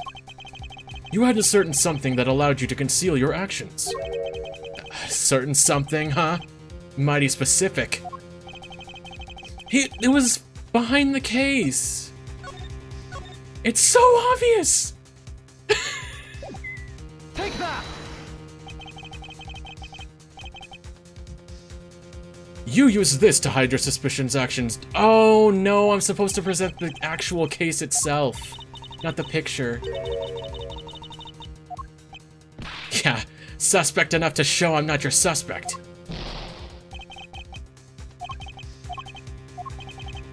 I forgot I actually have the case itself here. Take that! My attache case? He's sweating. He's like, how did someone see through my ruse? Yes, take a look at Kay's photograph. Oh, and then he just shows it anyway. Why couldn't it have been either piece of evidence? Come on, game. Your right hand is completely obscured by the case. At the very moment this picture was taken, you were firing your gun. Wow, Kay, great with the... Thanks for the evidence. I kinda like that voice for him. It's kinda cool. Again, this is the first time this game has been officially English localized, so they did record brand new voices for these characters, which is cool. You don't like to let the facts get in the way of a good theory, do you, Edgeworth? Shame you didn't seem to have noticed. Noticed what? That the theories are all you have. Conjectures, nothing more. The flag was bellowing in the wind at precisely the right moment. I hid my gun with my attache case. We changed the security plan because I couldn't turn my head. It's all just speculation. Circumstantial evidence at best. You can't prove any of it. Oh, come on, dude. If you at least had the bullet that burst the balloon, you might have a scrap of credibility. Imagine you could have run forensics to see it matched my gun. But no. That bullet is at the bottom of the lake. You gonna go dredge it up? I hate to say it. Edgeworth puts on like a snorkel and flippers. Just dives down. Well, not a snorkel, but... I hate to say it, but he's right. I don't have anything concrete. I thought not. Maybe now you can shut your mouth. Hey, she's standing up for herself, maybe. Miss Lloyd? Of course. She could shed some light on this whole situation. I just need to get her to talk. What's the matter? Something you want to say, Miss Journalist? Nah, never mind. Dude, you're threatening her at gunpoint. Of course she's... Dude. That's what I thought. Miss Lloyd! I need you to be brave. If you don't speak up, the truth will be lost forever. You are a journalist after all, are you not? Yeah, give her some confidence. Dang it, I can't stay quiet any longer. Hey, you understand what you're doing, right? I'd think carefully before opening that mouth of yours. I was so focused on bagging me a scoop, I forgot the most important thing of all. Real journalists don't lie. Ain't no dang scoop if it ain't the truth. I'm sorry, Mr. Edgeworth. I should have showed you this before. Oh, it was just a regular laser pointer. It wasn't the gun. What is this? It's a laser pointer I used on the president. But that's all I done. I never shot nobody. You're stupid! I thought I told you! You squeal and you go down as an accomplice! It was him! He told me to do it! Yeah, that's right, get his ass. I was at Zhengfa's embassy sniffing out a story like I told you. This was 3 days back. He comes up to me out of the blue, just starts talking. Help me out and I'll get you an exclusive access to the president, that kind of stuff. But what about the gun in the trash can?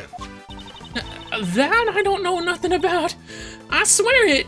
All he told me was to wear a jacket with a red hood and to point that pointer at the president. I never thought for a minute it'd blow up in my face so bad. I'm sorry. Truly I am. Thank you, Miss Lloyd. I'd like you to testify to that effect when this goes to trial. It ought to go a long way towards proving that the assassination was a sham. Gah! What's wrong with you people? Don't any of you know what's good for you? My sympathies, Mr. Knight. Had you successfully removed me from this case, as you'd intended, perhaps then you could have kept your pawn quiet, Oh, shit.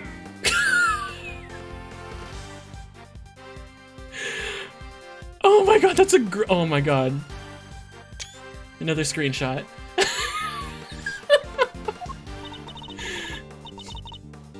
So let me get this straight. You told Tabby, if you let slip about our fake assassination plot, we'll have you convicted for murder? Or something like that? Of all the dirty! I said no such thing! Oh shit. Is he just tired? President Wang? Give it up, Knight. It's time we come clean. It's our only choice. So, Mr. President, You admit it? You admit that there was a plot to fake an assassination attempt? I do. I'm sorry. But why? Why do something like that? My popularity has been on the wane back home. I thought surviving an attempt on my life might give me the boost I needed. Oh, come on. I know what we did was wrong, so yes, it was all lies, all of it. Well, at least he's fessing up to it now, but seriously? And the bulletproof vest? It was planted ahead of time. I wasn't hit by anything today. Wow, okay, even the president is against Knight now. But then, what was up with the killer? Our plan got out somehow. And then he just appeared, hell-bent on turning our fake assassination into a real one. Hence the red raincoat, I suppose. He'd hoped to get in close enough as the fake assassin to finish the job. There is one thing I don't understand, though. Oh? And what would that be? Why did Rook have to die? If the whole thing was fake, how did he wind up getting killed for real? Yeah, that's a good point, actually. I didn't... Therein lies the real question. He was a fine bodyguard, the best in fact. He may not have been a native of Zhengfa, but he was someone I could fully trust. Aww, that's kind of sad. And this fucker is looking away, like, rolling his eyes. Holy shit. Mr. Rook must have been really something to gain the trust of someone who'd hide from his own shadow. Sounds like he was as trustworthy to the president as I am to you, huh, sir? I believe that's for me to say, Detective, not you. Mr. Rook must have known about the plan too then, correct? He wasn't aware of any specific details, so... Not really? Why? You gave it to Knight, but not your most trusted bodyguard, Rook? That makes no sense. I tried to involve him, but he refused. And you would have done well to listen to him. This is a tragedy. The life of a good man has been wasted. What was so great about him anyway? Fuck you, dude. What's gotten into him? He was just another piece on the board, there to protect you, nothing more. Well, so are you, you asshole! Mr. Knight, how could you? Who was it that actually went along with your plan, huh, Mr. President? While that pious coward backed down when you needed him to step up the most. I value your support too, of course, but... Look, I'm your chief bodyguard now, that's all that matters. And now that the spineless fool Rook is gone, things are gonna change around here. Thanks to me, genius strategist, grandmaster, rightful leader of this team.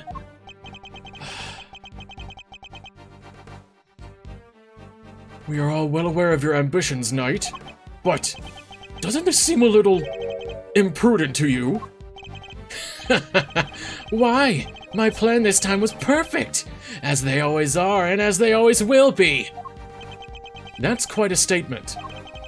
Especially considering that your perfect plan was an abject failure. Yeah, rub it in, dude. Go get his ass, Edgeworth. Yeah, no thanks to you and that buffoon Rook. And how exactly was it Mr. Rook's fault? If he hadn't died, the killer would have never come after me.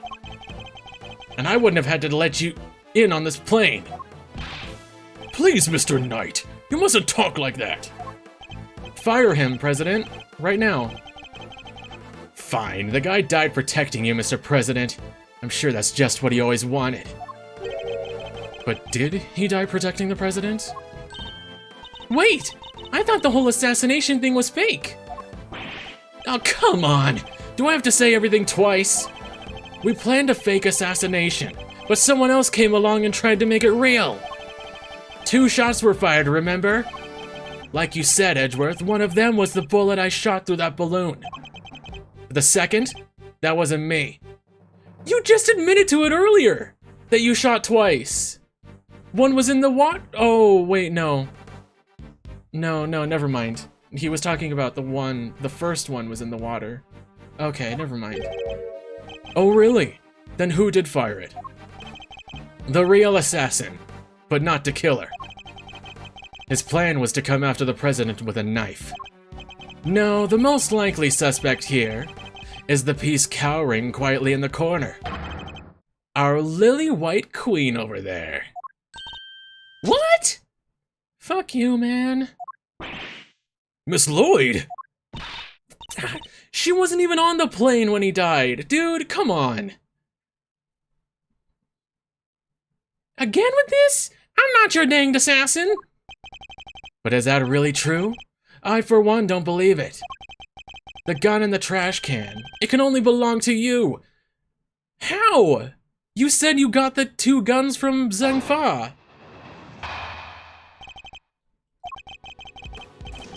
As soon as I shot that balloon, I rushed over to help Rook escort the President back onto the plane. I left Rook here in this room while I secured the President in the safe room. When I came back out, Rook was lying there on the ground. Miss Journalist must have shot Rook while we were escorting the President off stage. That single killer shot was fired by the gun you found in the trash can. Yeah, and who put it there? So you don't know exactly... So you don't actually know when the victim was struck by the bullet, do you? The knight doesn't protect the Rook, Edgeworth. He protects the king. You want to translate? He means that his only concern was protecting the President. Lose the king and you lose the game. Isn't that the first rule of chess? But a win in which a key piece is sacrificed is a hollow victory indeed. Doesn't matter, it's still a victory. I kept the president safe, I win. So childish. Hey, Mr. Bermeo, hello! Welcome in. I think I'm at the very end of the first trial here. The first chapter. Well, it's a bit early to be calling our little match in any case. For this is where our battle really begins. Yeah. Go fuck yourself, dude. Hold it! The victim really didn't take part in your little plan then, did he? Nope. And we kept him in the dark on the details. So he really thought the president was in danger? But wait, he must have noticed that the shot came from right next to him. Maybe he did. Guess we'll never know. And even if he did know it was a sham, he still had a job to do. He still had to protect his king. And he was able to make a judgment like that in a split second? Impressive. He really was as capable as they say. Not so capable that I can't read him like a book. I made it so he had no choice but to go along with our little performance. Blah, excuse me. I left Rook here in the room while I secured... Hold it! But wasn't there 2 other bodyguards with him in that room? Why do that? You and the president both knew the whole thing wasn't real. But it had to seem real. There were people everywhere. It's not a good look, right? Imagine if someone had spotted a man who'd just been shot at, hanging out in his plane sipping grape juice like, ah, nice reference. Hanging out in his plane sitting grape juice just like he didn't have a care in the world. And what was the victim doing during all that time? Who knows? I was in the safe room like I said. Anyway. President, you want to stand up at all to this? Hold it! We're on the ground exactly? Right where he is now, the middle of the floor. The door to the outside was shut though. Guess the bullet must have hit him right before he closed it. That's not entirely how that works, dude. And thanks to him's little blunder, my whole plan fell apart. Mr. Knight, you mustn't talk like that. You mustn't talk that way. He may have kept you safe, Mr. President, but he isn't here now to save your good name. I'd call that a dereliction of duty. A dereliction of duty. What would you call it? An honorable try, which is more than what you'd give, I'd say. Sorry, but that's just how it is.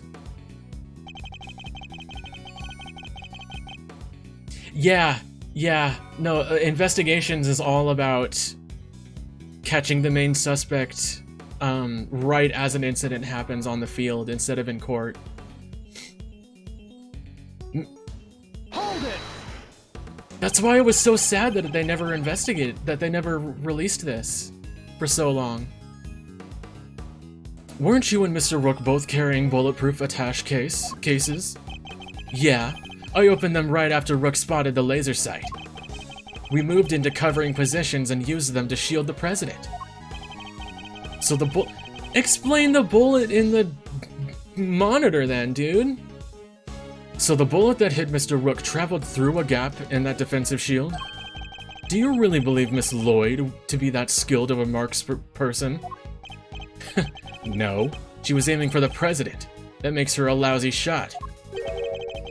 So it was pure coincidence that Mr. Rook was hit? And the bullet simply happened to find its way past your attache cases and through the gap in his vest? Seems crazy to me too, but the facts are the facts.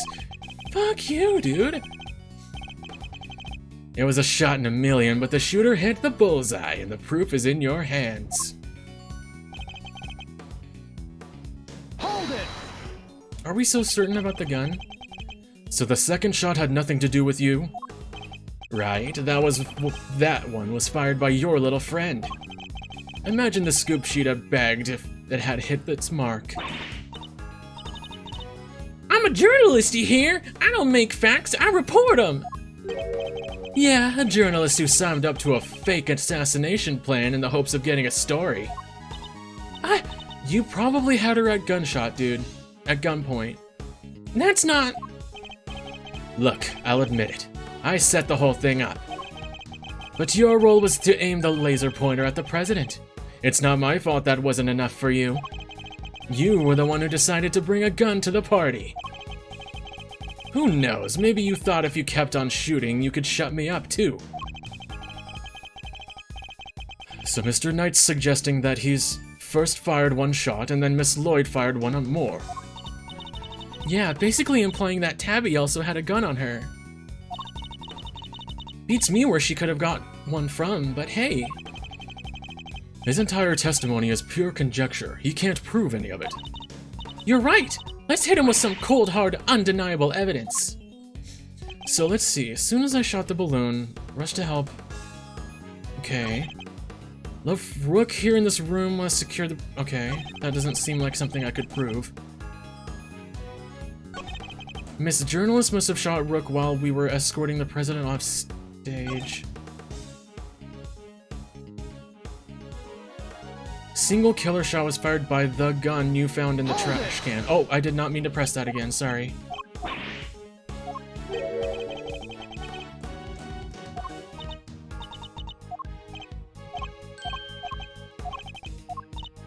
Damn, I meant to, present.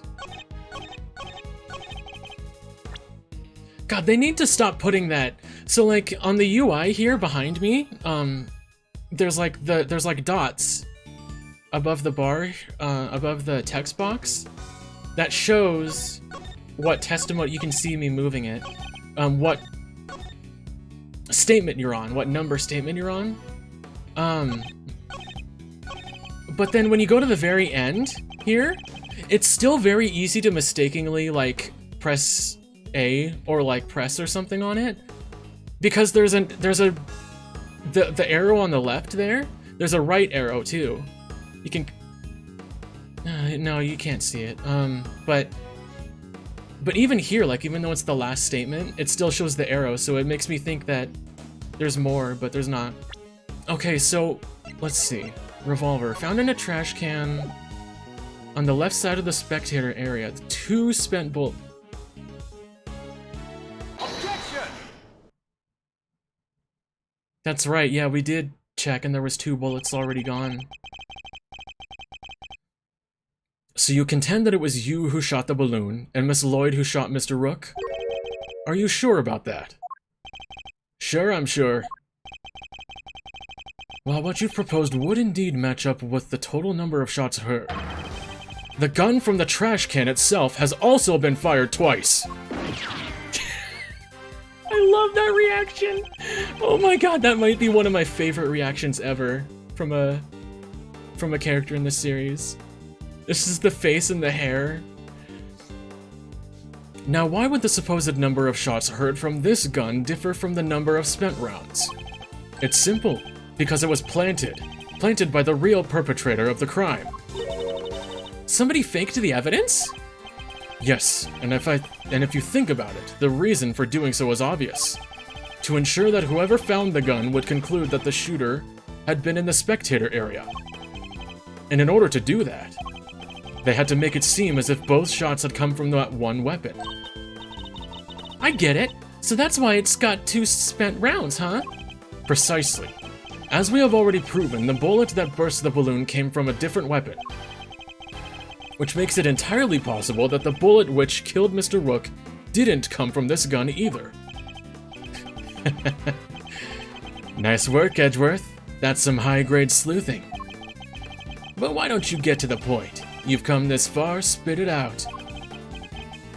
And I intend to, don't worry. The person who really shot Mr. Rook was... Take that! You, dude. You, Mr. Knight! You're the one who murdered Mr. Rook! Oh? Finally got up to the courage to say it, huh? Surely not! Surely you wouldn't have! It wasn't only the killer who tried to take advantage of this fake murder plot.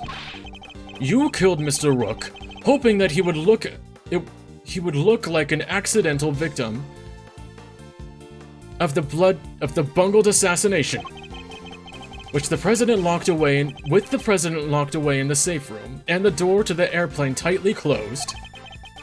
It was just you and Mr. Rook, alone together. Yeah, that's what I was saying. If he was shot from this angle, then that makes sense why that monitor behind him is broken. And that was when the third bullet was fired, right into your colleague's body. Objection! Wait, you're really gonna claim there's a third one now? You just said only 2 shots were heard. Wanna tell me how that works? Objection!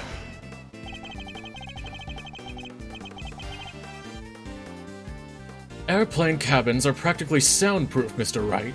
Mr. Wright? Mr. Knight, if you close the door, nothing can be heard from the outside, not even gunfire. But wasn't the president right next door? Very true, which means he may have heard the shot himself. Well, Mr. President? I didn't hear anything. But you can observe this room through your security feed, can you not? The camera in this room isn't normally on.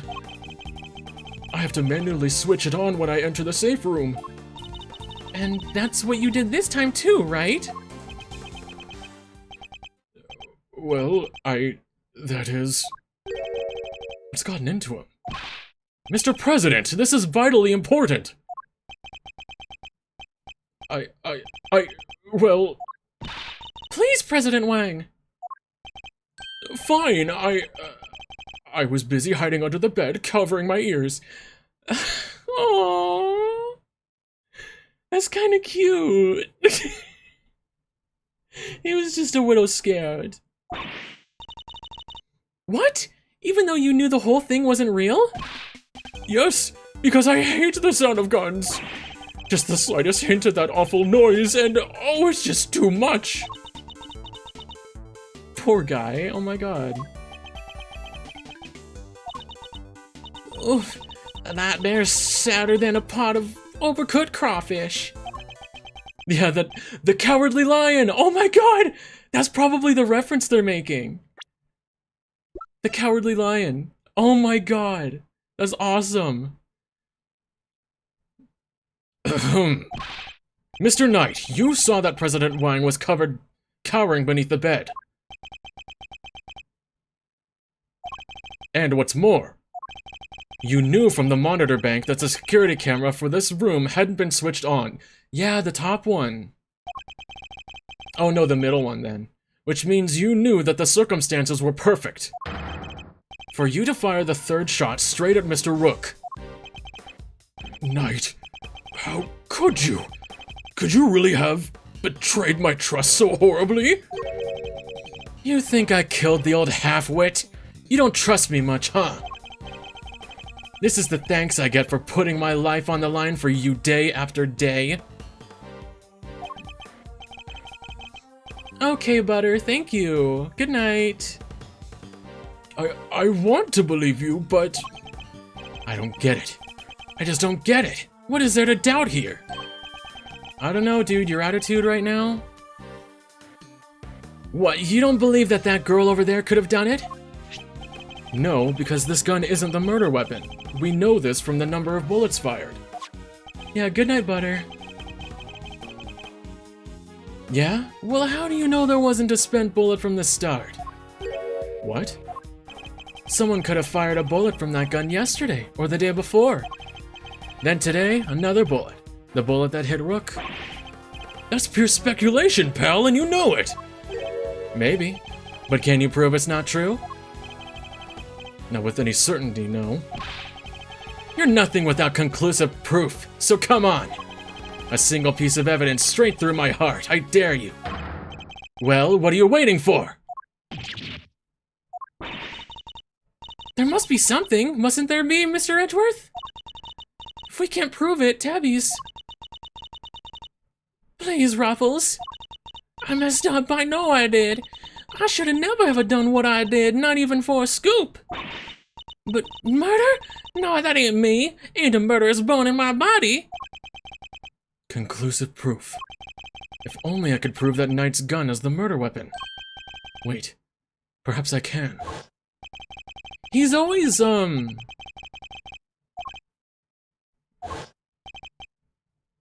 Oh, yeah, but he's also always reloading the gun, so maybe, like, I don't know.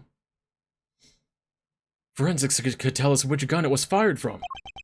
No proof, no case. End of conversation. Objection! Hold it right there! What now? You're not about to claim you do have proof. Of course I do. This ought to be good. Alright, bring it on. Show me this proof of yours. The bullet that killed Mr. Rook is the key to ending our little game. Very well. My conclusive evidence is... I don't have any bullets in my...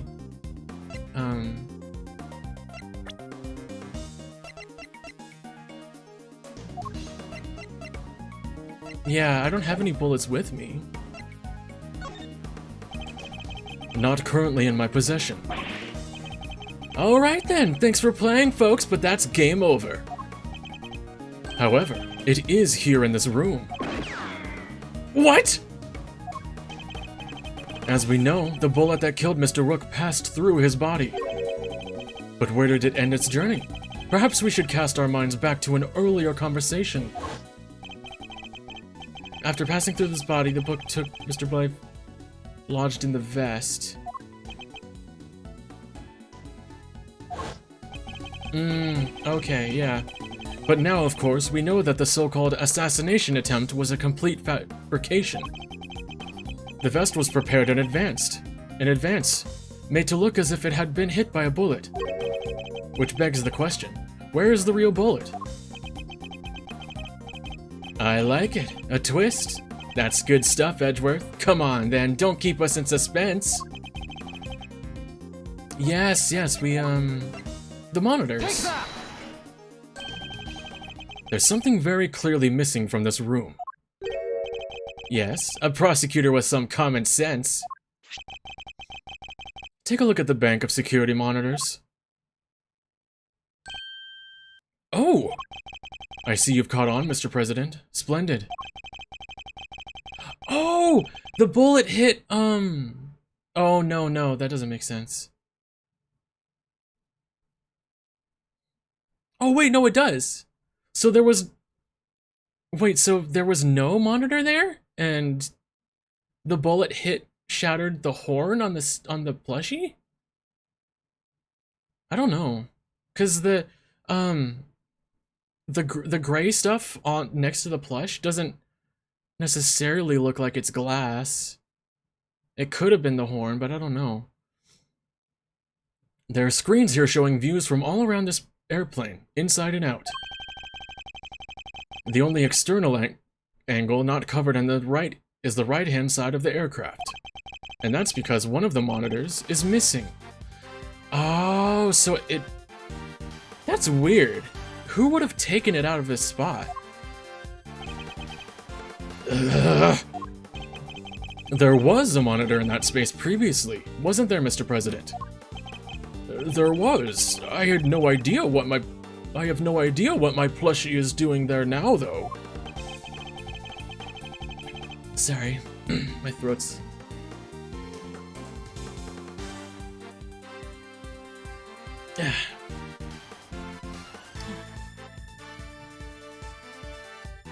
Gotta relax my throat just for a second.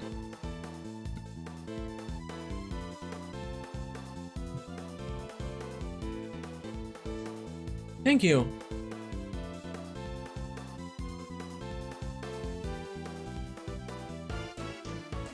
Damn, I definitely gotta make some tea after this tonight. It appears to be someone's vain attempt to hide what is obviously lacking. But where did it go, and why? The why is easy enough to answer, because it was struck by a bullet. For if we were to believe that the bullet in the vest was the real deal, then anything that hinted at the existence of another bullet had to be removed. So, where did the missing monitor go? Where indeed? I believe that it must be hidden somewhere on this plane. After all, there wouldn't have been time to dispose of it outside the aircraft. Detective Gumshoe, conduct a search if you would.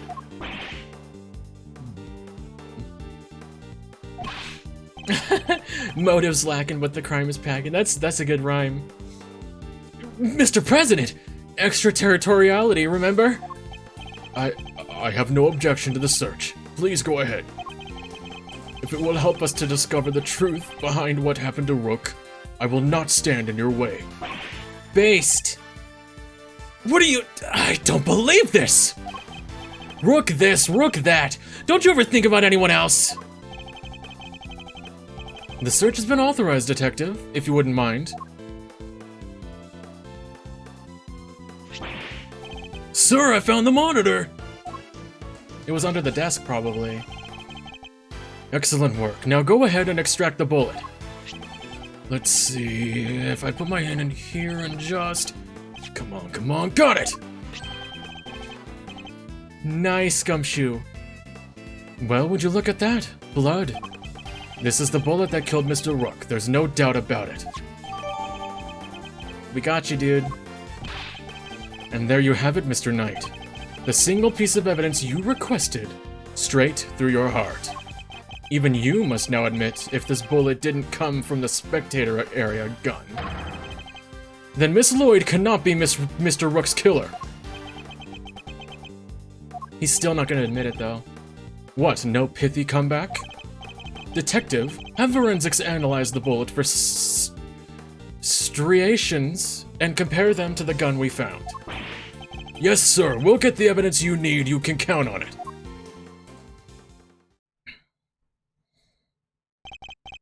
Alright, let's hear what forensics has to say. Oh, he's got his belly out. That's cute. Our findings are as follows, sir. Firstly, the blood on the bullet is indeed that of the victim, proving that it was the bullet that killed Mr. Rook. Secondly, we found Mr. Knight's fingerprints on the gun, probably from when I handed all the evidence over to him. Yeah. The striations. If they're not a match, then Miss Lloyd is in the clear. Lastly, the striations on the bullet are a match. What? But how could that be? No way! Oh, come on! There's no doubt about it, sir. This is the gun that fired that bullet. Ow!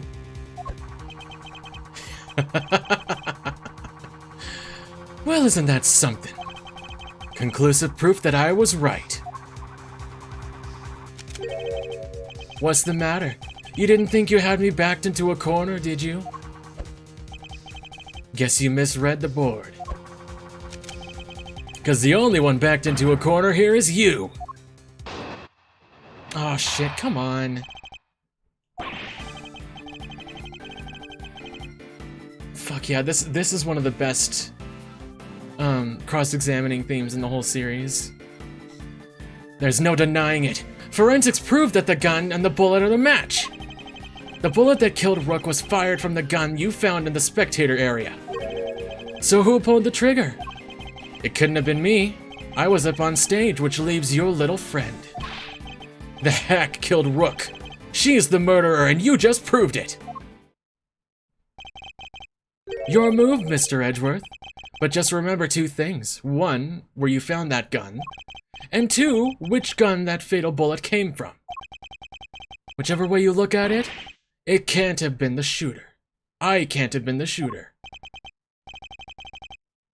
How did it come to this? Me and the president, we admitted to faking the assassination attempt. Now it's your turn to admit something. Who the killer really is.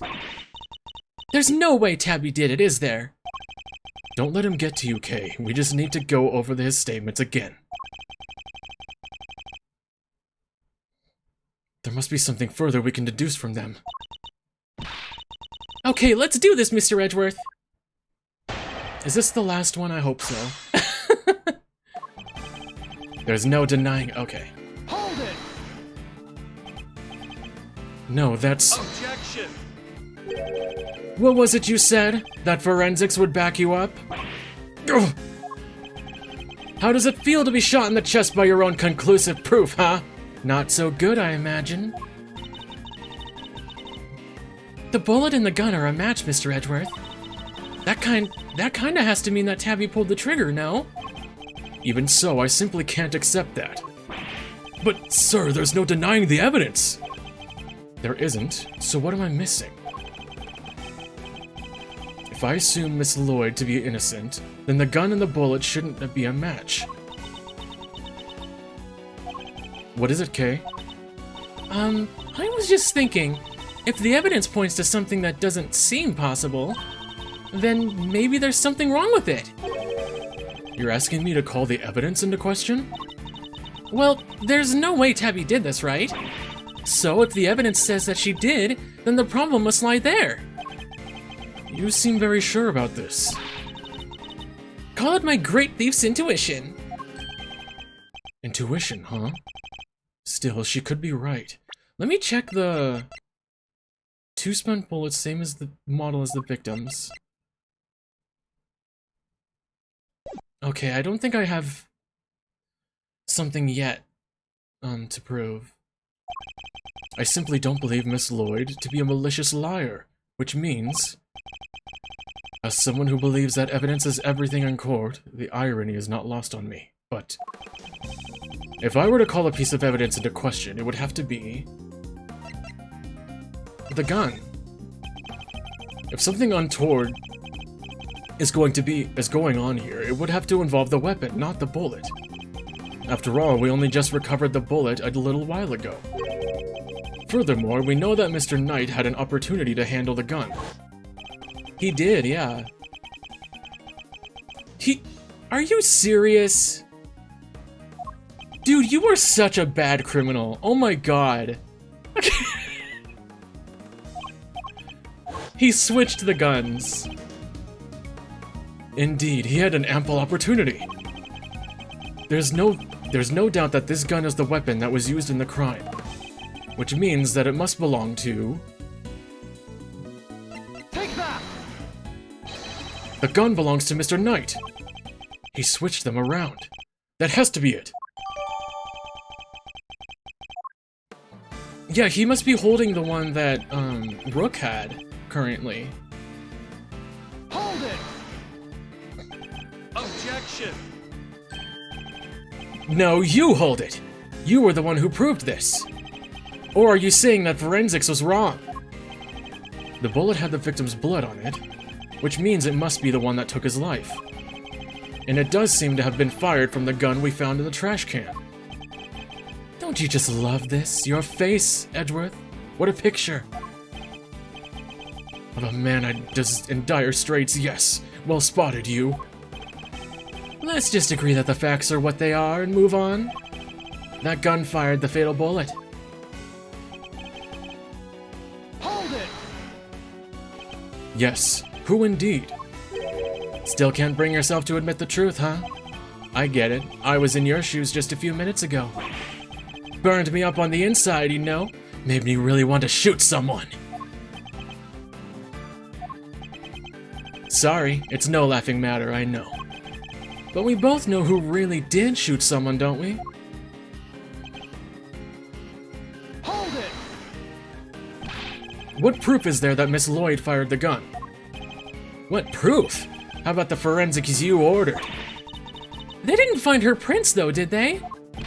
Yeah, the only prints they found were yours, pal! Objection! From when I confiscated the evidence, probably. Yeah, that's his excuse. Anyway, say it wasn't Miss Journalist. Who was it? Because it couldn't have been me. Your own investigation put the shooter in the spectator area, didn't it? Are you ready to admit it yet? All the evidence points in one direction. Hold it! That's not what I proved at all. Oh yeah? So what did you prove? Still trying to make this about how I fired the first shot? Sure, you proved that and I admitted it. But so what? You're forgetting that you're here to do one thing and one thing only. You got that right, to uncover the truth! And you think ruining your country's relationship with Zhang Fa is going to do that? No. Your job is to solve an attempted assassination, nothing else. I'll decide what my job is, thank you very much. You don't get to tell me what to do. Oh, sure. Let the trial go cold while you flip your wig over. Who gets to say what to do? Or you could finally do the right thing and admit that your little friend is guilty. Never. You're the guilty one here, there's no doubt about it. The markings on the bullet are consistent with those left by the weapon from the trash. But if Mr. Knight were to have tampered with the gun somehow, he could have only done it once I handed over the evidence, and not a moment before. Yeah, it was right there. It was right when he gave the evidence. Isn't there anything we can do, Mr. Edgeworth? There must be something. Our reasoning thus far has been sound, I'm sure of it. Which means we can overcome his defenses this time as well. Really? Even with the forensics results on his side?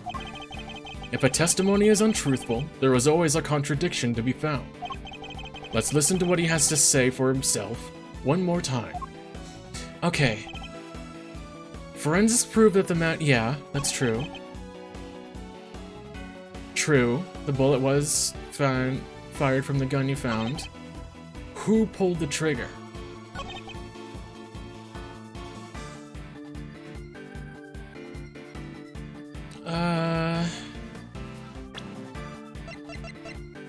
Mr. Knight's revolver.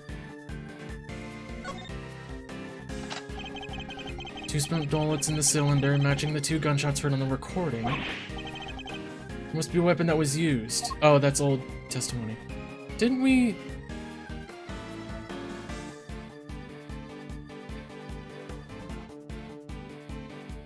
But he could have, like, reloaded these and faked even more.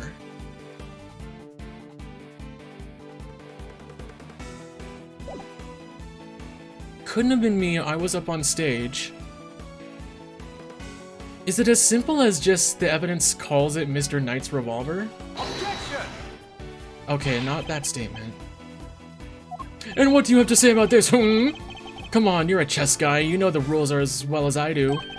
Of course I do. This evidence, gotcha. Once you touch a piece, you gotta move it. And you just made the wrong move. Own it, Edgeworth. Okay. Could have been me, up on the stage.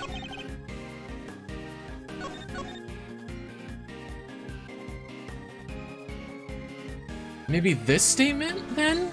Because he's saying who pulled the trigger, and it's his gun? I'm gonna try that. Objection! Nope, that's not it. Okay. So it's not the name of the gun, that's the evidence.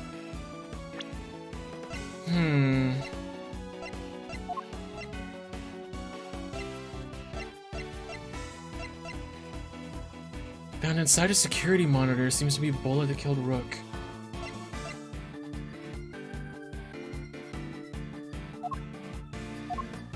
Okay, just in case, I'm gonna save.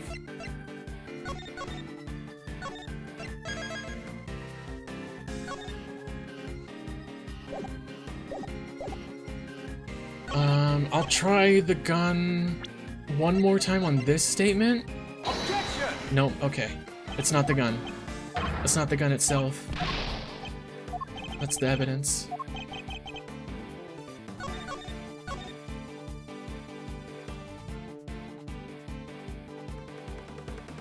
Or maybe it is the gun and those were just the wrong statements. Forensics proved that the gun and the bullet are matched. That's true. The bullet that killed Rook was fired from the gun you found in the spectator area, but the one we found in the spectator area is yours. Objection! There, okay, it was just the wrong statement. Admit it! You switched the guns, didn't you, Mr. Knight? That's why the markings match the weapon in question. It was yours all along. An intriguing move there, Edgeworth, and... you must have made the switch when I handed over the evidence, while I was busy trying to make the case for remaining on the investigation. Yeah. You took the laser sight from the gun we found in the trash can, and put it on your own. Then not long afterwards, you handed that gun back to me instead of the one we found. I did, huh? You think I somehow knew you'd find, let alone run, forensics on that bullet sometime in the future? Is that so strange? You're a chess player after all. A man well used to thinking several moves ahead.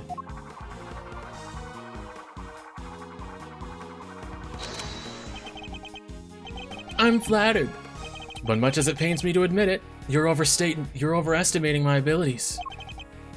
Besides, do you even have any proof that I made the switch? Oh my god, another one? Hopefully this is the last one. The gun is the same model as mine. Weird, sure, but it's just a coincidence. Oh my god. And look, there's a laser sight attached. Also, take a look at the cylinder. 2 spent bullets. Just what we'd expect to see. So what proof do you have that I switched the original gun out for mine, huh? None, that's what. You say I'm overestimating your abilities? You surprise me. What can I say? I'm a modest guy. More modest than you, that's for sure. Everywhere except at the chessboard, that is. Well, I don't see a chessboard here, do you? Shame. Still, guess that gives you a nice excuse. I didn't mess up. I just didn't have the right evidence. I don't think I'll be the one making excuses, rather. I didn't mess up. They just got lucky with the evidence. Will be your excuse, I'd imagine. Yeah. Well, his animation when he gets caught and, like, shocked, he does actually fire the gun, like, up in a trajectory towards him, and, like, the gun, like, grazes his hair.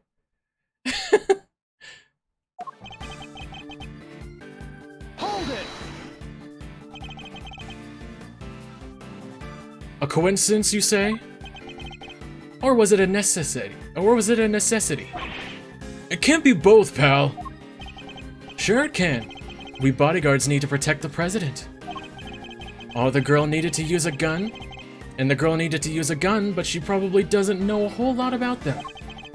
It's not so far-fetched for her to pick something she's heard of that we also happen to use. Okay, but why revolver? Why is that your go-to gun? It's probably something to do with its ease of use. No spent casings to chase down, for example. Exactly, the perfect tool for a job where you can't afford to fail, or don't know what you're doing. Still, coincidence, necessity, it doesn't make a whole lot of difference either way. Hold it! Because you swapped it on there. Put up or shut up, Edgeworth. Where's your evidence? Well, that is... Don't go making accusations you can't back up.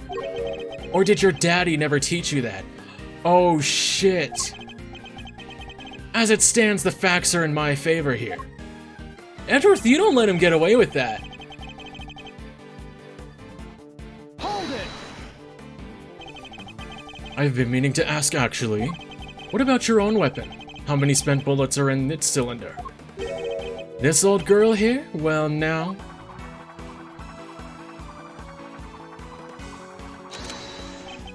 I let loose a few rounds earlier, as you saw. That's what I'm bent up on right there. He reloads his gun every time he fires it? But even if I were to tell you how many there were at a time, you'd have no way of verifying that. Of course. In order to swap the guns properly, you'd have to maintain the right number of bullets per gun. He didn't have the chance to put on any gloves, though, which means... Alright, I think it's about time you did the right thing and resigned, don't you? Game's all but done, see?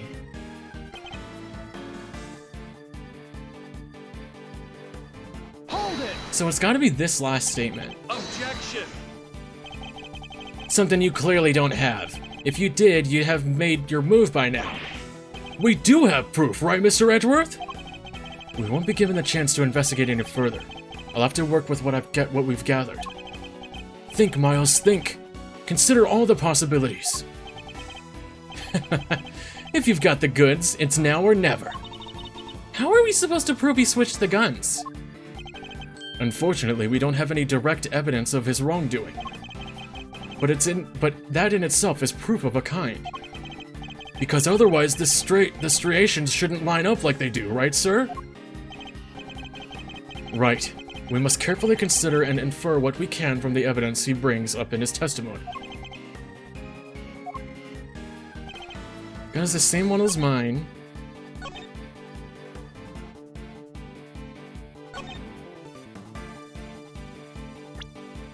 Is it the gun again? Or...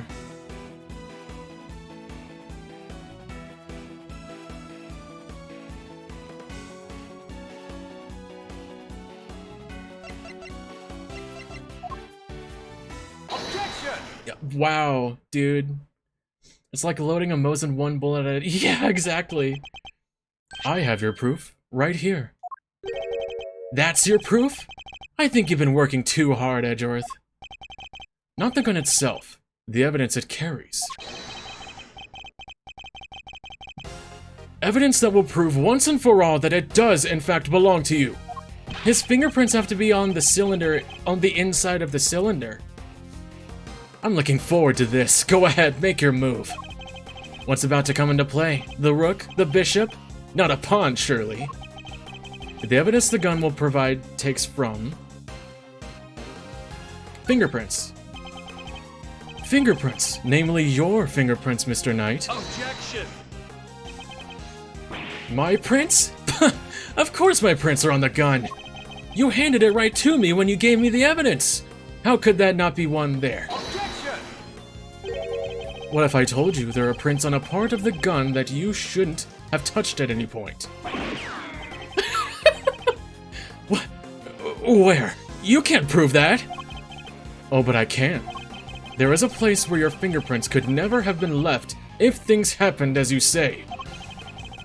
Allow me to present the final piece of evidence that will bring our game to its rightful conclusion. It's, yeah, the cylinder. Here. Look closely at the cylinder, detective. 2 bullets fired, but where are the prints we're looking for, sir?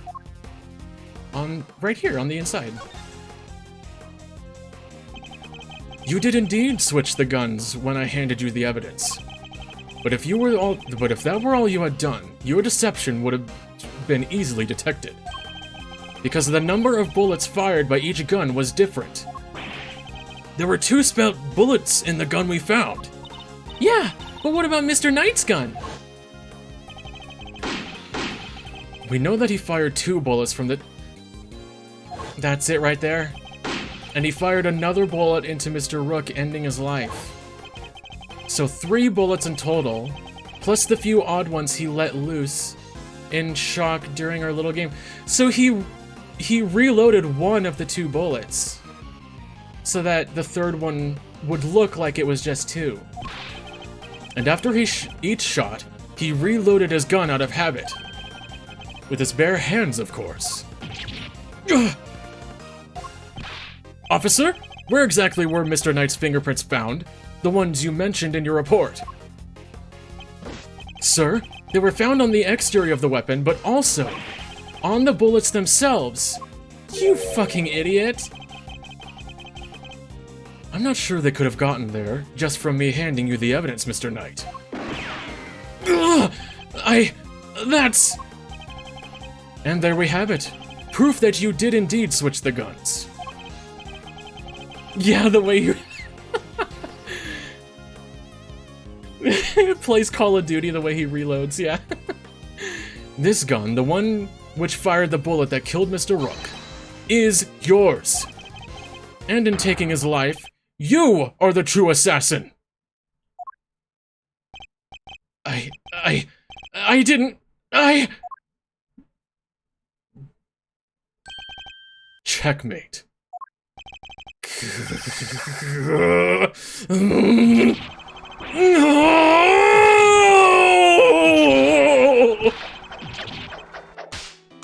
Oh! Oh! Oh my god!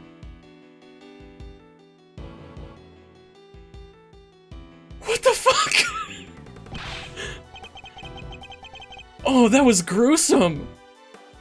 He just had his entire neck squished. What the fuck? I was going to be the new chief of security. That bastard, that blasted Rook. If it had been for him, I would have been in charge by now. I would have been in control of the whole team. My plan was perfect. The fake assassination was supposed to be flawless. Well, it wasn't. You suck.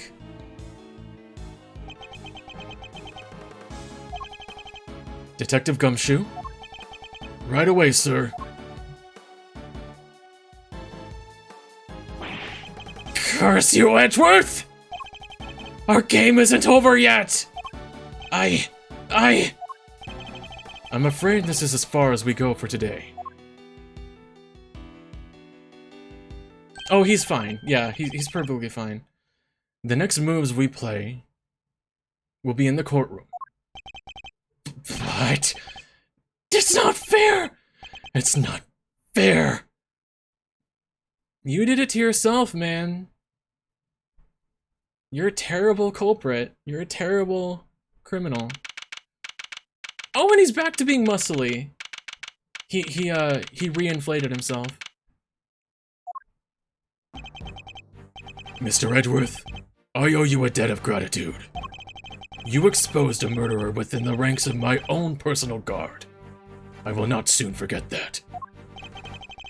He's suddenly very presidential again, now that we're back outside the plane. I saw it, you know, when I first proposed the fake assassination to him. You want me to handle it, not Rook? Rook refused, but I can rely on you, can't I? Of course, sir. You can count on me. I'll put together a plan that couldn't possibly fail. And he'll play his part like the pawn he is. Why didn't you speak up about that? The hatred in his eyes was plain to see. He despised poor Rook. I was not entirely comfortable about moving forward with Knight in charge of our little deception. And looking back, I think he sensed my discomfort. I can't help thinking I played a part in his decision to end Rook's life. You probably did, dude. Real, not clickbait. Mr. President, none of this would have happened if you hadn't plotted to fake an attempt on your life. That was your crime, and it is a crime you will have to live with. You are right. I can only apologize for the part I played. And I will no doubt be made to pay for my actions in one way or another. But I thank you nonetheless. You solved the riddle of Rick. Oh gosh, Rick! You solved the riddle of Rook's demise, and for that I shall be eternally grateful. I will be here in your country for a little while longer yet. But when I have returned home, perhaps you will visit us in Zhangfa. You will always be welcome.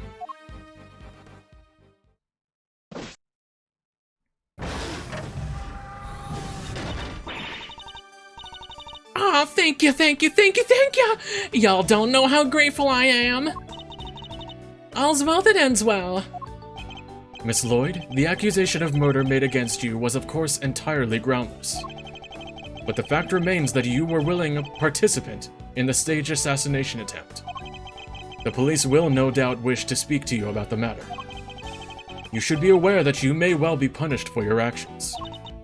I know, and I'm awfully sorry about everything. Truly I am. I understand your desire for a scoop, but there are limits. There sure are. I got me some serious thinking to do. You did it, Mr. Edgeworth! That was something else! Local prosecutor saves assassination conundrum, earns eternal gratitude of president! How's that for a headline? Hey, there's my department!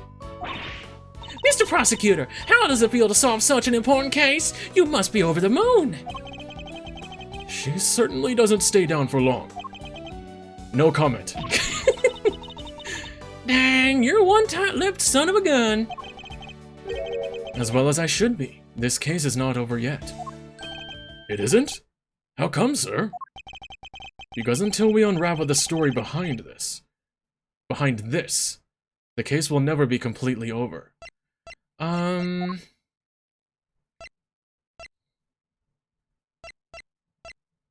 shit.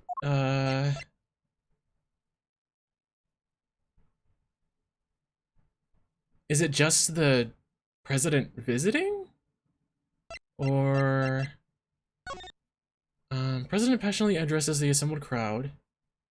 Deliver a message.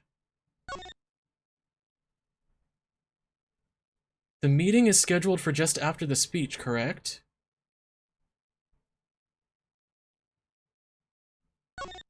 The president, what's his name? Huh. Well, I want to give the right answer, but I don't really know. Is it the tape? Or is it, the calling card? Like who? Oh, is it who hired the killer? Take that! Yeah, the killer's calling card. Mr. DeKiller had yet to complete his assignment. You mean he might still try to murder the president? I hope I'm wrong, but if I'm not, this could all blow up into something more sinister yet. I think that was the right answer. As one would expect, with the attempted assassination of a president, the case was all over the news. And my preparations for Mr. Knight's trial were constantly interrupted by requests from the press. There wasn't a person in the land who didn't know about the case. Everybody was talking about it. But in the midst of the frenzy that followed, nobody noticed that this was only the first move in the game, far bigger than any of us could have imagined. Ooh. Wow, the chess theme really like goes through the whole... The end! Oh, I'm done! I'm done! Oh my gosh. The captive turnabout. Oh wow, okay. Hey, there you are. There you are, Edgeworth. The captive turnabout. Ooh. So is this gonna take place in a jail? Interesting. New items in the gallery. Oh, the menu changed. Look at the images. They're based off of the case that we just played. That's cool. Yeah, I do know that this game as a whole is actually longer than the first Investigations, even though the 5th case in Investigations 1 is one of the longest cases in the whole series, when it absolutely does not need to be. So, I probably won't be able to play through the whole next case tomorrow.